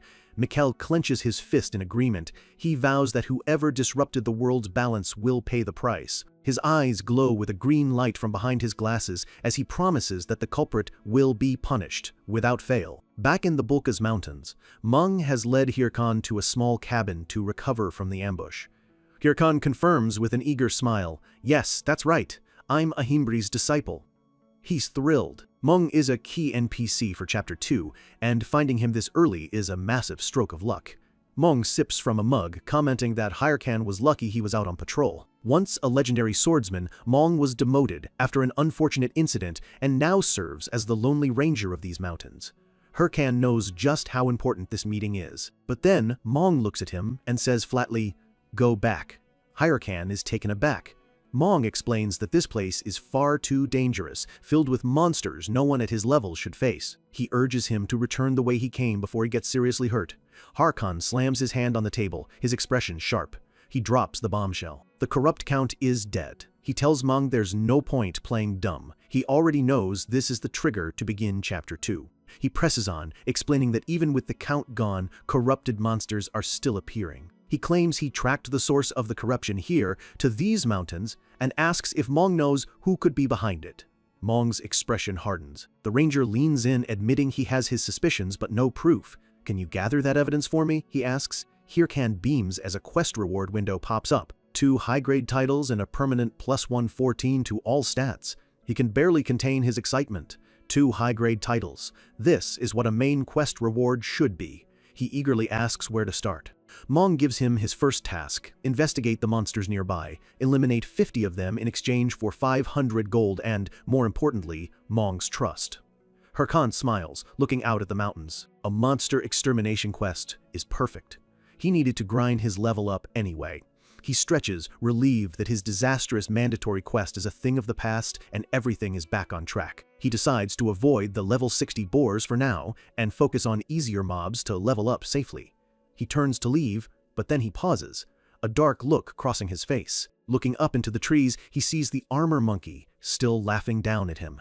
He decides that first, that little pest needs to be taught a lesson. High in the Bolkas Mountains, sunlight filters through the dense forest canopy, illuminating the stage for Hirkan's next struggle. The fight starts abruptly. Hirkan is sent flying through the air with a shout of surprise. He lands hard on the forest floor as an armor monkey leaps away, laughing maniacally. The creature had clearly set a trap. Grinning wildly, the monkey throws down another banana peel. It seems determined to ruin Hirkan's day. But as the monkey gloats, its attention is drawn to a new figure approaching from the shadows. The monkey grins, thinking this newcomer will be just as easy to fool. The dazed monkey looks up, only to see Hirkan's figure looming over it, blocking out the light. Hirkan leans down, his face twisted into a terrifying grin, and whispers, "Hey, you're dead now." He lunges, his eyes glowing blue as he brings his sword down in a powerful overhead slash. The monkey shrieks and leaps from side to side, narrowly dodging the deadly blade. The agile monkey uses the confusion to dart off into the trees, bounding from branch to make its escape. Hirkan stands on the ground below, wiping sweat from his brow, annoyed that he missed. He curses under his breath. This thing is seriously annoying. It's too fast, and the dense forest keeps getting in his way. He refuses to let it go, sprinting forward and leaping high into the air. Hirkan focuses his magic, channeling it into his blade. He unleashes another powerful slice of blue energy, forcing the monkey into a desperate dodge. The monkey scrambles out of the way, its eyes wide with fear. This player is relentless. Its face registers pure terror.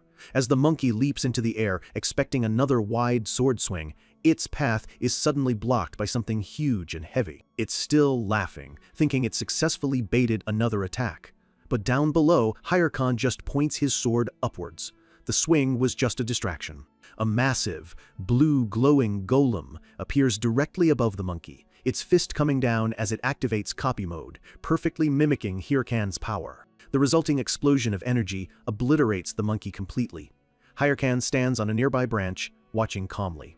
Mission accomplished. As the defeated monkey dissolves into light, a notification appears. Hirkan has earned the title, the first to hunt down an armor monkey. He smiles, holding a glowing item drop. Perfect, he thinks. Now to hunt the rest of them. Meanwhile, far away, a swarm of media has descended upon a lavish castle. Matador, Shev, and Suri stand at the top of a grand staircase, bathed in the blinding light of camera flashes. Reporters shout their congratulations for being the first to defeat the final boss of Chapter 1. One reporter pushes a microphone towards Surrey, asking the Thunder Queen for a statement. She smiles gracefully for the cameras, humbly claiming they were just lucky and promising to continue working hard. But the moment the smile drops, her true intensity shows. Her expression is fierce, driven by a relentless ambition. Later, walking through the palace halls, a guild member praises her, saying she basically defeated the Count single-handedly. Surrey just brushes it off, again crediting luck. She admits they couldn't have done it without the Red Bulls holding the line, but her mind is already on her next move. Her fierce blue eyes stare ahead. To achieve absolute victory in this game, her thoughts turn to that mysterious solo player Hirkan, standing amidst a swirl of blue energy. She needs his unique skills. Suri instructs her subordinate to contact a mid-tier player named Hatch. The guild member questions why they'd need a loser like him, but Suray's look silences him. She states simply that there's something specific she needs Hatch to hunt down for them. Back in the Bolkas Mountains, Hirkan inspects his short sword as it shatters into pieces. The system confirms its durability has hit 0. He sighs. He finally wiped out the pack of annoying monkeys, but it came at a cost. He knew this gear was reaching its limit. It's time for an upgrade. There's just one problem. Hirkan is completely broke again. He has no choice. It's time to farm for gems, specifically the highly valuable monster gems. These gems have a very low drop rate, but are crucial for crafting powerful gear. And Hirkan knows that the specific gem dropped by the armor monkey is perfect for what he has in mind. His skeleton army stands ready as Hirkan shouts, "It's time to start the hunt." He lets out a maniacal laugh, fired up by the promise of new gear. He swears they will hunt down every last armor monkey on this mountain. 9 hours later, Hirkan stands over a mountain of defeated monkeys, his face a mask of pure, mind-numbing exhaustion. The gem still hasn't dropped. He stares at the pile of digital carcasses, wondering why the rare item just won't appear. Sinking to the ground, he tries to convince himself, just one more, it'll drop from the next one. His mind is starting to crack from the tedious grind. Suddenly, a large armored boot steps into his view. A voice calls out, "Hey!" Hirkan looks up annoyed. A towering player clad in expensive red and black armor identifies him instantly. "You must be Haho Mask." Hirkan is immediately on guard. Who is this guy? He stares back, his eyes hidden and cautious beneath his mask. He recognizes the gear immediately. A full set of fire lizard armor. It's an extremely rare, high-level set. And the sword he's carrying is the legendary orc hero's sword. This gear means the player is at least level 70, far stronger than almost anyone else right now. A dreadful thought crosses Hirkan's mind. Could this guy be connected to that shadowy group trying to maintain the world's balance? He flashes back to the image of Mikkel and his mysterious cloaked partner. The red-armored player stares down at him. "My name is Quixote," the player announces. He dramatically pulls back his cloak. "And I challenge you, Haho Mask, to an official duel." Hirkan is completely stunned. Quixote explains that he heard Haho Mask was getting popular on WTube. He proudly states that if he beats the famous Haho Mask, he'll get popular too. He's just a shameless clout chaser. Hirkan internally scoffs. Just another attention-seeking loser. He waves him away, visibly annoyed. "I'm busy," he says. "Get lost." Quixote immediately starts to protest. Hirkan clutches his head in frustration. As if the terrible drop rate wasn't bad enough, now he has to deal with this idiot. But then Quixote throws down the ultimate bait. "I'll pay you 5,000 gold to fight me!" Hirkan, who was just fuming about being bothered, whips around, his eyes literally sparkling with gold signs, a massive, greedy smile plastered across his face. "Welcome, my dear customer," he exclaims warmly. His financial problems have just been solved. He loves this guy. His name is Don Quixote. And with a dramatic flair that matches his expensive armor, he introduces himself to the world. He strikes a fiery pose, proclaiming himself the Hero of Justice. In reality, Hero of Justice is just a cheesy guild tag that nobody really pays attention to, because in the world of Warlord, there is already an emperor of solo play, and his name is Haho Mask. Quixote had always imagined himself as a beloved hero, constantly being thanked by grateful players he'd saved. He thought he was destined to be the center of attention, surrounded by adoring fans. That's what was supposed to happen. He lifts his hand, ready to greet his public, but ever since Haho Mask showed up, Quixote has been completely invisible. When he tries to introduce himself, players just talk over him, buzzing about how exciting Haho Mask is to watch. People literally shove past him, rushing to see the new video Haho Mask just uploaded. Quixote slams his fist into the ground, enraged that his spotlight has been so thoroughly stolen. He glares at Haho Mask's icon from afar, cursing the necromancer for overshadowing him, especially since they both started playing around the same time. He just can't understand it. Haho Mask is a lower level and wears mediocre gear, while he, Quixote, is decked out in the best equipment money can buy. Quixote stands up, realizing his fit of rage has carried him deep into the mountains. He laughs nervously, wondering where he even is, and then he sees him, Haho Mask himself, arguing with his own skeletons. This is his chance. He's stunned to see him hunting here, in an area that should have been locked until the main quest was cleared. Quixote's eyes narrow with a brilliant, ambitious idea. If he can defeat Haho Mask and upload a video of the fight, he could steal all of that fame for himself and finally become the hero he was always meant to be. And that is exactly why he challenged Hirkan to a duel. Stripped down to his boots and underwear, Quixote flexes. 5,000 gold if you win, he repeats. Hirkan just stares. What are you doing? Quixote proudly explains that he took off his armor to make it a fair fight, so Hirkan can't claim he only won because of his gear.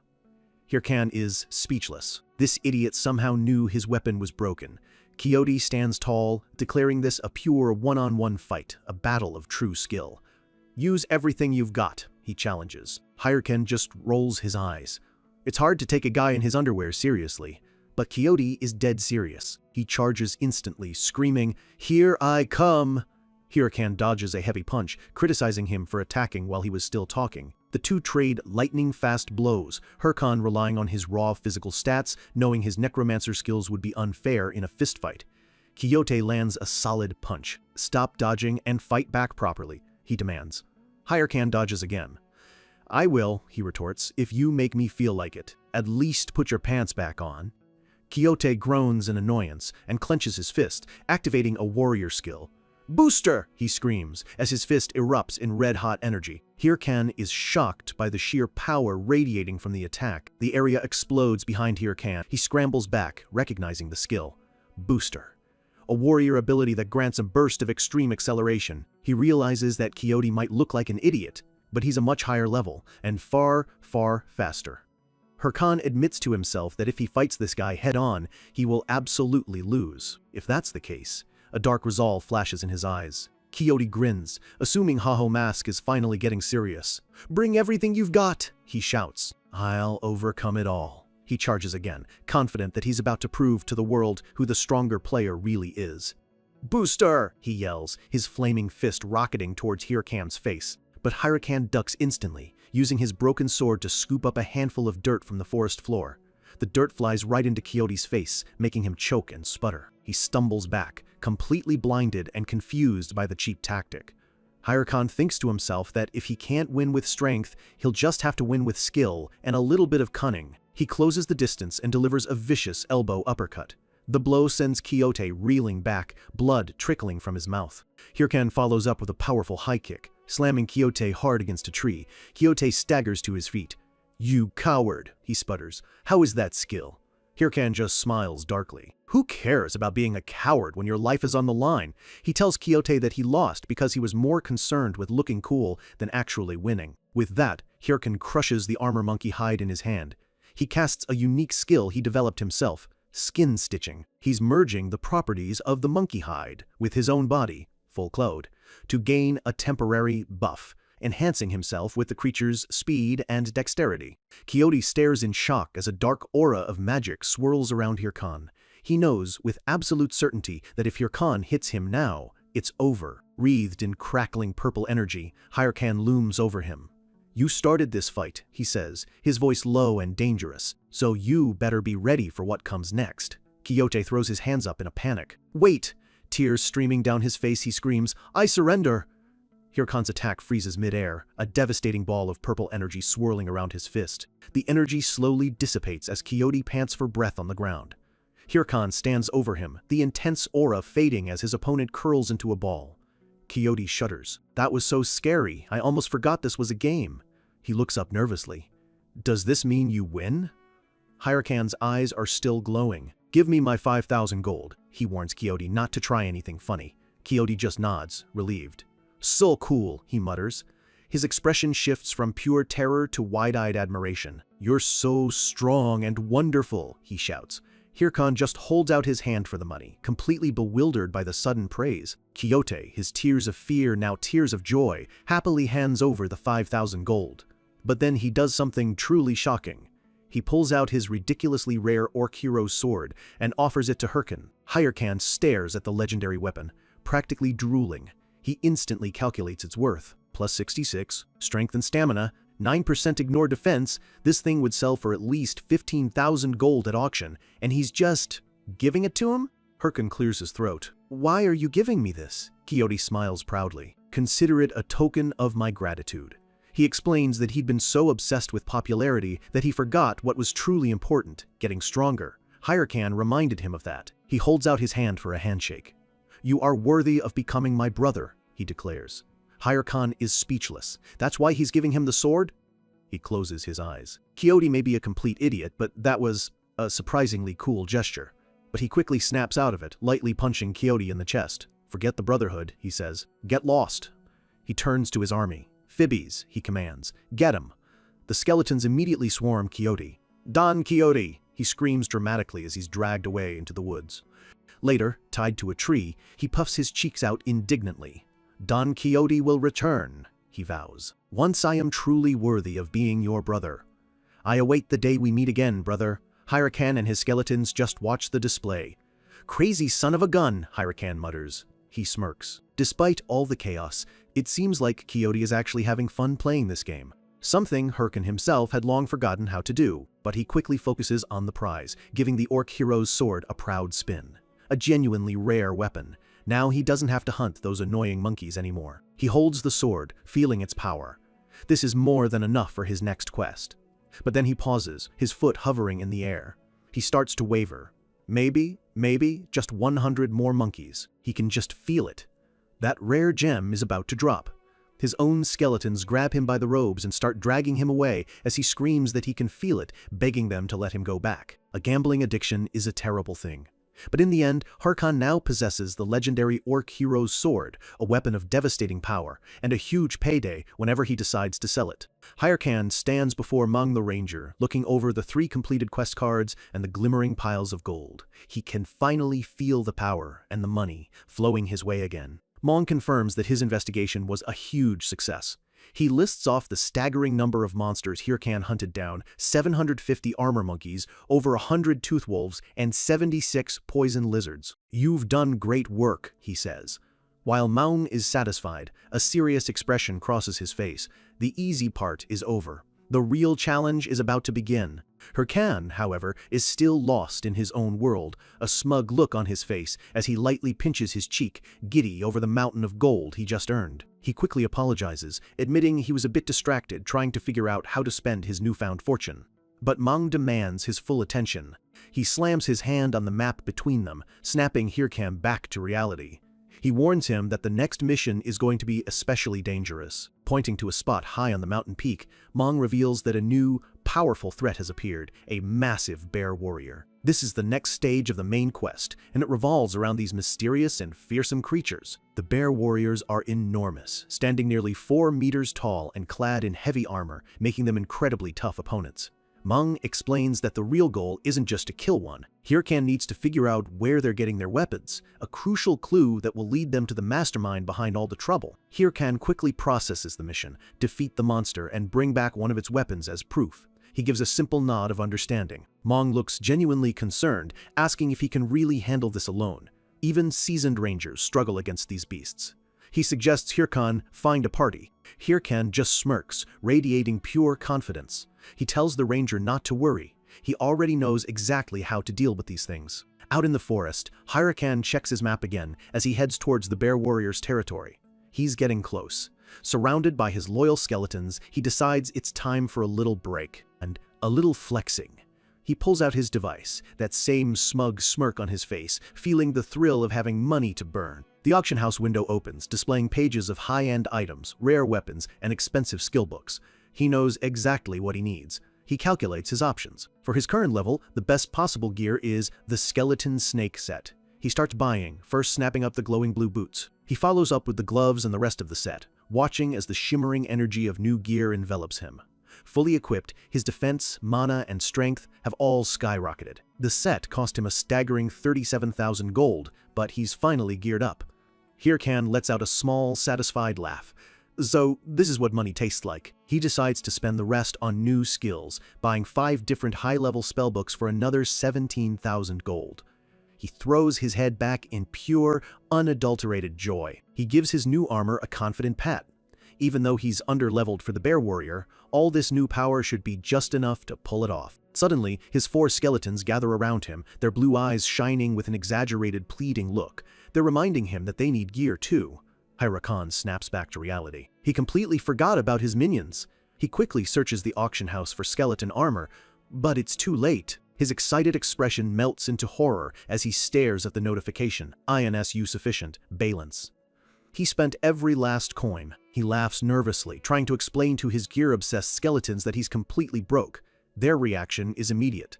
The innocent pleading vanishes, replaced by a cold, aggressive stance. They point their swords at him, their entire attitude shifting. Harem frantically tries to apologize, but before he can finish, a wild boar charges out of the woods. He sees the monster and knows this is his only way out. He tells his skeletons they'll get more money after this hunt. They charge in, their only thought on the potential gold drop. The boar is taken down in a flash of light. Harem sighs in relief, thanking his lucky stars a monster showed up at the perfect time. After a few more hunts, one of the skeletons stares blankly at the screen, a slight blush on its cheeks. The last wild boar has tears in its eyes, begging for its life. The skeleton doesn't care. It brings its sword down with a heavy smash, its eyes cold and single-minded. Harem scolds them to stop wasting time and just finish the kill. promising he'll get them geared up on the way. One of the skeletons fires a powerful energy bolt, blowing another monster to pieces. The hunt is fast and brutal. Hirkan is startled by the noise, looking up in confusion just as a powerful voice interrupts the moment. A pair of heavy, armored boots steps into view. "Who are you?" the voice booms, hunting in this area without permission. Hirkan instantly recognizes the tone. This is Apollo Guild territory. He's already annoyed, knowing exactly where this is going. 3 heavily built men step forward, looking for a fight. Hirkan dismisses them with a single thought: just another group of loud-mouthed losers. The man in the middle introduces his crew as the Great Trio of the Apollo Guild. Hirkan just smiles back, a wide, slightly unhinged grin that promises nothing but pain. He activates his slot-on ability and rushes forward, slamming his enormous sword into the trio and sending them flying. He sighs in disgust, looking down at one of the downed members. Just a bunch of annoying punks trying to pick a fight.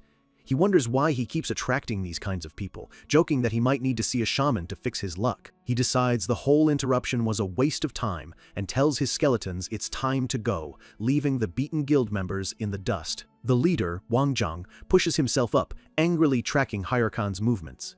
He curses him, vowing to make him regret laying a hand on their guild. We cut to a lavish guild hall. A man draped in gold jewelry and a tiger-skin pauldron looks up in shock. "What?" he asks. "Someone attacked my underlings," he growls, even after they announced my name. He's furious that anyone would dare disrespect his authority. Sitting on a throne, the guildmaster receives confirmation from a kneeling subordinate. Yes, it was Haho Mask. The guildmaster slides a heavy gold ingot across the table, his order cold and clear. "Bring Haho Mask to me, no matter the cost." The subordinate bows, promising to make Haho Mask pay. At that moment, Hirkan looks up, sensing a dark, heavy aura closing in. He knows he's just stepped into some serious trouble. Finally, he and his skeletons arrive at their destination, a ridge overlooking a treacherous hunting ground. This is Bear Warrior territory. "All right," Hirkan says, turning to his skeletons. "Ready to go?" But they're completely distracted, showing off the minor gear upgrades he bought them, flexing and posing in a bizarre display of skeleton pride. Hirkan snaps. "Hey, stop messing around!" He reminds them what they're here for, a level 70 bear warrior with 3 different fighting phases. They need to be serious. He motivates them, explaining that if they succeed, they'll shoot past the top 30 guilds in main quest progression. He narrows his eyes, making it clear. He expects 0 mistakes. He closes his eyes, censuring himself. "Just stick to the plan," he says. "Execute what we practiced." Just as he finishes, he senses a massive presence behind them. He lets out a nervous laugh. Speak of the devil, or, in this case, the bear. A colossal, level 70 bear warrior steps forward, its eyes blazing red. Clad in heavy armor and wielding a massive blade, it radiates a power far beyond anything they've faced before. Hirkan's expression turns grim. He touches his wrist, preparing to unleash his secret weapon. "Here we go," he whispers. Hirkan's body is enveloped in crackling blue light as he enters his physical enhancement mode, ready to face the beast head-on. Now a powerful close combat fighter, he looks up at the bear warrior with a confident smile. He's taking this main quest all by himself. Meanwhile, elsewhere in the Bolkas Mountains, a mage in blue and gold robes searches the woods. He rushed here as soon as he saw Haho Mask's latest video, hoping to find him. He waits, looking tired and troubled. He grumbles to himself about being stuck out in the middle of nowhere, sent to track down some rookie. His orders were simple: find Haho Mask and bring him back, by force if necessary. Are they asking me to commit a crime? He wonders. Suddenly, a level 65 king wild boar attacks him from behind. The mage turns, shocked, letting out a gasp of surprise. He retaliates instantly, engulfing the massive boar in a blast of fire. He manages to fight it off, but the sudden encounter leaves him exhausted. Looking completely drained, he laments how badly he wants to quit this mission. This is Ballista Hatch of the Thunder Hunters Guild. Rank 5, Mage of Warlord, and he's been sent to hunt down Hirkan. He makes one last desperate plea to the empty forest. "Haho Mask, just show yourself already." The biggest players in the game are finally closing in. The bear warrior bares its massive teeth, ready to crush the tiny figure standing in its way. Hirkan remembers this fight from his past life. Before he came back in time, his entire high-level guild wiped 6 times before they barely managed a victory. This is no joke. The stakes are too high. If he fails here, someone else could steal the lead in the main quest, ruining all his plans for this chapter. He recalls the strategy he learned from the future. the key to damaging this beast. The bear is covered in near impenetrable armor. The only way to hurt it is to target the tiny seams in the plating, stripping off the equipment piece by piece. He tells himself he can do this. Relying on his newly purchased skills, he dodges the bear's massive swing and launches himself into the air. He gives his skeletons a quick command to follow his signal, a tight smile on his face. This is a huge risk. Energy spikes around his legs. This is his new skill, muscle modification, designed to give him a massive boost in speed and power. "Let's go," he shouts, activating the skill. He shoots forward at a terrifying speed, but something is wrong. He's moving way too fast, soaring right over the boss's head. He tries to fight the uncontrollable momentum, panicking as he realizes he can't stop. He curses the game's broken mechanics. As he flies past, the bear warrior casually swats one of his unfortunate skeletons on the ground below. With a loud crash, the skeleton shatters. Hirkan screams in anger, furious that a poorly balanced skill just cost him a valuable minion. He finally lands, still crackling with blue energy. The skill might be powerful, but he realizes it's completely useless for precise, close-range combat. He can't give up on the physical approach yet. He tries again, this time charging along the ground. He uses the explosive acceleration, rocketing upward with his sword ready, but the speed is still too much. The moment he yells, "Attack!" he zips right past the bear's head and lands awkwardly on its massive, furry shoulder. Hirkan is perched on the monster's back, completely confused. The bear warrior seems equally baffled by the tiny player now sitting on it. Hirkan lets out a nervous laugh, commenting that the fur is surprisingly soft, but inside, he is screaming about this terrible skill. The bear warrior roars and shakes him off, sending him flying like a pebble. He crashes hard into the ground, the blue light fading from his legs. He sighs. The muscle reinforcement is just too strong to control. He looks back at the bear warrior. At least he managed to graze its arm during the chaos. The hit was minimal, but it was enough to tear off a single piece of shoulder armor. Hirkan takes a deep breath. Stripping the armor is good, but if his physical skills are this unreliable, he's in serious trouble. The now enraged bear warrior swings its massive shield at him. He rolls out of the way just in time, groaning from the effort. Since direct combat is a bust, Hirkan switches back to what he knows best. It's time to try out another one of his new skills. He summons a giant skull engulfed in purple flames, activating the necromancer skill, Bone Bomb. The skull explodes, sending a massive shockwave of necrotic energy across the battlefield. The bear warrior takes the hit head-on, but simply roars through the attack, barely affected. Hirkan clutches his head. This monster is too tough for direct damage. He needs to switch to debuffs and strategy. He quickly spends his mana to repair the skeleton warrior that was just destroyed, bringing it back into the fight. He resolves to stop playing the hero and fight like a proper necromancer. He stands tall, surrounded by his reinforced skeleton army. As he prepares, his skeletons are busy pointing at him, clearly in disbelief at his disastrous physical attempt. He shouts at them that it was a mistake, and he's doing it properly this time. "Golem, get to work," he yells, summoning his rocky friend. The massive golem erupts from the ground, ready to block the furious monster. The bear warrior swings its huge weapon, but the golem raises its arm, perfectly intercepting the blow. The weapon connects with a massive impact, but the golem holds firm, absorbing the damage. Hirkan smiles. Aha, he's got the monster trapped. He sends a pulse of energy toward his golem. He activates another new skill, Hardening. It locks the golem's body in place, temporarily trapping the bear warrior's weapon. With the bear distracted and pinned, he orders his skeletons to attack its now exposed side. That sword won't be moving for a while. The skeletons leap into the air, zeroing in on the monster's unarmored flank. The plan works flawlessly. The unarmored flesh is defenseless against their relentless assault. The bear warrior roars in genuine pain as deep wounds appear on its side. Hirkan grins. Don't get so worked up already. He reminds himself that the boss still has one big move left. He can't get careless even if the strategy is working. The air around the bear warrior explodes in red energy as it lets out an enraged battle cry. It stands straighter, shedding the last of its damaged armor. It's glowing. Hirkan knows it's preparing for its next phase.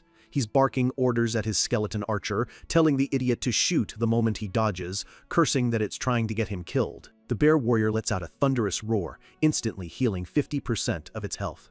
All of Hirkan's hard work is erased in a single moment. Hirkan stares in fury at the massive, roaring creature. His careful, calculated strategy is now useless. He decides to abandon the delicate approach. It's time to embrace the true power of a necromancer, brute force and overwhelming numbers. He summons a huge, grotesque skull, crackling with corrosive purple energy. His skeletons line up, ready to fire all at once.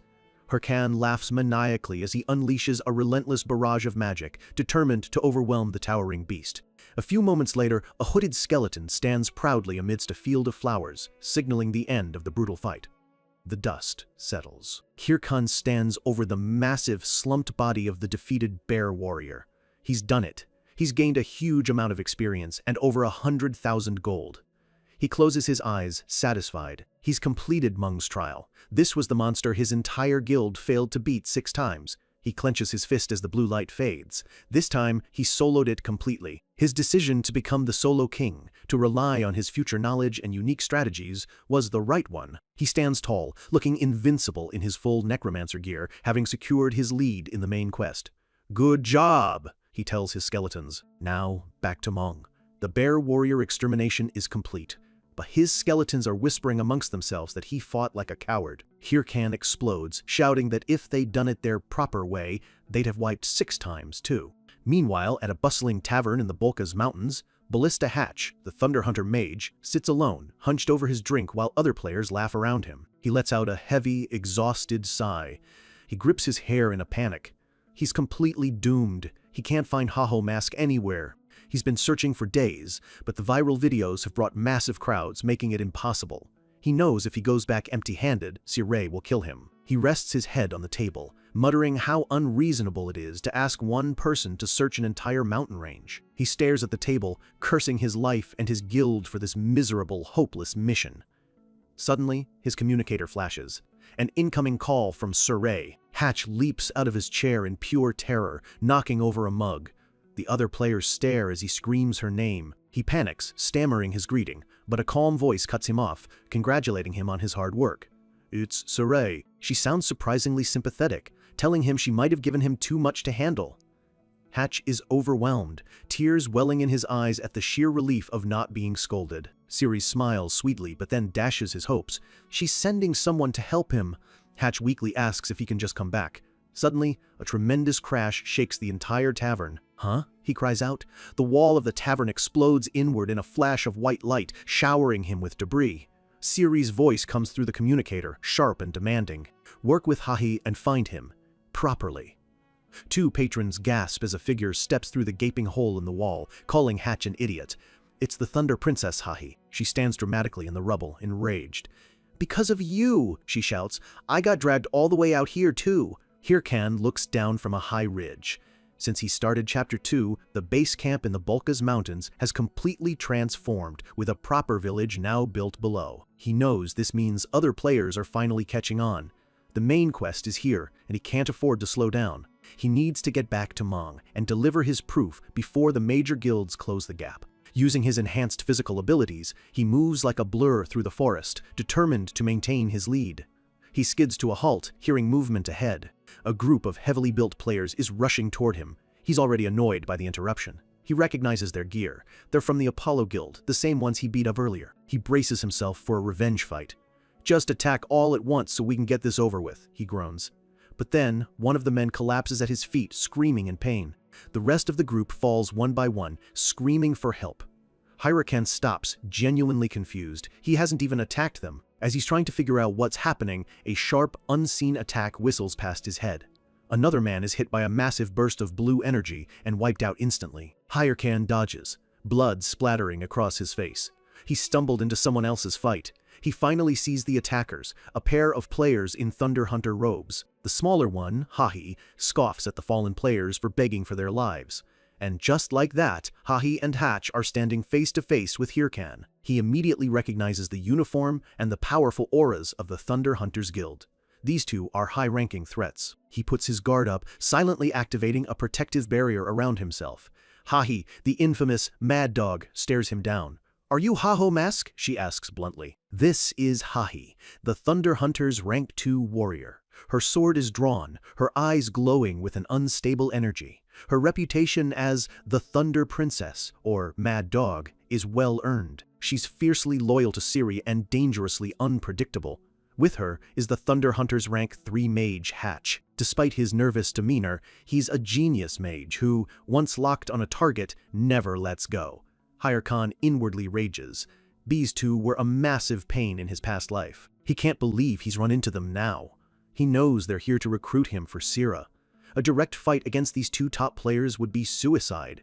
Hatch repeats the question, "Are you Haho Mask?" Harkan immediately puts on an act, his face a mask of ridiculous innocence.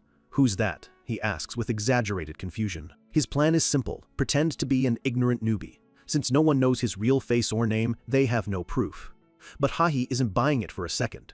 She closes the distance, her eyes narrowed. "Liar," she says. She points out that Haho Mask's videos have over 20 million views. Anyone hunting in this area would know who he is. "Your hood is the same style," she accuses. "Are you him?" Hirkan is shocked by her directness. Hatch jumps between them, desperate to de-escalate. "Haho Mask isn't the problem right now." He screams right in her face. "The problem is you, you idiot. You just destroyed an inn and killed a bunch of random players."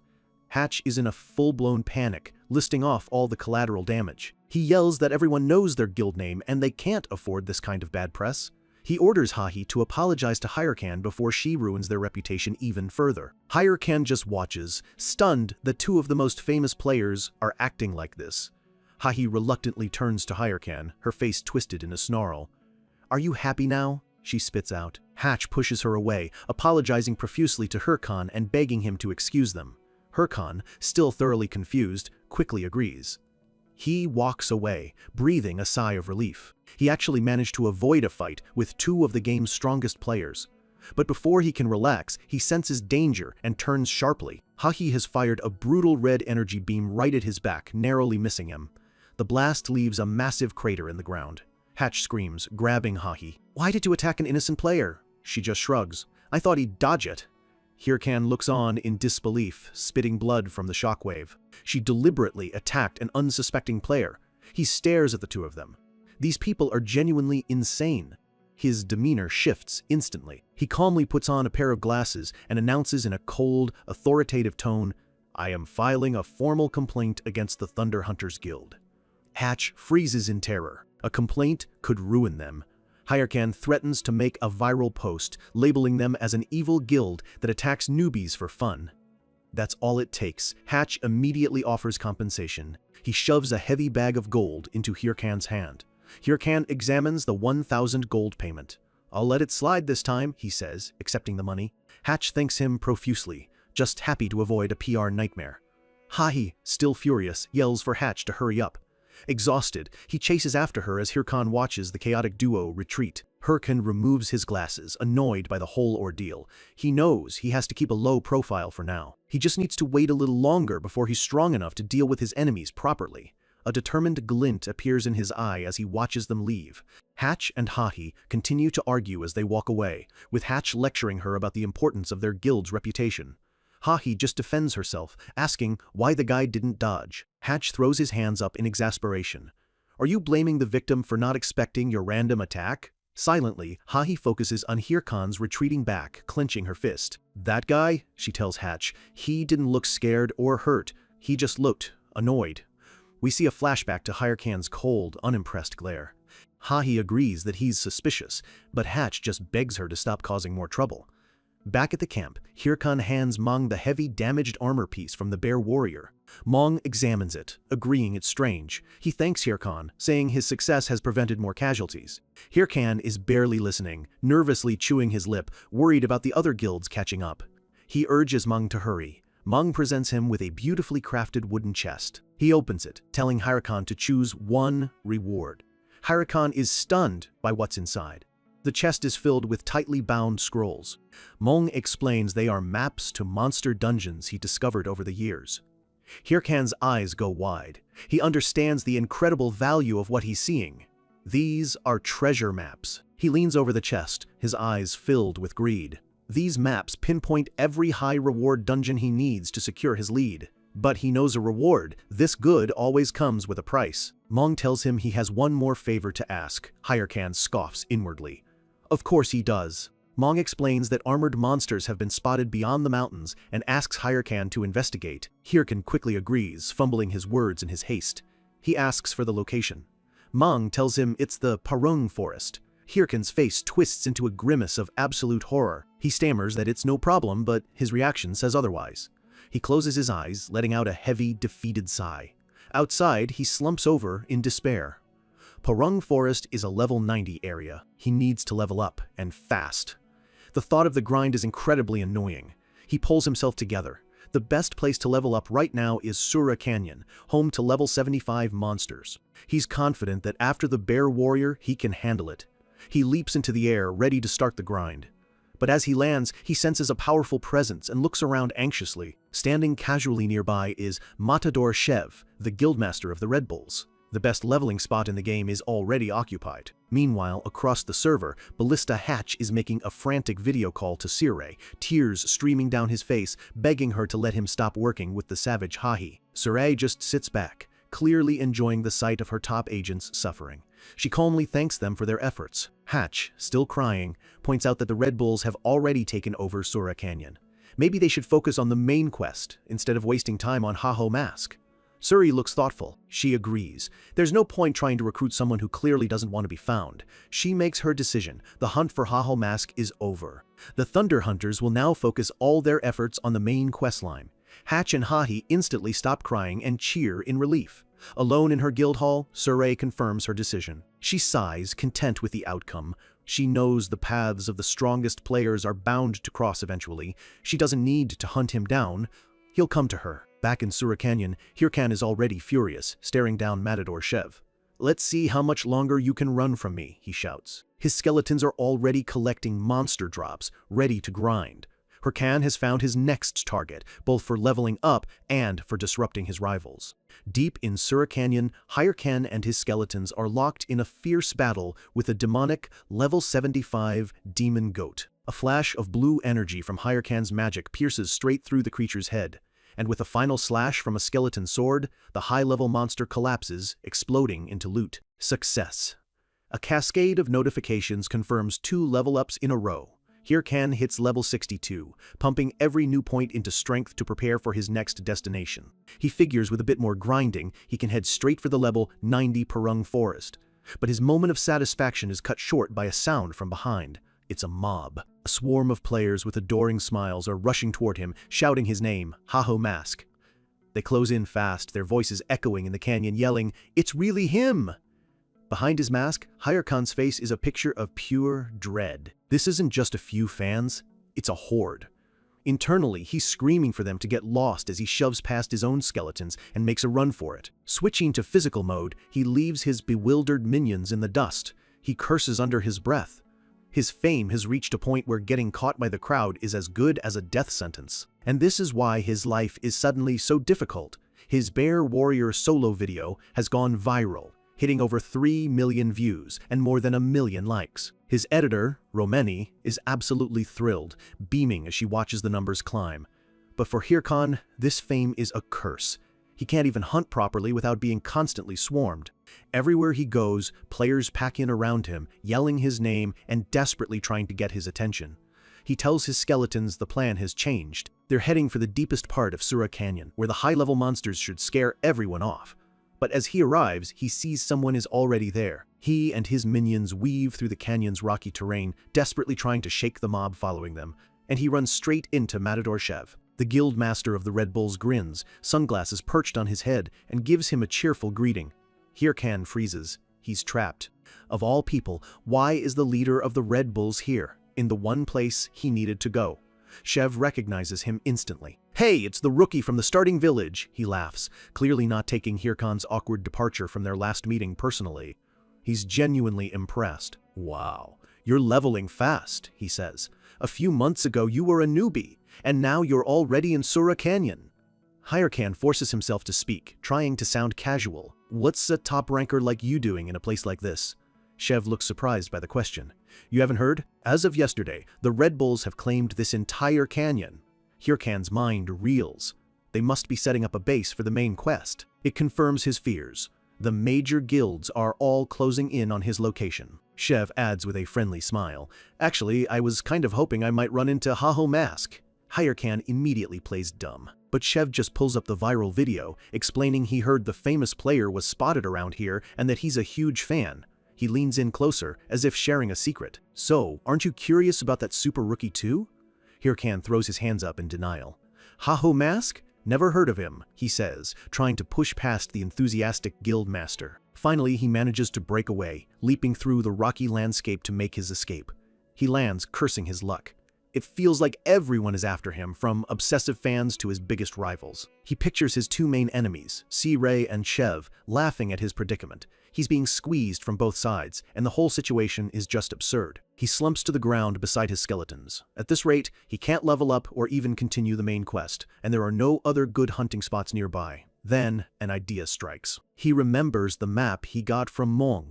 He pulls out the scroll, confirming it. There's a hidden dungeon marked somewhere in this area. This is it. This is his way out. A smile spreads across his face, his energy renewed. This secret knowledge is exactly the advantage he needed. He knows rare dungeons are never easy to find. They're often hidden in dangerous places, like behind this massive, roaring waterfall. It's a huge gamble, but the biggest risks always bring the biggest rewards. Without another thought, he and his skeletons take the plunge, diving into the deep, churning water below. He holds his breath. The interface shows he only has 20 seconds of air. He has to trust the map and find the entrance before time runs out. He swims desperately as the timer ticks down. Can he possibly make it? There, a cluster of glowing, massive crystals marks the hidden entrance to the cave. Only 5 seconds left. He pushes his body to the absolute limit, straining to reach it.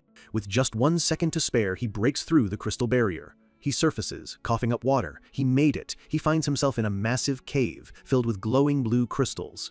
2 rare titles pop up on his screen: Discoverer of Hidden Secrets and Dungeon Explorer. The place is breathtaking. He grins. The plan worked perfectly. If the normal hunting grounds are too crowded, he'll just hunt where no one else can even go. He and his skeletons venture deeper into the cave, expecting to find monsters worthy of such a secret place. He advances cautiously through the vast, echoing cavern. Suddenly, a bolt of white energy shoots past him, forcing him to a halt.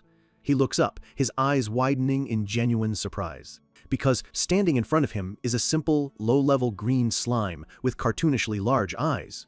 Hirkan just tilts his head, completely baffled. The slime bounces cheerfully as Hirkan's skeletons just stare at the seemingly harmless creature. Hirkan throws his hands up in exasperation. "Are you kidding me?" he shouts to no one. He nearly drowned just to fight a low-level slime? But then, the slime changes color, and a small flame flickers within its body. Fire?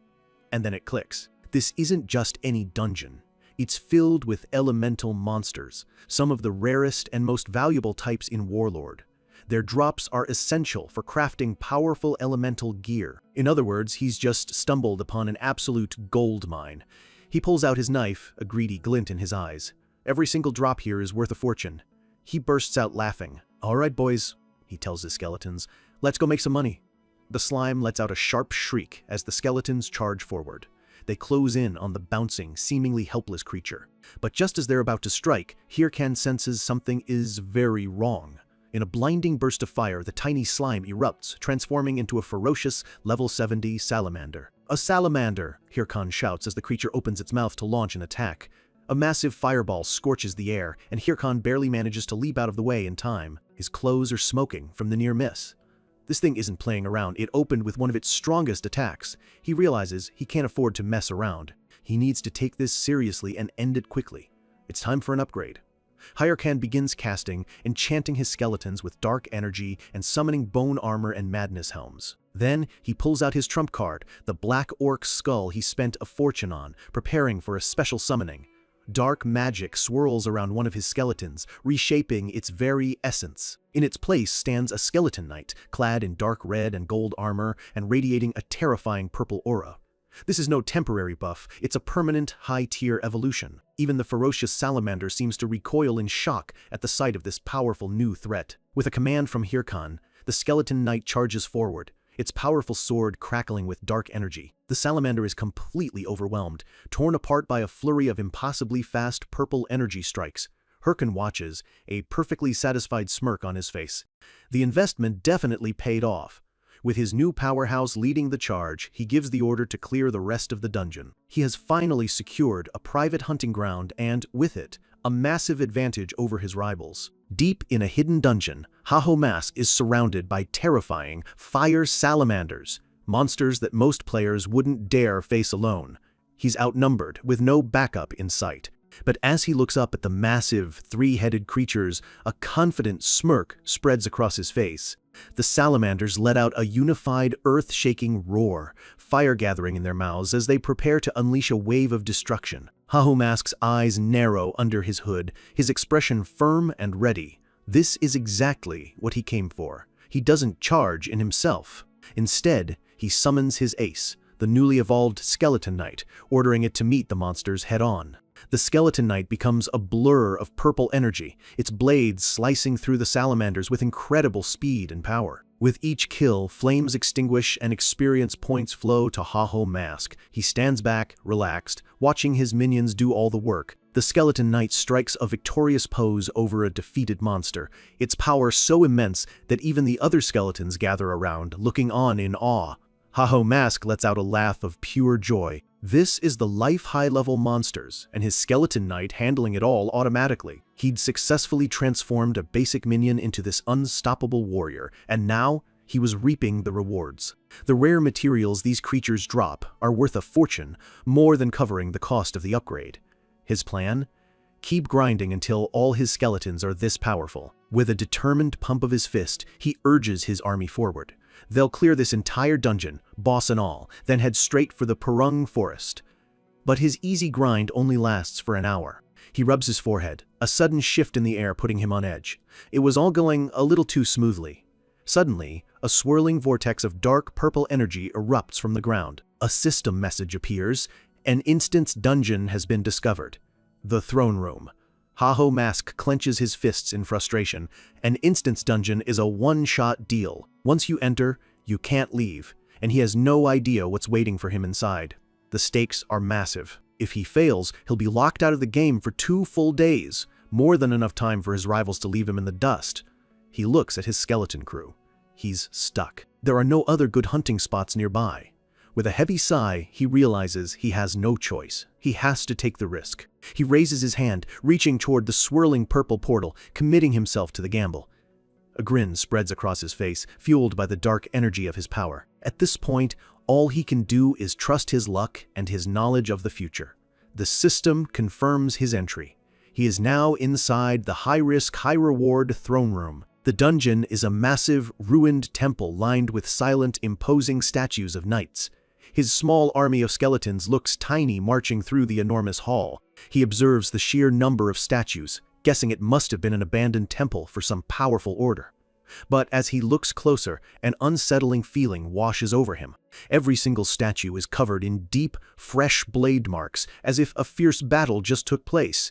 His eyes widen. He pulls his hood down, his focus sharpening on the end of the hall as he senses a dangerous presence. And there it is. A ruined throne sits beneath a column of pale green light, and standing before it is a massive figure in dark armor, radiating a terrifying energy. The light intensifies as the armored figure begins to move, its immense power becoming clear. Mask's face floods with shock and dread. He recognizes this monster, and a gasp of disbelief escapes his lips. He snaps out of his paralysis, screaming at his minions, "Get in formation! Now!" But before they can react, the dark armor moves like a phantom, a green blade flashing toward them. With a sickening crack, 2 of his skeleton warriors are shattered into dust. They're completely useless against this thing. Mask grits his teeth, his face clouded with regret. "How could this enemy be here?" he whispers, cursing his luck. The armored foe steps forward, its body glowing a malicious green. Its title appears, The Spirit Knight, Level 80. He knows this monster. It's one of the toughest in the game, equipped with a top-tier battle AI that learns and adapts to every move. His breath catches as a memory flashes through his mind. He's fought this thing before, in his past life. Back then, he was the same level, but he had his entire guild with him, the guild he led before he was betrayed. He remembers the Spirit Knight standing over the bodies of his fallen comrades. They were completely wiped out. He had no choice but to retreat. But now, seeing it again, Mask knows he can't let that happen a second time.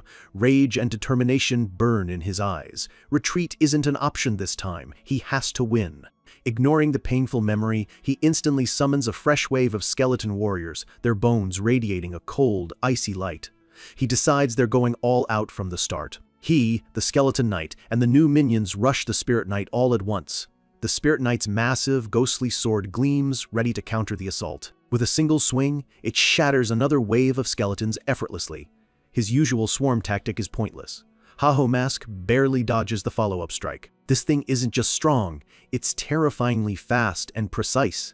His Skeleton Knight rushes in to intercept, their blades clashing and sending shockwaves of blue and green light across the hall. But the Spirit Knight ignores the attack, delivering a brutal blow to the chest of Haho Mask's strongest minion.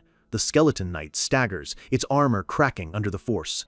The Spirit Knight follows up, stabbing its sword straight through the minion's ribs. Just as his knight begins to glow with impending death, one of the smaller skeletons spots a massive counterattack heading for Haho Mask. Haho Mask sees it too and screams at the small skeleton to get out of the way, knowing it can't survive. But fueled by loyalty, the small skeleton charges directly into the green magic, unleashing its own power in a desperate attempt to protect its master. The green energy explodes, utterly annihilating the brave warrior and scattering its bones across the floor.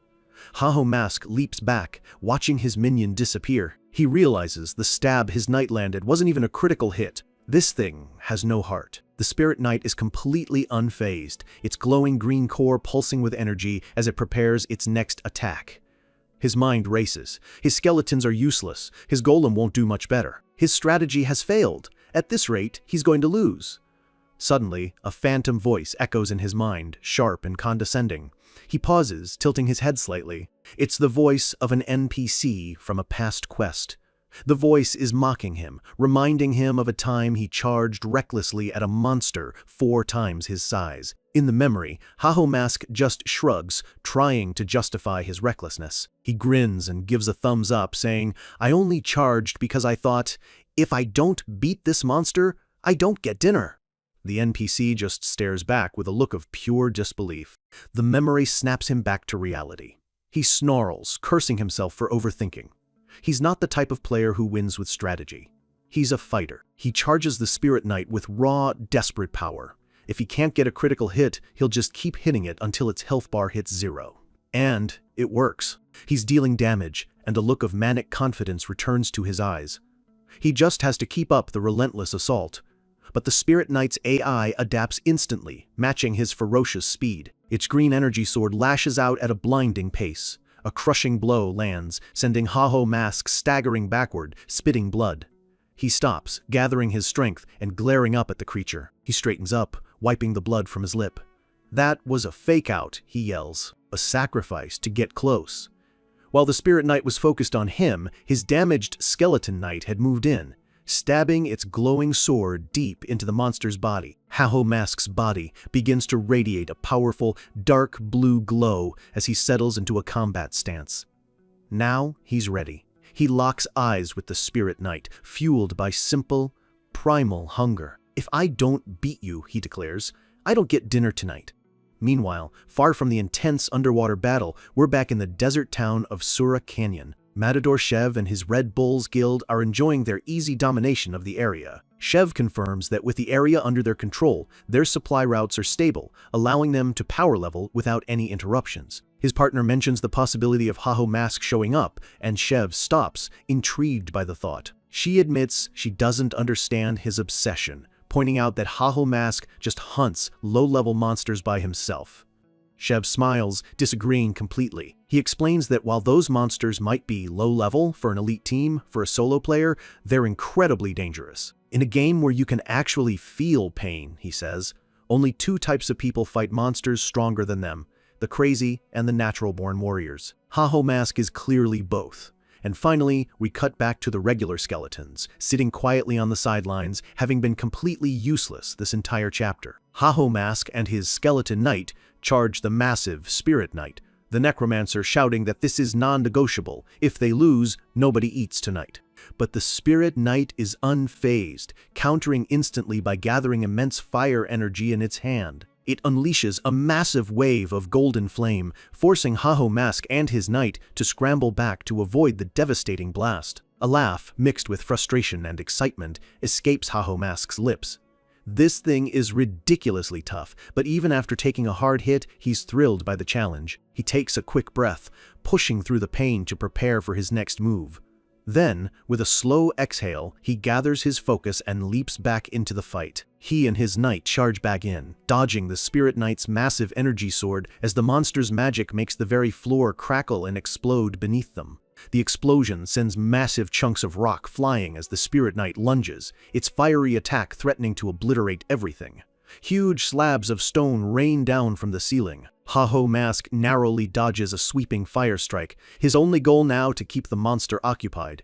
He grimaces, ducking under a falling piece of the ceiling. The monster is trying to bury him. To restrict his movement, he screams at his skeleton knight to take the hit, using his best minion as a shield while he dodges another energy blast. The knight swings its massive sword, barely blocking a devastating attack aimed right for Ha-Ho Mask's head. In that brief opening, Ha-Ho Mask rushes in, landing a sharp physical strike on the monster's leg. The intense exchange continues. The skeleton knight intercepts the heavy blows while Ha-Ho Mask keeps hammering away with his own attacks. He grins. His reckless, high-damage strategy is actually working. If he can just keep stacking damage like this, he can win.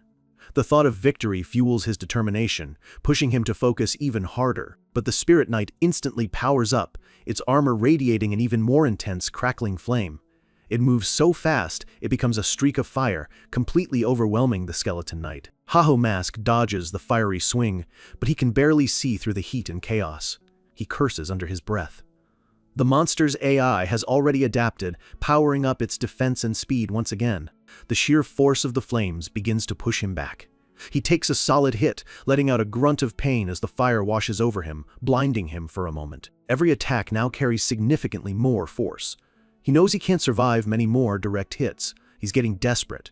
"Stop!" he yells, telling himself he's done playing defense. He needs a high-risk, all-or-nothing move right now.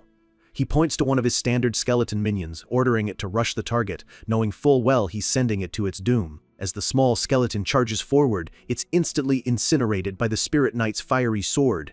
The explosion rocks the temple floor, providing the briefest of distractions. Ha-Ho Mask winces, blood splattering his face. He's bleeding. He curses himself for focusing so much on his minions that he forgot to protect himself. He narrowly avoids another blazing strike, yelling at himself to stop thinking and just fight the only way he knows how. Recklessly, he uses an emergency spell, summoning a burst of dark energy to keep the Spirit Knight momentarily off balance. His skeleton knight is severely damaged, its body scorched by fire as Ha-Ho Mask struggles to contain the monster. He glances at his strongest minion, a system message confirming it has taken excessive damage. The Spirit Knight exploits the opening, striking the weakened knight with immense force. The skeleton knight manages one last desperate blow before the system confirms its imminent destruction. Exhausted and wounded, Ha-Ho Mask falls to his knees. He glares through the shields, calling the Spirit Knight a real piece of work for pushing him this far. Ignoring the pain, he rises and hurls the basic skeleton skulls he carries, activating his bone bomb skill. The bombs hit their mark, exploding in a wave of purple fire and causing the monster to shudder violently. Ha-Ho Mask is completely engulfed in the heat of his own attack, putting himself at massive risk just to land damage. His face is strained with effort, his eyes locked on the target. Just a little more. He throws another massive wave of bone bombs, aiming directly at the Spirit Knight's glowing core. The explosions consume the monster, shaking the entire hall with a massive purple blast. His expression is grimly determined as he forces the last of his energy into one final shot. With a wild look in his eyes, he shouts his final command. He asks the monster if it knew about the weakness of elemental creatures. Ha-Ho Mask chuckles grimly. Their weakness is that they take almost no damage from magic. He wasn't stupid enough to use a magic attack like Bone Bomb without a plan. He reveals his secret. He infused the attack with physical material. Skeleton fragments mixed right into the spell. He executes his special skill. Skeleton fragment activates, turning the magic bombs into hundreds of sharp, physical projectiles that pierce straight through the Spirit Knight's defenses. He watches the killing blow land, whispering a cold farewell. The Spirit Knight's body explodes into a cloud of blue light, its essence fading away. Ha-Ho Mask stands over the fading energy, completely exhausted, but alive. He won. The system rewards flood his screen, massive amounts of gold, a new title, rare armor, and enough experience for a much-needed level up. He lets out a slow breath, the intense high of the battle finally wearing off. He remembers the devastating scene from his past life, his guildmates arguing, terrified, after they failed to defeat this same monster, even with their entire party. Back in the present, he looks down at the pile of broken skeleton bones, including his loyal knight, who is already beginning to repair itself. He looks closely at the battle marks on its armor. He wonders, was the monster easier this time, or had he just become strong enough to take it on alone? He gently pats the few surviving skeletons, offering them rare praise for holding up during the brutal fight. But then he notices the exit hasn't unlocked, even though the boss is dead. He worries for a second. Is there another, even harder boss coming? His eyes widen as he realizes his mistake, staring at the far end of the hall. Instead of another monster, a radiant white portal opens, revealing a golden treasure chest. It's a random reward room. He throws his head back and lets out an overjoyed scream. The luck he was counting on had finally come through. He rushes forward, his eyes shining with greed. A rare weapon? A pile of gold? A hidden skill book? He reaches the chest and pulls out a massive, dusty book bound in thick leather. He reads the title, Research Records on Ancient Power. His excitement vanishes. It's just a lore book for the main quest, completely useless for grinding or revenge. He flies into a rage, screaming that this is complete garbage and throwing a childish tantrum. He wanted a cool weapon, not some useless book. As his temper cools, he notices something. A subtle, new feeling. Something is different about his minions. He's now standing at the edge of the Perung forest, having successfully exited the dungeon after his fit. Ha-Ho Mask takes a deep breath. His level is good enough now. It's time to start the next part of the main quest. He calls his skeletons to attention, yelling at them to move out. But when they appear, they're fully equipped with matching armor, weapons, and accessories. They strike ridiculous poses, showing off their new gear. Ha-Ho Mask just stares, completely dumbfounded. He realizes the lore book wasn't the reward. It was the key. The true reward was an insanely broken hidden skill that lets him equip his summons with actual player gear. The skill is revealed, Armament. This skill changes everything. Ha-Ho Mask grins. He can now permanently strengthen his entire army just by buying them better gear. The downside? It's going to cost him a fortune. But for him, money is no object. He points at his newly armored army. You'd better earn your keep from now on. He claps his hands together, giving them one last warning. If they slack off, he'll abandon them in the forest. Just as he's about to enter the forest, he stops dead. A massive, muscular player in ridiculous rogue gear is standing there praising his amazing gear setup. The man steps closer, revealing his face. You're just like the rumors said. He grins, putting on dark sunglasses and introducing himself and his friends. We live by romance, he declares. His two equally buff and dramatic allies pop out, striking poses as flowers bloom around them. And we die by romance. With a final dramatic flair, they announce themselves as the Romantic Rogue RZ family. Ha-Ho Mask just stares, his face a mask of pure exhaustion. Only weirdos play this game, he thinks to himself. And just like that, Hyrcan, the legendary solo player, is 3 seconds away from quitting the entire game, defeated not by a monster, but by sheer overwhelming cringe. Ha-Ho Mask is speed-walking deep into the Perung forest, his newly armored skeleton army marching in perfect sync behind him. But he can't shake his new fans. The captain of the RZ family is struggling to keep up, still trying to convince Ha-Ho Mask to join their ridiculous group. Under his mask, Ha-Ho Mask's face is turning red with pure, unadulterated fury. He is reaching his absolute limit. The entire trio is jogging beside him now, smiling and telling him to slow down, as if they're all old friends. And finally, Ha-Ho Mask snaps. Get lost, he screams, his voice cracking with frustration. But the RZ captain just keeps on talking, completely unfazed. He strikes a new, dramatic pose with a rose in his mouth, asking one last time. Ha-Ho Mask just throws his head back and laughs in disbelief. You seriously expect me to party up with a bunch of weirdos like you? The captain completely misreads the situation, taking his outburst as a sign of interest. He decides it's time for a proper introduction. He gathers his crew, announcing that they are the RZ family, and they're here in the forest to power level all the way to 100. He admits the monsters here are a bit too strong for them right now, flashing back to a memory of them running for their lives from massive ogres. That's why they were looking for party members, but for some reason nobody wanted to team up with them. Ha-Ho Mask stares back, his face completely deadpan. Wow, he says, I can't imagine why. The captain rushes forward again, grabbing Haho Mask's arm and begging him to join their romantic quest. Haho Mask yanks his arm away, throwing another fit and shouting at the guy to get away from him. The scene cuts away for a moment, showing Haho Mask's skeleton knight calmly enjoying a cup of tea. When we return, Haho Mask is standing over the defeated RZ family. He glares down at them, making it crystal clear he doesn't care about their romance and will never ever work with a team. He turns and walks away, his face twisted in rage, issuing one final threat. If they follow him again, they'll regret it. The RZ family lies on the ground, watching as Haho Mask and his impressive new army stride off into the dense forest. The captain sighs. Rejected again. One of his members asks if they should just give up on this entire area. The captain thinks about the Toon family, another party that had rejected them earlier, calling them creepy. Suddenly, a message flashes across their screens. It's the Toon family, and they're asking for help.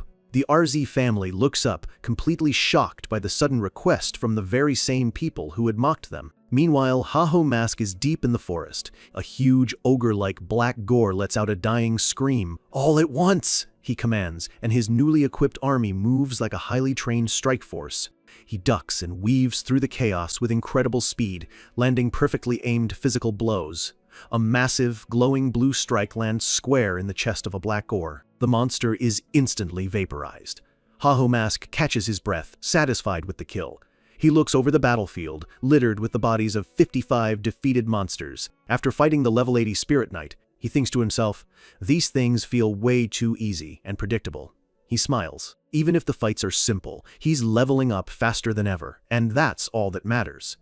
He pulls up his quest log. The next step from the NPC Mawang is to find traces of armored monsters in the forest. He lets out a frustrated sigh. He hasn't found a single one yet, which means he's made zero progress on the main quest. A knot of panic tightens in his chest. He can't afford to waste time. He knows his rivals, Sirei and Matador Chev, are catching up fast. For a split second, he considers asking the RZ family for help, but immediately dismisses the idea with theatrical horror. He would rather die than work with those guys. Just then, a huge explosion rips through the trees in the distance. Haho Mask is instantly alert. He sees smoke and fire. Someone is in a huge battle, and whatever they're fighting, it's giving them a lot of trouble. His eyes narrow as he instantly recognizes the source of the chaos. A wicked grin spreads across his face. That's it. Those explosions, they must be coming from the armored monsters he's been looking for. Meanwhile, the RZ captain is trying to hold his own, taking a solid hit from a massive armored ogre and grunting in pain. Another RZ member stares at the incoming horde, sweat pouring down his face. The RZ family is facing a huge wave of menacing, dark-armored ogres, all charging relentlessly toward them. The captain realizes this is bad. The monsters are heavily armored, and they formed a disciplined battle line. This isn't a random encounter. Monsters aren't supposed to be this coordinated. He looks past the horde. He knows something has to be controlling them from the back. And there it is, a huge, dark figure sitting further back. An armored commander monster, clearly leading the attack. The RZ captain curses himself. A monster smart enough to command an army is far beyond what his small party can handle. The RZ member in the green shirt quickly throws up a defensive spell, a massive wall of fire erupting between them and the horde. The wall of flames forces the ogres to a halt, buying them a precious few seconds. The other two members rush to their injured captain, asking if he's okay. The captain looks past them. The Toon family is already wiped out. He knows his own team won't last much longer. One of his men suggests they run while they still can. The captain agrees they can't win, but he decides they should at least try to save the people who asked for their help. He yells out, begging for someone to help the few surviving members of the Toon family. He reaches out to a fleeing player, but the man just screams for him to get away, completely rejecting his help. The injured captain politely asks another player for help, only to be told to get lost. The three members of the RZ family retreat, dramatically hugging each other and crying big, fat tears of rejection.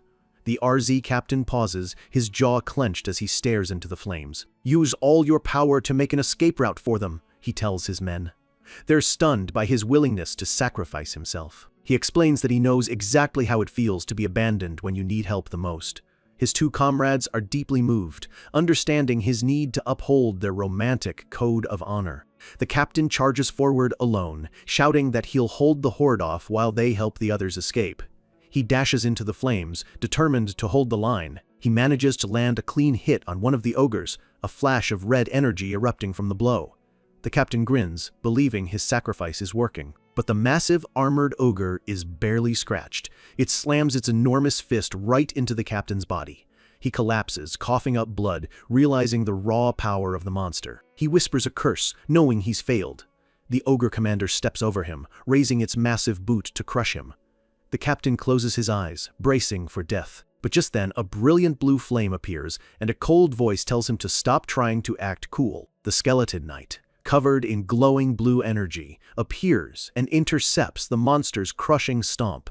Ha-Ho Mask appears behind his minion, his eyes glowing. "I'm only saying this once so you don't misunderstand," he says to the fallen captain. He clarifies with a menacing glare, "I'm not here to help you. I'm here so you don't steal my monsters." The captain is dumbfounded.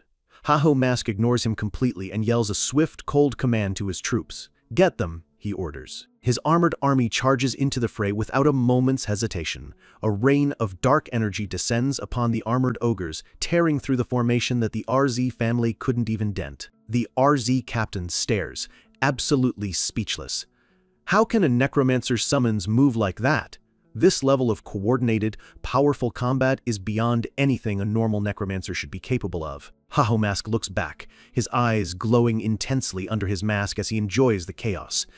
The captain can only wonder who this person really is. The monsters roar in pain as Ha-Ho Mask's powerful minions butcher them one by one. It's an absolute slaughter. The fight that the RZ family struggled with is over in seconds. System messages confirm the kills. Ha-Ho Mask stands tall and relaxed.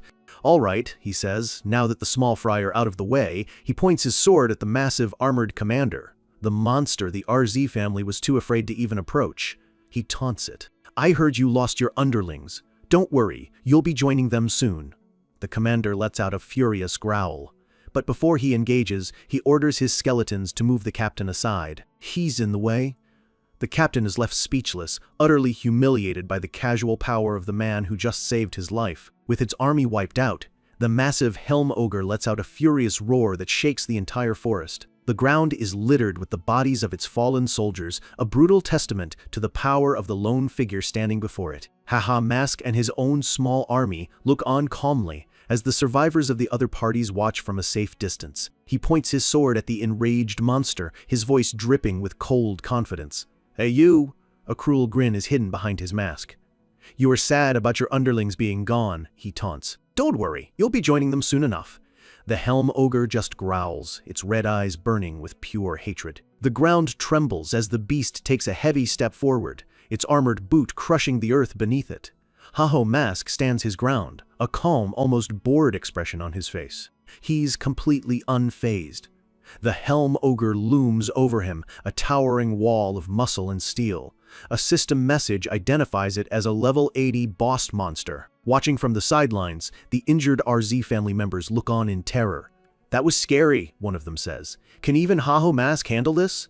They're convinced this is a stretch even for him. One of the RZ members turns to the last survivor of the Toon family. "Look closely at its eyes." The young man's eyes widen in horror. "They're marbling black and red," he explains. "That means it's a corrupt monster tied directly to the main questline. And that is very bad news. Because corrupt monsters are a terrifying 3 times stronger than their normal counterparts. The onlookers are now certain this is a losing fight. The helm ogre throws a massive punch, its fist glowing with power as it hurtles towards Ha-Ho Mask. But Ha-Ho Mask effortlessly blocks the devastating blow with his sword. A shockwave of red energy blasts through the area, but he doesn't even budge. He calmly pushes the monster's fist back. "This one's pretty sturdy," he comments, "at least better than its underlings." The onlookers panic, shouting out a warning. "No, Ha-Ho Mask," one of them yells. "You shouldn't get too close." The helm ogre growls again, gathering a swirling vortex of dark purple energy around itself. A watcher screams, "It's coming!" as the monster unleashes a devastating energy blast, its red eyes glowing with killing intent. The Toon family member grits his teeth, convinced it's over. "Not even Ha-Ho Mask can handle an attack that powerful," he mutters. But Ha-Ho Mask just smirks, his voice calm and steady. "All right, here we go." He leaps into the air, his body engulfed in a swirling torrent of brilliant blue energy. As he channels his power, a confident, almost crazed grin spreads across his face. He looks down at the monster. "Why don't you try stopping this?" The energy converges at the tip of his sword, forming a blindingly bright flash of light. He unleashes his attack, a massive beam of pure blue energy that completely dwarfs the monster's dark power, blasting it head-on. Haho Mask lands gracefully as the light fades, his long black cloak billowing behind him. The Helm Ogre stands frozen for a second before a massive gaping hole appears in its chest. It collapses, defeated in a single overwhelming blow as the other players stare in utter disbelief. The RZ and Toon family members are completely silent, struggling to process what they just saw. One of them manages a confused, "Huh?" A single thought echoes in their minds. He won? A system window pops into Haho Mask's view, confirming it. He has defeated the Helm Ogre. More rewards flood in gold, a huge amount of experience, and even a level up. He casually dusts himself off. That was easy. Now then, he's also obtained a key item, a Helm Ogre's helmet fragment. The quest is now complete. All he has to do is report back and continue the main storyline. He looks over at the group of players he just saved, a thoughtful look on his face. But before that, he thinks, I need to figure out how to split the drops. He considers the loot. Since it was a rare monster, he knows the drops will be worth a fortune. He recalls the unspoken rule of the game. The first person to attack gets to decide how the loot is split. The other players look on nervously, unsure what to expect. Haho Mask's face twists in annoyance. But didn't I do everything? He thinks, frustrated at the idea of having to share. He sighs, grumbling to himself that this is why he wanted to wait until they were all dead before stepping in. But then a memory flashes in his mind. He remembers watching from the shadows as the RZ captain made his heroic last stand, declaring that they knew what it felt like to be abandoned. That selfless act had struck a chord with him, stirring something he thought was long gone. Back in the present, he puts a hand to his face, sighing heavily. He admits to himself that his body started moving on its own after hearing the captain's words. Just then, one of the RZ members calls out his name. The entire RZ family bows deeply, thanking him for his help. Because of him, they survived. Haho Mask thinks to himself that at least they're grateful. However, he adds, his cynicism kicking back in. The RZ captain gets a serious look on his face. I don't think we can let you go like this, he says, his tone suddenly grave. Haho Mask's expression hardens. I knew it, he thinks, his worst suspicions seemingly confirmed. He mutters that he supposes nothing matters in the face of money. But then, he hears a commotion. The RZ family members are pushing and shoving each other, arguing over who gets to take a picture with him. First come, first served, one of them shouts.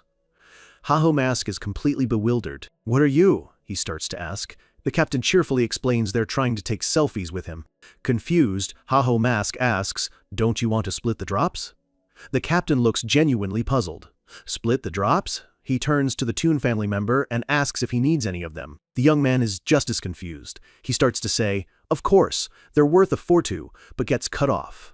The RZ captain grabs him with a menacing grin. Surely you're not going to be shameless enough to walk away with the drops when Haho Mask saved all of us, right? The young man quickly backtracks, stammering that, of course not, Haho Mask should take everything. The captain beams, giving Haho Mask a thumbs up. You heard him. You should take them all, he declares, adding with a flourish, romantically. Haho Mask stares at them, his expression a mixture of confusion and exhaustion. What in the world is romance to these guys, he wonders. I really don't get them. He lets them take their pictures, and after a while, he and his skeletons depart. As he and his minions run through the forest, the RZ family catches up one last time. Haho Mask, the captain asks, why don't you join our family? He admits that with their skills, they probably won't be much help, but he promises they'll be there for him whenever he needs it. Haho Mask reflects on the offer. He thinks to himself that even though they're idiots, he's sure the game would be fun to play with them. But if I were to do that, he continues internally, an image of him laughing and goofing around with the RZ family flashes in his mind. I'll never become the best version of me. A determined smile touches his lips. That's right. Someone like me should be going against the top 30 guilds. His true ambition is revealed. Him standing alone on a mountain of defeated enemies, facing down the most powerful guild leaders in the game, including Sir Ray and Matador Chev. With his resolve hardened, he pats one of his skeleton minions. "All right, guys, let's speed up." He breaks into a full sprint, a determined grin on his face. "Let's finish this quest and get to the next one." The scene shifts. Elsewhere, a giant armored bear monster roars in agony as it struck down. It's the Thunder Hunters Guild, standing over the massive beast's corpse, led by their queen, Suri. Her followers cheer. "She did it!" "Harvest team, group up." Sir stands victorious, though a small cut marks her cheek. "This is too easy," she thinks to herself.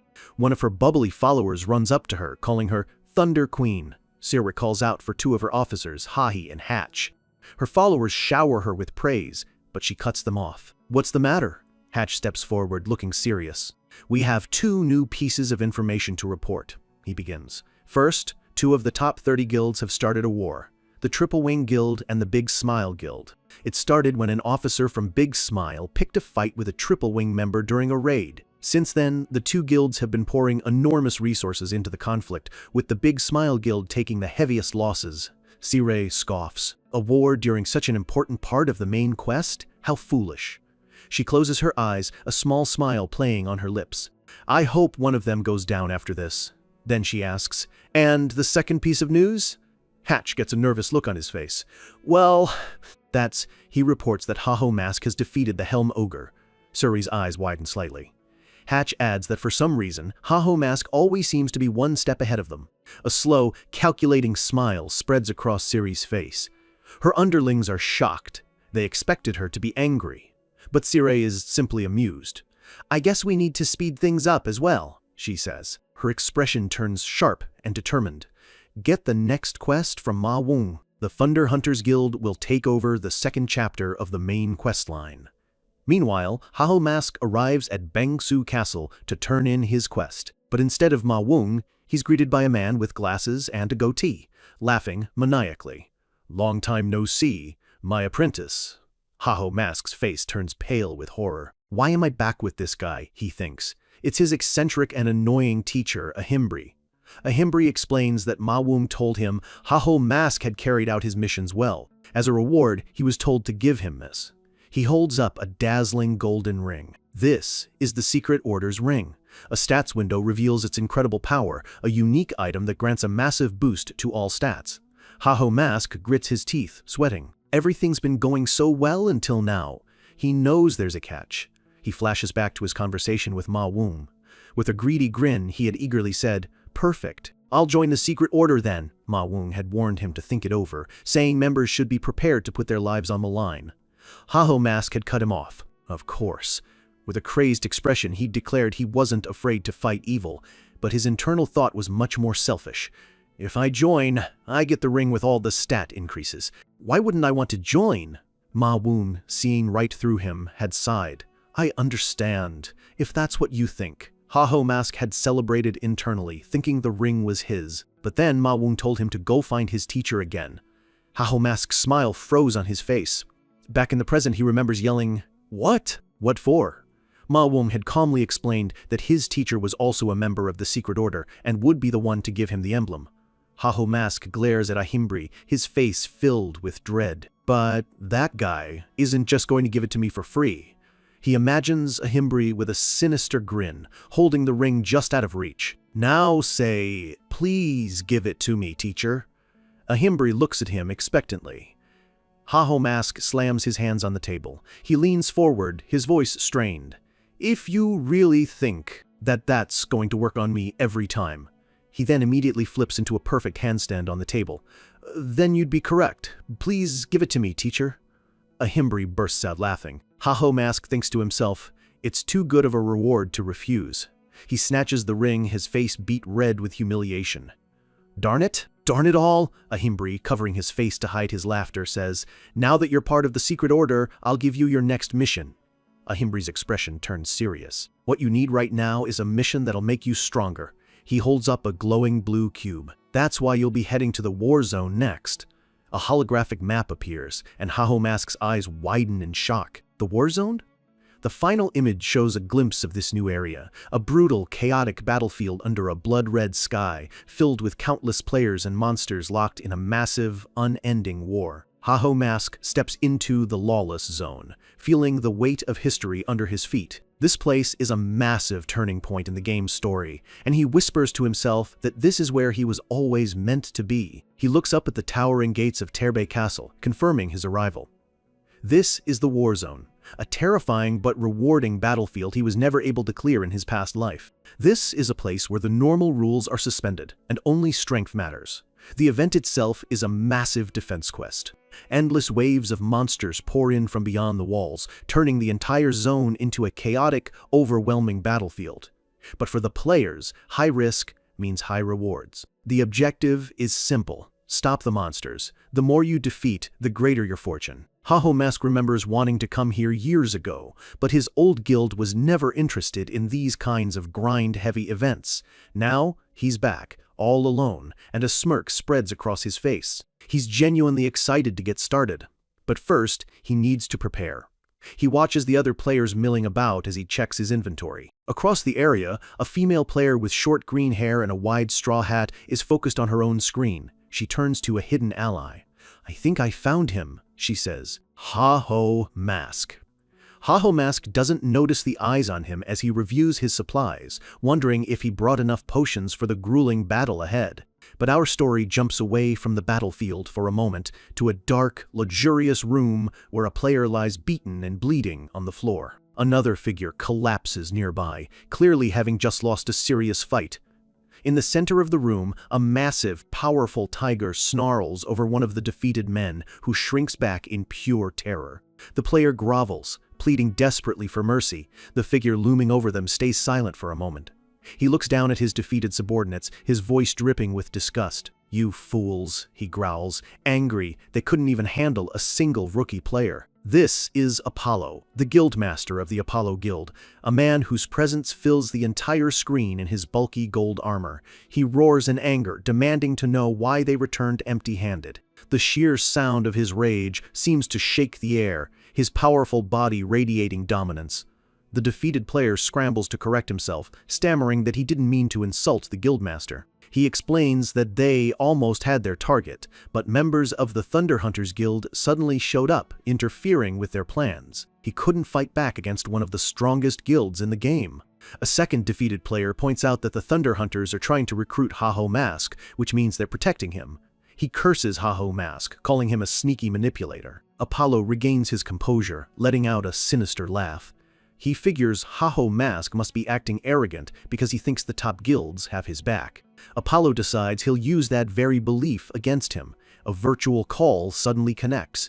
We cut to a far more refined setting. A handsome man in expensive clothes, Heavy Bean of the Big Smile Guild, answers the call, wondering what Apollo could possibly want. Heavy Bean, clearly annoyed, thinks about what the fat idiot is demanding now before asking what the problem is. Apollo immediately jumps in, saying he needs a favor. He wants Heavy Bean to teach Mask a lesson.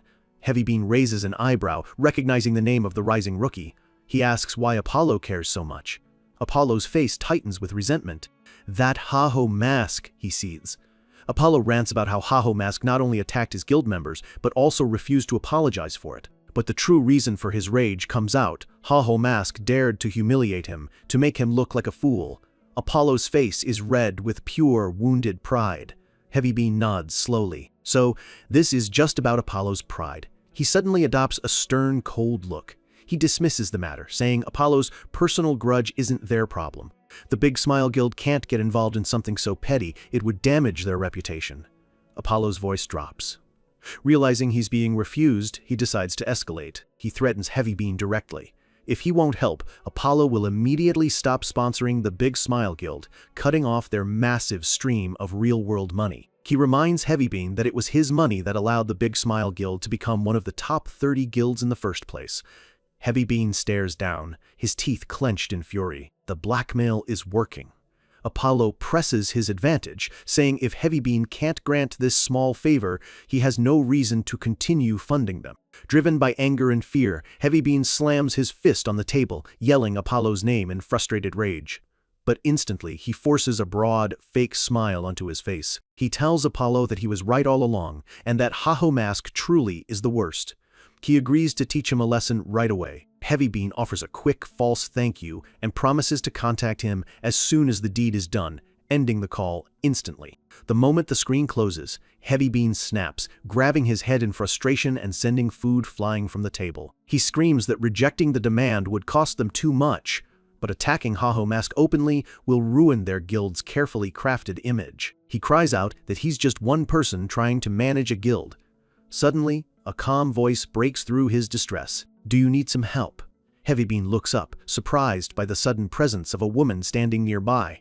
It's Cho Wurung, a reserve affiliate of the guild. She asks if all he needs is for Haho Mask to be eliminated.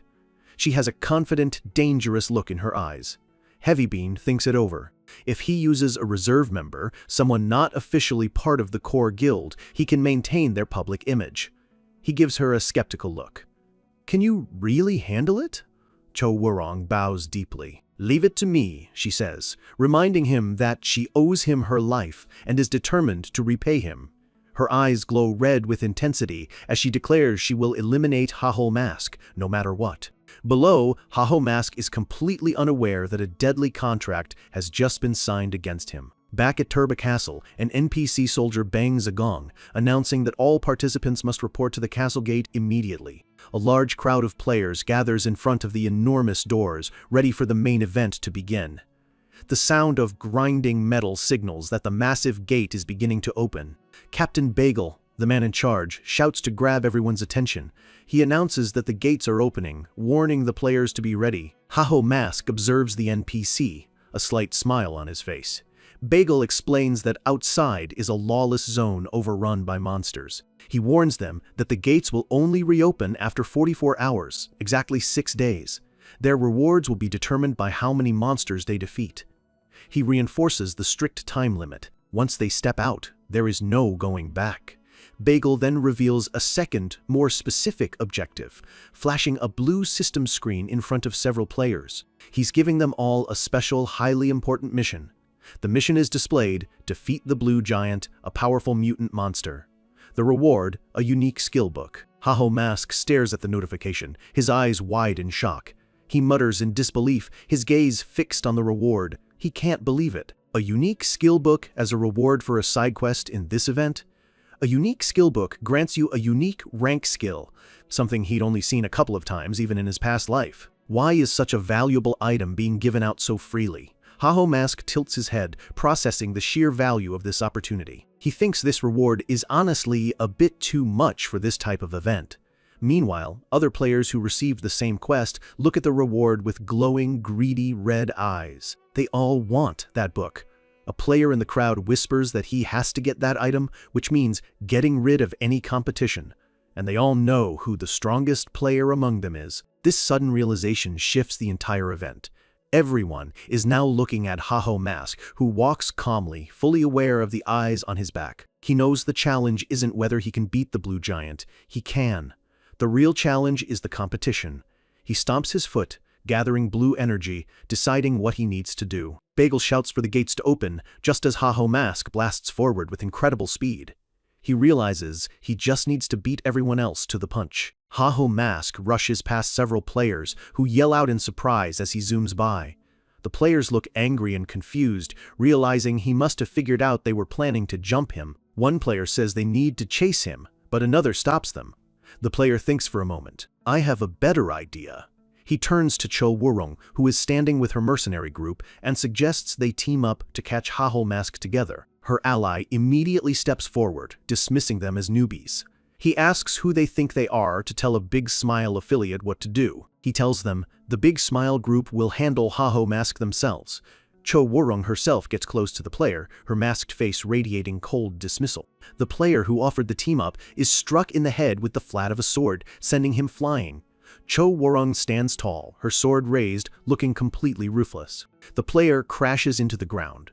Cho Wurong's ally feigns innocence, asking why everyone is so on edge. He laughs, then admits the tension must be because of the unique skill book. Cho Wurong, however, simply says she doesn't care about the book. She only needs to kill Haho Mask. The player who was struck gets back up, wiping blood from his face, and changes his approach completely. He kneels before Cho Wurong, offering a new deal. If she listens to his advice, he'll give her the unique skill book.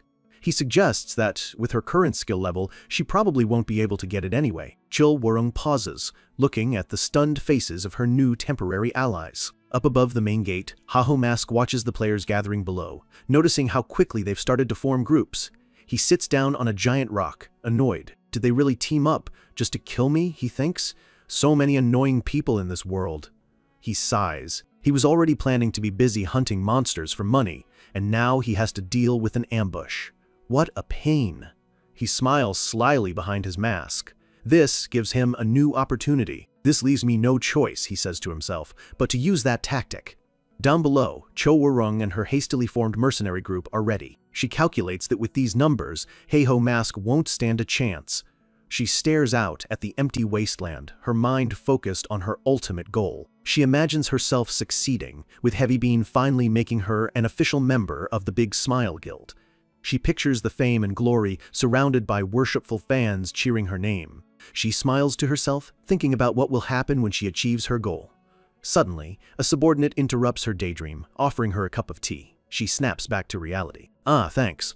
But she keeps imagining the future, seeing herself sitting on a throne, surrounded by servants, showing off her expensive items. She thinks about all the expensive furniture she'll buy, maybe starting with a fancy chair. Her subordinate tries to get her attention again, looking concerned. Her fantasy is brutally interrupted as her subordinate shouts her name, this time with genuine panic. She snaps her focus back to the battlefield and sees a massive wave of savage monsters charging directly toward them. She quickly barks orders to get information, but her ally yells back that something feels very wrong. An unbelievable number of demonic beasts are stampeding towards them, far more than a normal first wave. They are completely overwhelmed. Cho Woo-rung grips her sword, her face tight with worry. They won't be able to hold their formation against this tsunami of enemies. What is happening? She glances upward and spots a silhouette sitting on a giant rock. With dawning horror, she realizes who it is. Ha-ho Mask looks down at the scrambling players below. "Did you really think you could group up against me?" he asks mockingly, pulling out a pair of drumsticks. With a wide, maniacal grin, he raises the drumsticks high and screams a terrifying message down at them. "Then go get messed up," he shouts, letting out a burst of insane laughter as he starts aggressively beating a war drum. Cho Woo-rung stares up, her eyes wide with shock. She can't believe what he's just done. She realizes he didn't just rush out.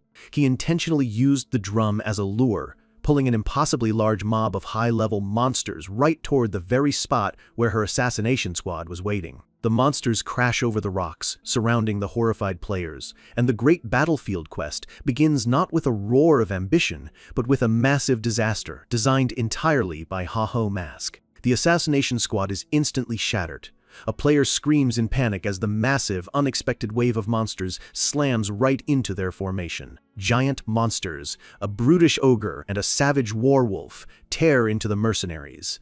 Their ambush quickly turns into a bloodbath as their carefully crafted plan crumbles to dust. The surviving mercenaries cry out to their leader, Cho Woo-rung, telling her they can't hold the line any longer. There are simply too many monsters. But Cho Woo-rung stands firm in the chaos, her expression tight with frustration. She refuses to give the order to retreat. Their entire plan is ruined. They were supposed to catch Ha-ho Mask while he was distracted, making it a quick, clean kill. But instead, they walked right into his trap. They were the ones who got ambushed. A desperate new strategy forms in her mind. Her eyes narrow as she realizes what she has to do. She orders the remaining mercenaries to hold out for as long as they can, explaining that the monster wave will die down once the ringleader is taken care of. Her men look confused. She confirms her decision. She will handle Ha-ho Mask herself. The thought of confronting the legendary solo player makes her heart pound with a strange mix of fear and ambition. While these minor players act as monster bait, keeping the wave occupied, she will slip away and take out Ha-ho Mask on her own. She rushes out, sword held high, leaving the dying mercenaries behind. Up on the rock where he first beat the war drum, Ha-ho Mask sits calmly with his skeleton minions, completely relaxed. He mockingly critiques the fighting below, saying, "Their performance has no soul." He glances up, noticing Cho Woo-rung rushing toward him. She closes the distance in a flash, her sword screaming through the air, driven by sheer desperate focus. She skids to a halt right in front of him and challenges him directly, demanding a one-on-one duel. Haho Mask tilts his head, a sarcastic smile spreading across his face. He figures she thought he would come running just because she asked. He realizes instantly that she's the leader of this failed ambush. He shifts his weight, getting comfortable, deciding to play along for a moment to gather information. He casually unsheathes his sword. "Do I know you?" he asks, admitting he can't remember her face from his past life. He says he just finds her intense desire to kill him, odd, positioning her as a simple rogue player. Cho Wurung is cautious, reminding herself not to reveal her connection to the Big Smile Guild. She lies, claiming she just wants to get rid of a rival for the unique skill book. Haho Mask nods slowly, pretending to accept her story. Then, just as she lunges, he laughs loudly. "Yeah, right." He parries her strike with a loud clang, telling her that her face clearly shows she couldn't care less about the skill book. Cho Wurung pushes back, her face hidden. "Who knows what my motives are?" she retorts, continuing her rapid assault. The two exchange a fierce flurry of blows, the sound of metal echoing as Haho Mask easily deflects her high-speed attacks. Despite his defensive focus, Haho Mask is impressed. This player's movements show genuine skill. He decides to test her further. "How do you feel about this?" he asks before leaping back, and instantly casts a necromancer skill, Bone Bomb.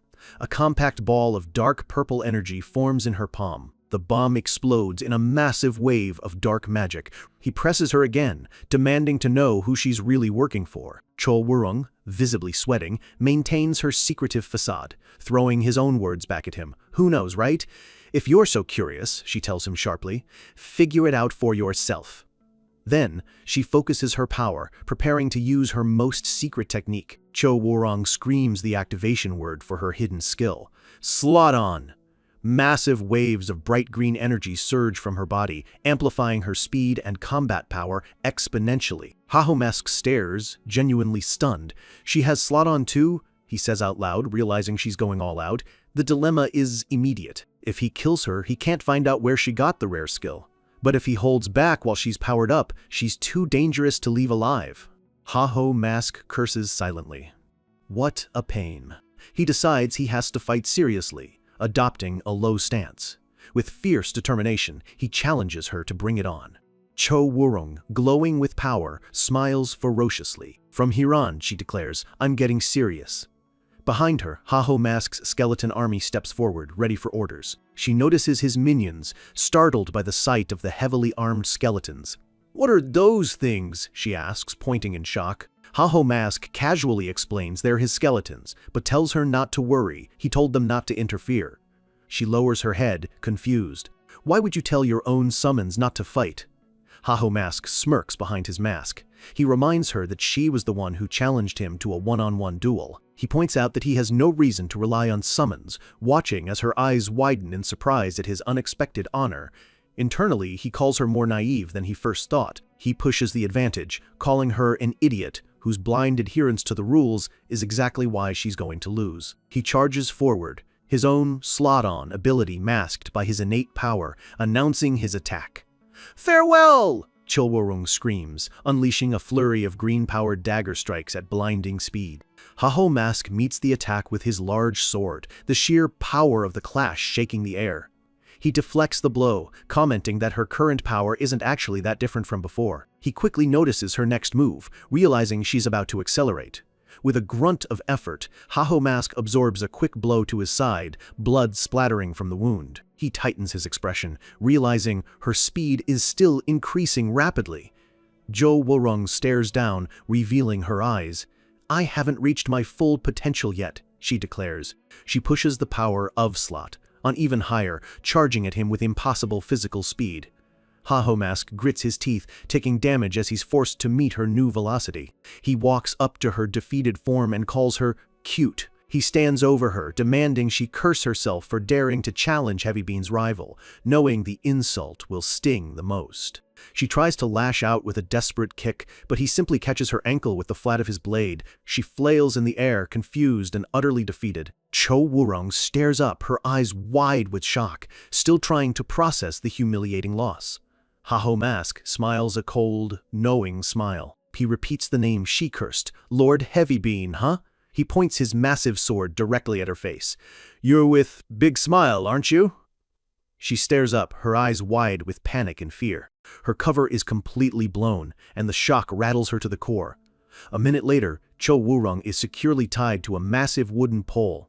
Ha-ho Mask squats down next to her, still casual. He asks her directly why Big Smile is targeting him, pointing out that he hasn't been involved with them in this lifetime. She is silent, just saying, "Who knows?" She forces a dark grin, saying he won't get any answers out of her. He ignores her bravado, looking her straight in the eye and calling her out by name. "You're Cho Woo-rung, aren't you?" He rattles off her full identity, naming her as Cho Woo-rung, Heavy Bean's subordinate in the Big Smile Guild. Her panic is absolute. She frantically denies it, but he simply confirms her identity again. She stares at him, demanding to know how in the world he figured that out, her humiliation growing with every word. Ha-ho Mask smiles a chilling grin. He explains that before he regressed, she was Heavy Bean's most famous subordinate. He adds that while he never fought her back then, he has his ways of knowing things now. He continues his interrogation, pressing her to confess why Big Smile is targeting him. Defeated, she shouts that she doesn't know. Humiliated and desperate, Cho Woo-rung screams at him to just kill her now and end her shame. Ha-ho Mask looks down at her and refuses. He says it would be a waste to just let someone with her unique skill set die. He points out that killing her would only let her resurrect in 2 days and catch up. He'd rather leave her tied up here to suffer while the monster waves pass by. His system screen flashes. The blue giant has officially spawned. He stands up and tells his skeleton army they're leaving. He gives her a final grave threat. If she tries to escape, he will find her and truly kill her next time, taking her out of the event completely. Cho Woo-rung is left straining against the ropes, her mind racing over the utter failure of her mission. She realizes he didn't just see through her plan, he twisted it into her own downfall, calling him a cruel bastard. She is furious, reflecting on his taunts, especially the one about it being a waste to let her die. She rages that he even dared to say something so cool right before humiliating her. She shouts Ha-ho Mask's name, enraged by his arrogant treatment. With her face burning with fury and intense embarrassment, she yells that he dared to flirt with her, desperately trying to save some pride, screaming that he absolutely did not. Back in the real world, Heavy Bean receives the dreaded system message from Cho Woo-rung, simple and chilling, "I'm sorry." He sees the full message, "She failed." He groans, rubbing his temples in deep disappointment. He maintains his professional tone, telling her, "Good work," and ordering her to rest, receiving another apology in return. Heavy Bean leans back, staring blankly ahead. The silence is heavy. Suddenly, he explodes into a screaming tantrum, tearing at his hair. He can't believe that even Cho Woo-rung, the one he trusted most, failed. He tries to convince himself to calm down. He tells himself that Apollo doesn't know yet, so maybe he can try to fix this. But then, a devastating realization hits him. What if Ha-ho Mask saw through their entire plan? He imagines the real-world headline. The 30th ranked Big Smile Guild, known for its pristine image, was exposed for losing a proxy war to a solo player. He imagines Apollo's face, smug and laughing at his failure. Heavy Bean laughs nervously, realizing that all of his problems can be traced back to this one player. He screams his rage across the game's servers, cursing Ha-ho Mask to hell. Back in the war zone, Ha-ho Mask, leading his army towards the blue giant, suddenly scratches his head, feeling a strange, phantom itch. Completely oblivious to the fury of 2 guild masters, he shakes off the feeling and continues his hunt. With his army of skeletons at his back, Ha-ho Mask marches forward, a renewed sense of purpose driving him on. He knows exactly where this monster is hiding, a confident smirk playing on his lips as he wonders what awaits them. And after a brutal, drawn-out battle, it's finally over. Ha-ho Mask slumps down, every muscle aching, but a wave of relief washes over him.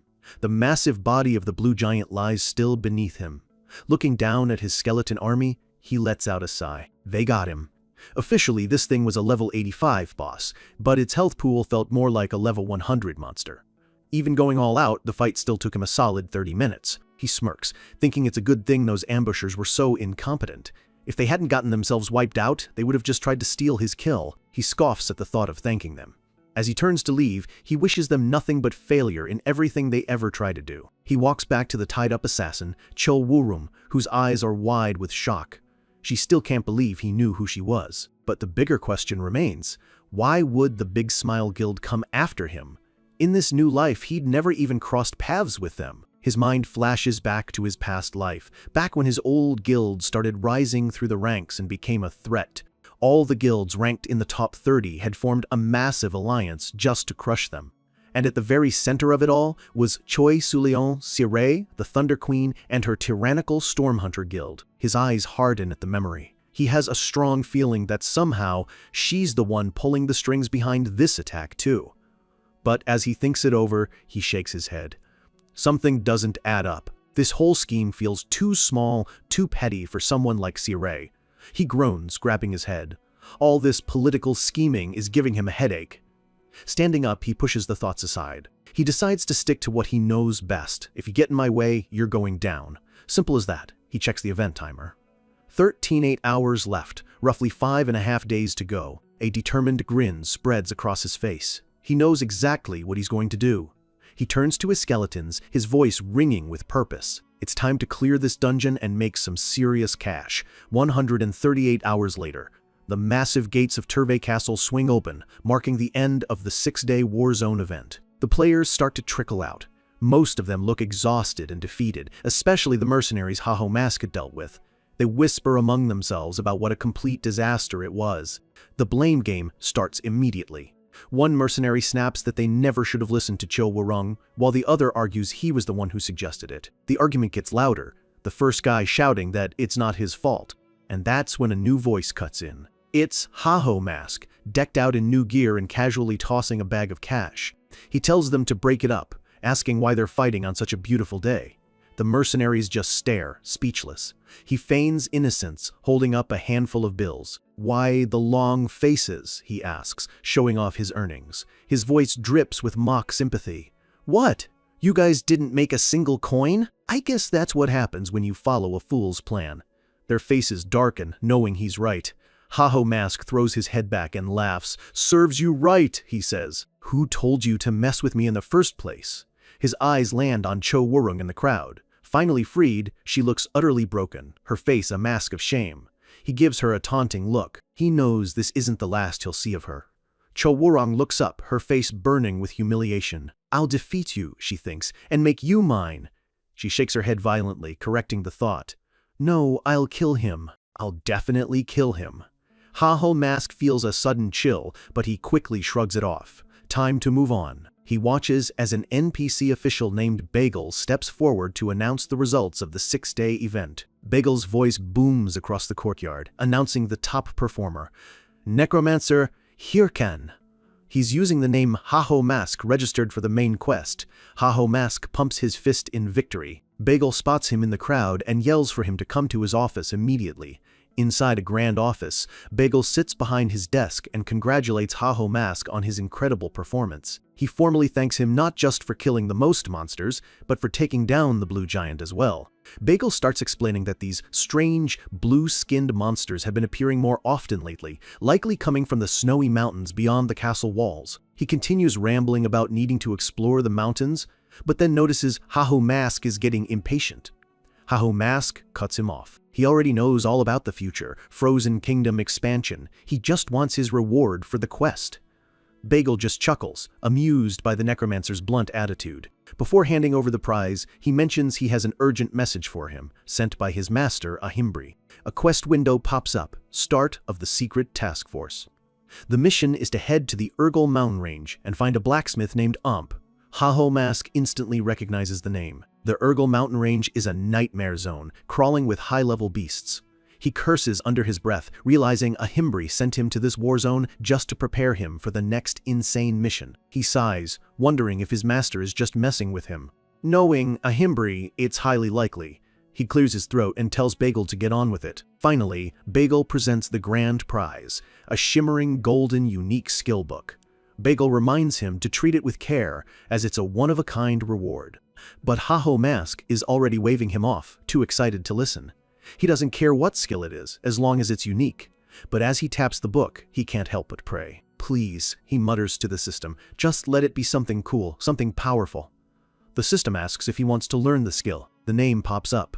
Clay Play. Haho Mask just stares, dumbfounded. Clay Play?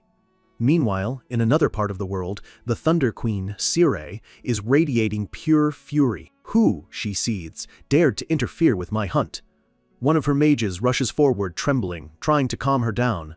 They're standing in the aftermath of a disastrous boss fight. Sire turns away, her elegant armor doing nothing to hide the rage boiling beneath the surface. She remembers it clearly, a sudden explosion of fire, ripping through the trees right in the middle of their raid. Her guild members had cried out in panic as a mysterious group appeared from nowhere. The memory of the sheer audacity of it all flashes across her face, a look of pure, shocked rage. While her guild was reeling from the surprise attack, the mysterious group had swept in and stolen their main quest boss kill. Her face twists into a mask of fury. "Find out who those cowards were," she snarls. Her mage reports that the intruders weren't from any known top guild. They were too skilled, too coordinated, and vanished without a trace. Sari clenches her jaw, humiliation warring with a thirst for revenge. "Get a description," she orders. "Put a bounty on their heads, and make sure no one gets near the next boss spawn." She closes her fist, as if crushing their skulls in her palm. They dared to steal from her. A terrifying smile spreads across her face. "When I find them," she promises, "I will kill them all myself." And elsewhere, in a hidden room, a chess piece is knocked over. A calm voice asks if Sure isn't overreacting, just a little. A player named Richard complains that the mission was reckless, and he almost died stealing the kill from the Stormhunters. A cloaked figure named Mikkel replies that they had no choice. Sure's guild was clearing the main quest scenario far faster than they had predicted. Richard sighs, asking what's next. He jokes about just taking out all the other players, but Mikkel quickly shuts him down, reminding him they can't afford to be exposed. Their leader, a man named Single, adjusts his glasses, agreeing with Mikkel. He reminds them all of their core mission, to adjust the balance of the game from the shadows, carefully observing the most influential players. He looks at his comrades. "Do not forget our purpose as the Hands Guild." Richard just waves a lazy hand. Yeah. Mikkel gives a quiet, firm confirmation. Another member, Weaver, hidden behind a large golden helmet, just lets out a muffled sound of frustration. Richard suddenly sits up, his tone serious. "So, Single," he asks, "what are we going to do about Haho Mask?" A girl with pigtails named Momo chimes in. "Since we failed to slow down Sure, Haho Mask is now clearing the main quest even faster than the top guilds. He's become a rogue variable, a threat to the balance we're sworn to protect." Single closes his eyes, considering the new problem Haho Mask represents. He makes a decision. Their top priority is still stopping the major guilds. He'll take responsibility for their recent failure later. "Enough talk," he says, cutting off any further debate. "It's time to move out." The Secret Hands Guild rises as one, their movements silent and synchronized. As they prepare to move, one thought unites them. Everything they do is for their master. The moment of truth had finally arrived. Haho Mask stared at the details of his brand new, unique skill, Clay Play. It was F rank for now, and the description was simple. He could use monster byproducts to create a clay golem that mimicked the original creature. The gears in his mind were already turning at lightning speed. This meant he could essentially create a temporary copy of any monster he defeated as long as he had a piece of it to use as a catalyst. His eyes gleamed with the sheer, unbridled potential. He could create a clay dragon to ride through the skies, or summon a massive stone titan to smash through enemy lines. The name sounded ridiculous, but the power was going to make him unbelievably rich. "All right," he declared, his voice filled with excitement. "Time to test this thing out." He raised the blue giant's tooth, offering it to the spell. A surge of energy pulsed outwards, and a nearby rock formation began to glow with an intense light. The entire area was bathed in a brilliant blue glow. His skeletons watched silently as the clay began to twist and form, taking the shape of the massive boss they had just fought. Haho Mask could barely contain himself. This was going to be incredible. The light finally faded, revealing his new creation. He was about to get the coolest giant pet in the game. "Let's go," he cheered, punching the air in victory. But then he looked down and saw a comically small, absolutely adorable, chibi version of the blue giant standing at his feet. He just stared, completely dumbfounded, as imaginary question marks popped up around his head. A system message delivered the final blow. His skill rank was too low, so the golem's stats were less than half of the original. He glanced back down at the tiny creature. The triumphant grin was gone, replaced by a dark scowl. "What the?" he muttered in disbelief. He threw his hands over his head, screaming at the injustice of this ridiculous game. For the Emperor of Solo Play, his new unique skill was off to a very rough start. Sometime later, he arrived at Urgel Village, the meeting point for his next quest, nestled between towering cliffs. He sighed, admitting to himself that he'd let his expectations get the better of him. Powerful pets were one of the rarest things in the game, even back in his past life. Of course, he wasn't going to get a world beater on his first try. He decided he would just have to level up Clay Play over time. For now, the main quest was his priority. He pulled up the quest log, beginning of the Secret Order. His next objective was to meet a blacksmith named OLF in the Urgel Mountains. The name was instantly familiar. He knew OLF well, by reputation at least. He was a key member of the Secret Order. OLF was a legend, known as the single greatest blacksmith NPC in all of Warlord, the creator of countless epic-tier items. So many of the game's best weapons had been forged by his hands, but he was completely inaccessible unless you were on this specific main questline, which is why Haho Mask had never met him before. He approached the blacksmith shop, a spark of hope lighting up inside him. Maybe this time he could finally get his hands on a truly decent weapon. He pushed the heavy door open, cautiously calling out a greeting. The shop was dark and silent. There was no answer. Haho Mask stepped inside, a little confused. Is no one here? Suddenly, his eyes caught a flicker of movement from the shadows behind him. A massive figure swung an enormous hammer right at his head. He ducked on pure instinct as the hammer slammed into the ground where he'd been standing, creating a shower of sparks. He cried out, the force of the blow rattling him to his core. 3 notifications popped up instantly, showing his health had plummeted. Clutching his head, he stared in disbelief. "What was that for?" he growled. He looked up at the towering silhouette of his attacker, wondering who in their right mind would ambush a player in a supposedly safe village. The figure just scoffed. A loud, gruff voice echoed through the shop. "Is that all you've got?" The figure grumbled about how weak rookies were these days.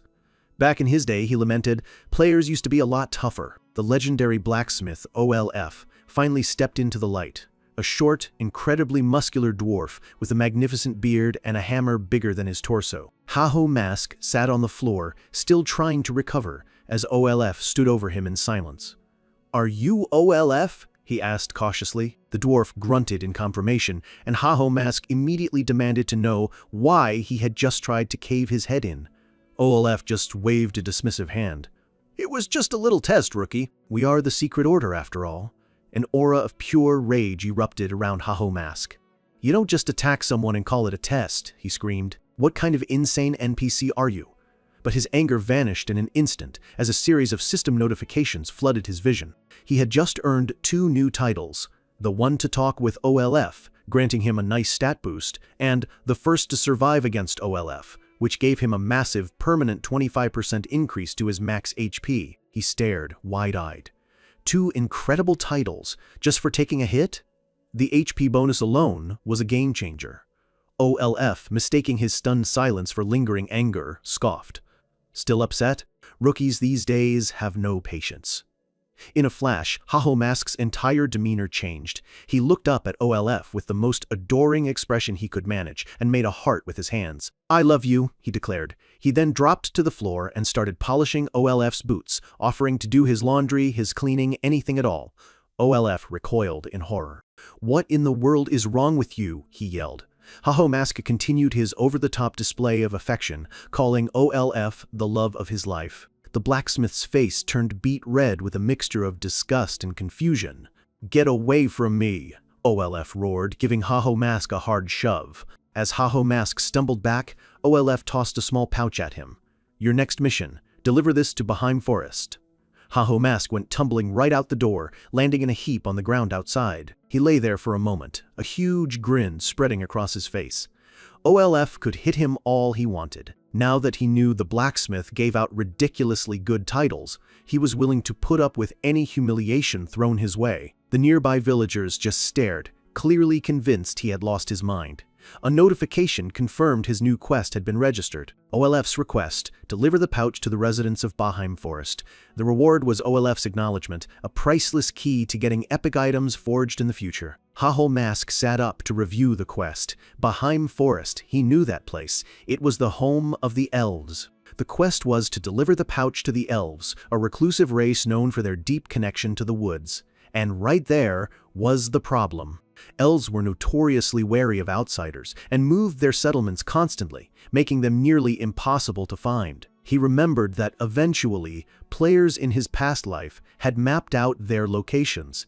But those maps certainly didn't exist yet. With no other leads, he decided there was only one way to solve this problem quickly. He walked back to the center of Urgel village. He pulled out his cursed war drum and began to beat it loudly, drawing the attention of every player in the area. "Buying info on Baheim Forest," he shouted. "Up to 100,000 gold for good details. Price is negotiable." Players immediately recognized him, and a crowd started to form, whispering excitedly. Under his mask, Haho Mask was blushing from the sheer embarrassment of it all. He knew how ridiculous he looked, but it was the only way. If he put up an official notice, every top guild would know what he was up to. He'd rather be embarrassed for a few minutes than wander around a forest for days. Even his own skeletons looked like they wanted the ground to swallow them up. Suddenly, a massive, bloody footprint slammed into the dirt nearby, silencing the chatter. Everyone turned, startled by the arrival of a powerful new player. Haho Mask stopped drumming and turned to face the newcomer. A huge, muscular warrior covered in blood and dragging a dead bear behind him strode into the square. The intimidating figure looked straight at him. "You must be Haho Mask." Haho Mask's eyes widened in recognition and shock. This was Pitbull Singh, a man who radiated an aura of pure, savage aggression. The surrounding players started whispering nervously. Everyone knew who he was, one of the top 100 rankers in the entire game. A feral grin spread across Pitbull's bloodied face. He wondered what a player like Haho Mask was doing in a place like this. He must be after something important.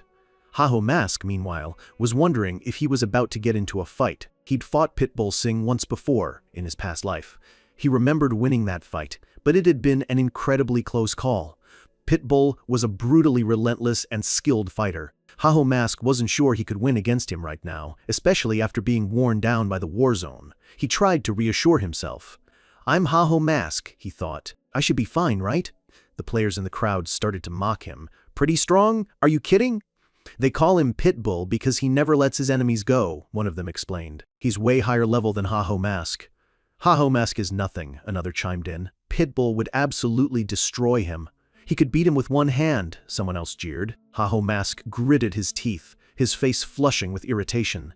"I can hear you, you know," he snapped at the crowd. But Pitbull ignored them completely, his eyes locked on Haho Mask. "I hear you're buying information on Baheim Forest." Haho Mask was startled by the direct question.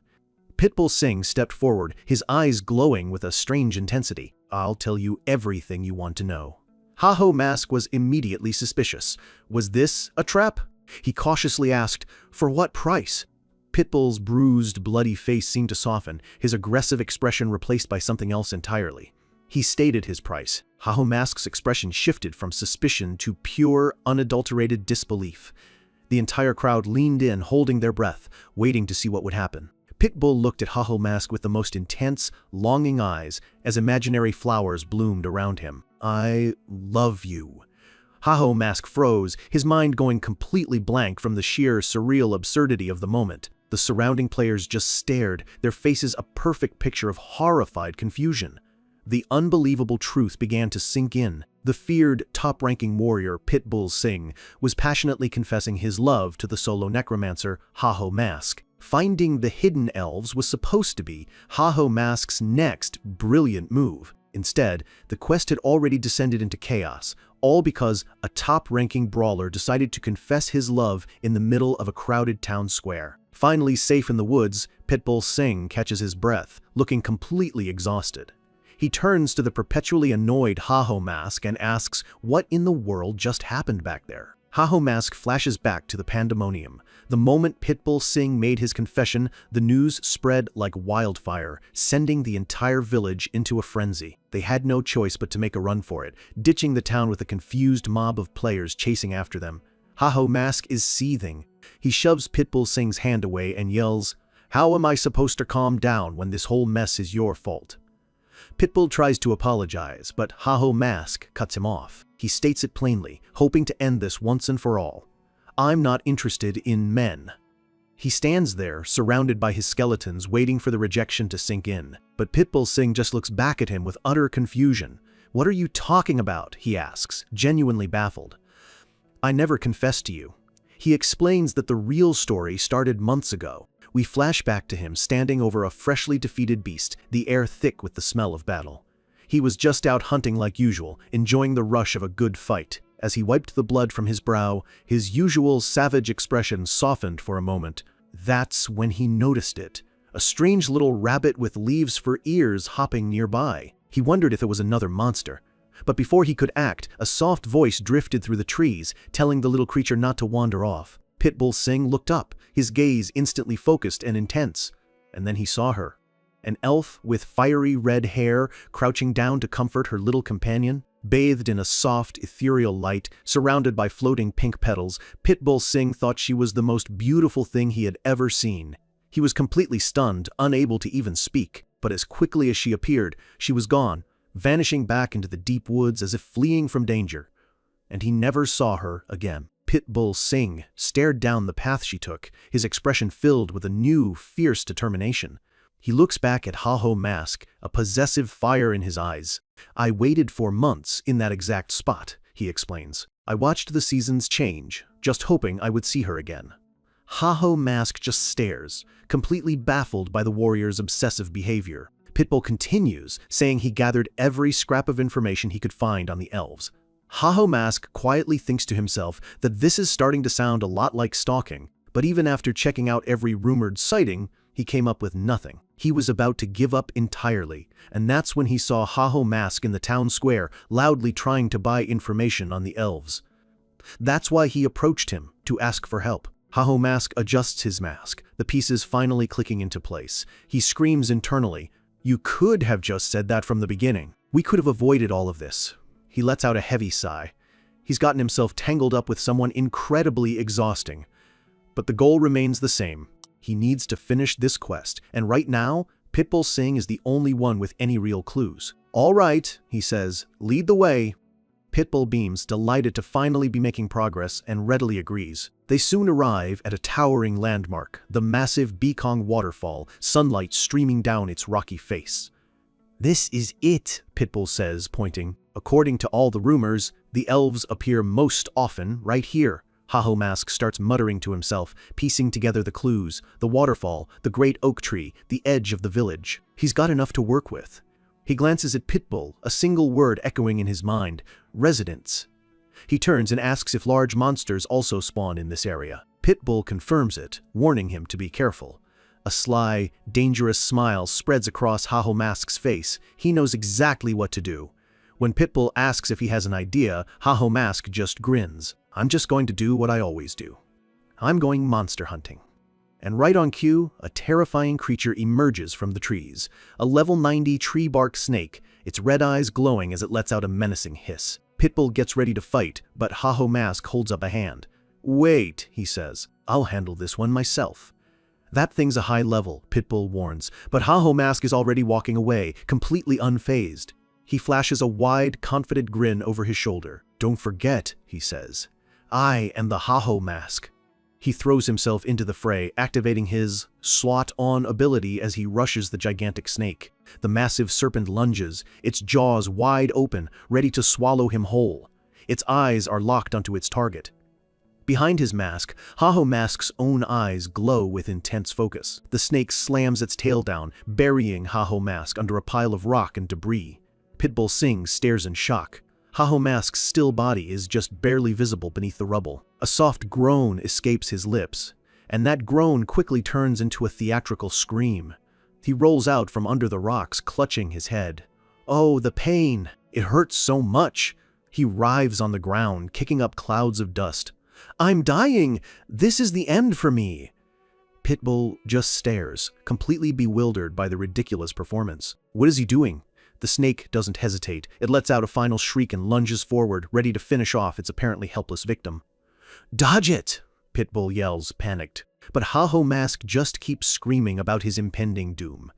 Just as the snake is about to strike, a blinding shard of light rips through the air. The projectile slams into the snake's head, stopping it dead in its tracks as blood erupts from the wound. More explosions of light tear across the monster's body, shattering its rocky hide. With one final scream, the creature collapses, dead. Pitbull is utterly speechless. Haho Mask stands over the fallen beast, a sharp smile on his face as he explains his brilliant plan. The NPCs, the residents, he says, they don't fight monsters. When they run into something this strong, they just run for their lives. The people who saw the elves, he continues, were probably in serious danger. I figured the elves would only show themselves if one of the forest's creatures was being threatened. And right on cue, a squad of elven archers drops from the trees, their bows drawn and ready. Pitbull is completely baffled. You figured all that out from those vague clues? Haho Mask just shrugs. I took a chance, he says. And look, our gentle and kind elves have finally shown up. The elves do not look happy to see them. Their faces are stern, their bows aimed right at the two humans. But Haho Mask immediately turns on the charm, giving them a flashy bow and a dazzling smile. He introduces himself as Hirkan, sent on a mission by Lord Olf. I have an extremely important delivery, he begins, and I would be honored if you would invite us to your... But before he can finish, an arrow zips past his head. The elves draw their bows, accusing him of being a liar. Don't trust humans, one of them yells to her companion.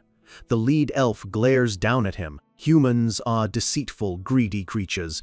Haho Mask is taken aback. That's a bit harsh, don't you think? He mutters. But the elf isn't listening. There's no way Olf would trust an errand to a scoundrel like you. Haho Mask's mind races. Should he fight his way through? No, attacking them would probably fail the entire quest. Before he can decide, Pitbull Singh suddenly drops to his knees, bowing his head to the ground before the furious elves. Haho Mask stares, confused. Pitbull apologizes for the deception, explaining that he was just desperate to meet their leader. He looks up at the lead elf, who lowers her bow slightly in surprise, revealing her striking red eyes. Pitbull's face is filled with a powerful, earnest emotion. As those imaginary pink petals start to float around him again, he extends a hand. Please, he begs, just give me a chance to get to know you. Haho Mask clutches his head, screaming internally. You idiot. They already hate humans, and now you're coming off as a creepy stalker. He braces himself for the inevitable hostile rejection. But instead, the elves start to giggle. The lead elf, Celine, actually blushes. Did you charm another one, Celine? One of her companions teases. She accepts his plea, and the entire squad turns to invite them to their village. Haho Mask just watches them walk away, completely stunned. A dark, defeated chuckle escapes his lips. He throws his hands up to his head, utterly beaten.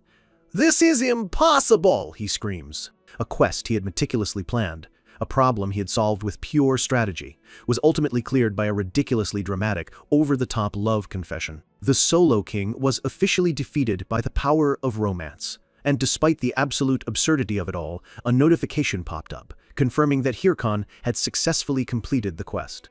After a ridiculous love confession somehow got them an invitation, Haho Mask and Pitbull Singh were finally led into the hidden elven forest.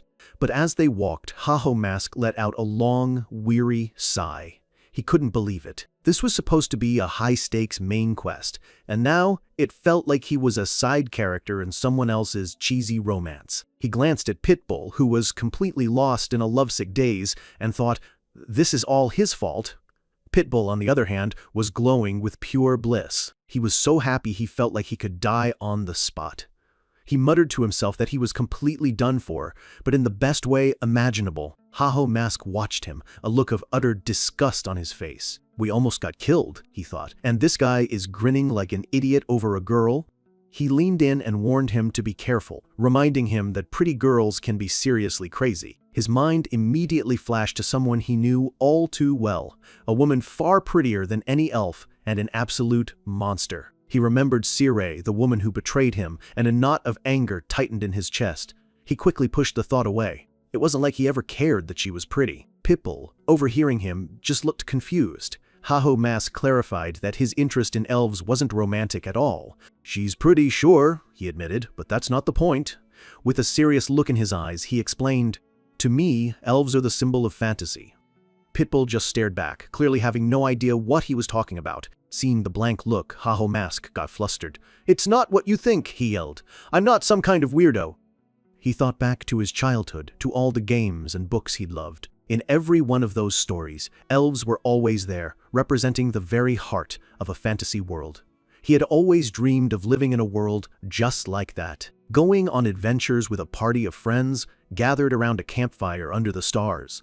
He clenched his fist, his voice filled with a deep, nostalgic longing. That, he said, was my lifelong dream. He was completely lost in the memory, wondering what any of that had to do with confessing to an elf.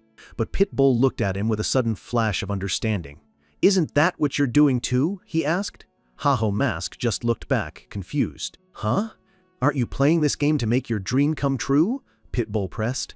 Haho Mask scoffed. "I don't have weird dreams like that. My dream," he declared, "is to become the strongest person in this game and crush every last person who ever looked down on me. If you want to call that a dream, then I guess it is." A wicked grin spread across his face. "Just imagining it is thrilling," he said. "I wonder what kind of faces they'll make." Pitbull watched him, his expression turning serious. He then asked a question that cut right through Haho Mask's excitement. "In the end," he asked quietly, "isn't that just becoming the same as them?" The words hung in the air, and for a moment Haho Mask was completely stunned. The cheerful mood vanished. A cold, mocking smile twisted his lips. "Ha! So what?" he shot back. "Survival of the fittest. The weak get weeded out. That's how the world works." Pitbull's gaze hardened. He looked Haho Mask dead in the eye. "Then what happened to you," he said calmly, "was only natural." The words hit Haho Mask like a physical blow. Pitbull continued, his voice low and serious. "Happiness you get by stepping on others is—" Before he could finish, an explosion ripped through the trees nearby, startling the elves. In that instant, Haho Mask snapped. He grabbed Pitbull by the collar, his face a mask of pure rage. "What do you know?" he snarled, his voice dripping with venom. He pulled a knife, pressing the cold steel against Pitbull's throat.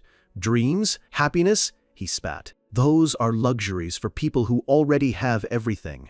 His voice dropped to a raw, pained whisper. "Do you have any idea what it's like to struggle every single day just to survive?" A memory flashed in his mind, a younger, beaten version of himself covered in dirt. "To have the little you own ripped away from you?" he continued, his voice shaking with fury. "Do you know what that feels like?" He shoved Pitbull back. "I don't care if your head is full of flowers," he growled, "but don't you dare lecture me." A dangerous blue light flared in his eye. He had reached his breaking point. Pitbull was completely speechless, shocked by the raw pain pouring out of the man in front of him. Suddenly, an elf shouted, "Hey humans, stop it!" cutting through the tension. Celine, the lead elf, turned to them, her expression stern. "We've arrived," she announced. Before them lay the hidden elven village, a beautiful settlement built into a massive, ancient tree. "The elder is in the tallest tree," another elf said, gesturing for them to follow. Haho Mask, still simmering, just grunted, "Lead the way!" As he walked off, Celine turned to Pitbull with a concerned look. "Did you two have a fight?" she asked gently. Pitbull didn't answer. He just watched Haho Mask's retreating back, his face a mixture of regret and confusion. They arrived at the elder's chambers. "Lord Draw," the guide announced, "I've brought a human." Inside a well-lit room, she continued, "He says he's here on Ulf's errand." Haho Mask pushed the fight from his mind. What a stupid argument, he thought. I'll never see that guy again anyway. He steeled his resolve, focusing completely on the mission. Just clear the main quest, he told himself. At the head of the room sat the elder, Drach stern woman with a scar across her nose. She acknowledged him. "A task for the secret task force, I presume." "That's right," Haho Mask confirmed. Taking out the pouch from OLF, he handed it over. A system window popped up, confirming he'd completed Ulf's errand. Dara took the pouch and began to untie it, her expression unreadable. As she opened it, Haho Mask caught a glimpse of what was inside, and his eyes went wide. That's a legendary reward he knew was from a much, much later quest. He couldn't believe it. "That's what OLF had me deliver?" he thought, his mind racing. A horrible realization dawned on him. The next stage of the quest was to purify corrupted elves. And the reward for that quest was the purification circlet itself. He was supposed to earn this item, not deliver it. As he was processing this, Draw turned to leave. "You may return now," she said dismissively. Haho Mask was floored. "What?" He rushed forward. "Wait! Don't you have more work for me?" "Like using that to save someone?" But Dra cut him off with a single cold word, "No." She glanced back at him, her eyes sharp. "There is nothing more I can entrust to you." Her final words landed like a death sentence. "You are too weak." He froze, his face twisting in frustration. A level restriction. He couldn't believe it. Just like in his past life, he was being held back, his level too low to progress. He clenched his fist. Ki understood. He turned away, his shoulders slumped, but his eyes burning with resolve. "I'll be back when I'm stronger," he said through gritted teeth. Darn it.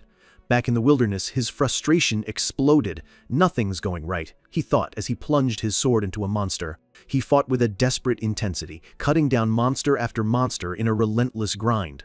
His thoughts turned to his rivals. He knew Storm Hunter's guild was progressing the fastest. They were probably already deep in the Urgal Mountains, leaving him far behind. "I've been getting complacent," he berated himself, unleashing another furious strike. "I should have hit level 100 by now, even if it meant no sleep." A wave of anxiety washed over him. Can I even catch up in time? He continued to fight, his body moving on pure instinct. But Pitbull's words echoed in his mind again. "Then what happened to you was only natural." The phrase infuriated him. "Why do I have to listen to that garbage?" he screamed, channeling all his rage into a single, devastating attack. He fought on, a whirlwind of steel and blood, pushing himself to the absolute limit. But he was getting overwhelmed, monsters closing in on all sides. He paused for a fraction of a second, sweat stinging his eyes. The exhaustion hit him like a tidal wave. "I'm so tired," he thought. But the monsters didn't stop. They lunged at him from all directions. He braced for the impact, his will to fight finally starting to fade. Meanwhile, back in the quiet of the forest, Celine sat with the small, leaf-eared rabbit. She was with Pitbull Singh, who had clearly told her what happened. "So that's what happened," she said softly. "I know I shouldn't meddle." She leaned closer, her expression gentle. But a small, knowing smile played on her lips. "Why not just go and apologize?" she suggested kindly. Pitbull hesitated. "But it might be easier to resolve than you think," she continued. She closed her eyes, a warm smile on her face. "Because that's what it means to be friends." At that exact moment, Haho Mask was about to be torn apart.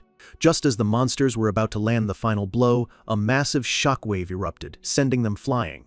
A powerful figure had crashed into the fight, saving him at the last possible second. It was Pitbull Singh. He stood over the battered monsters, his back to Haho Mask. "I came to apologize," he said, "but..." He turned his head slightly, a determined look on his face.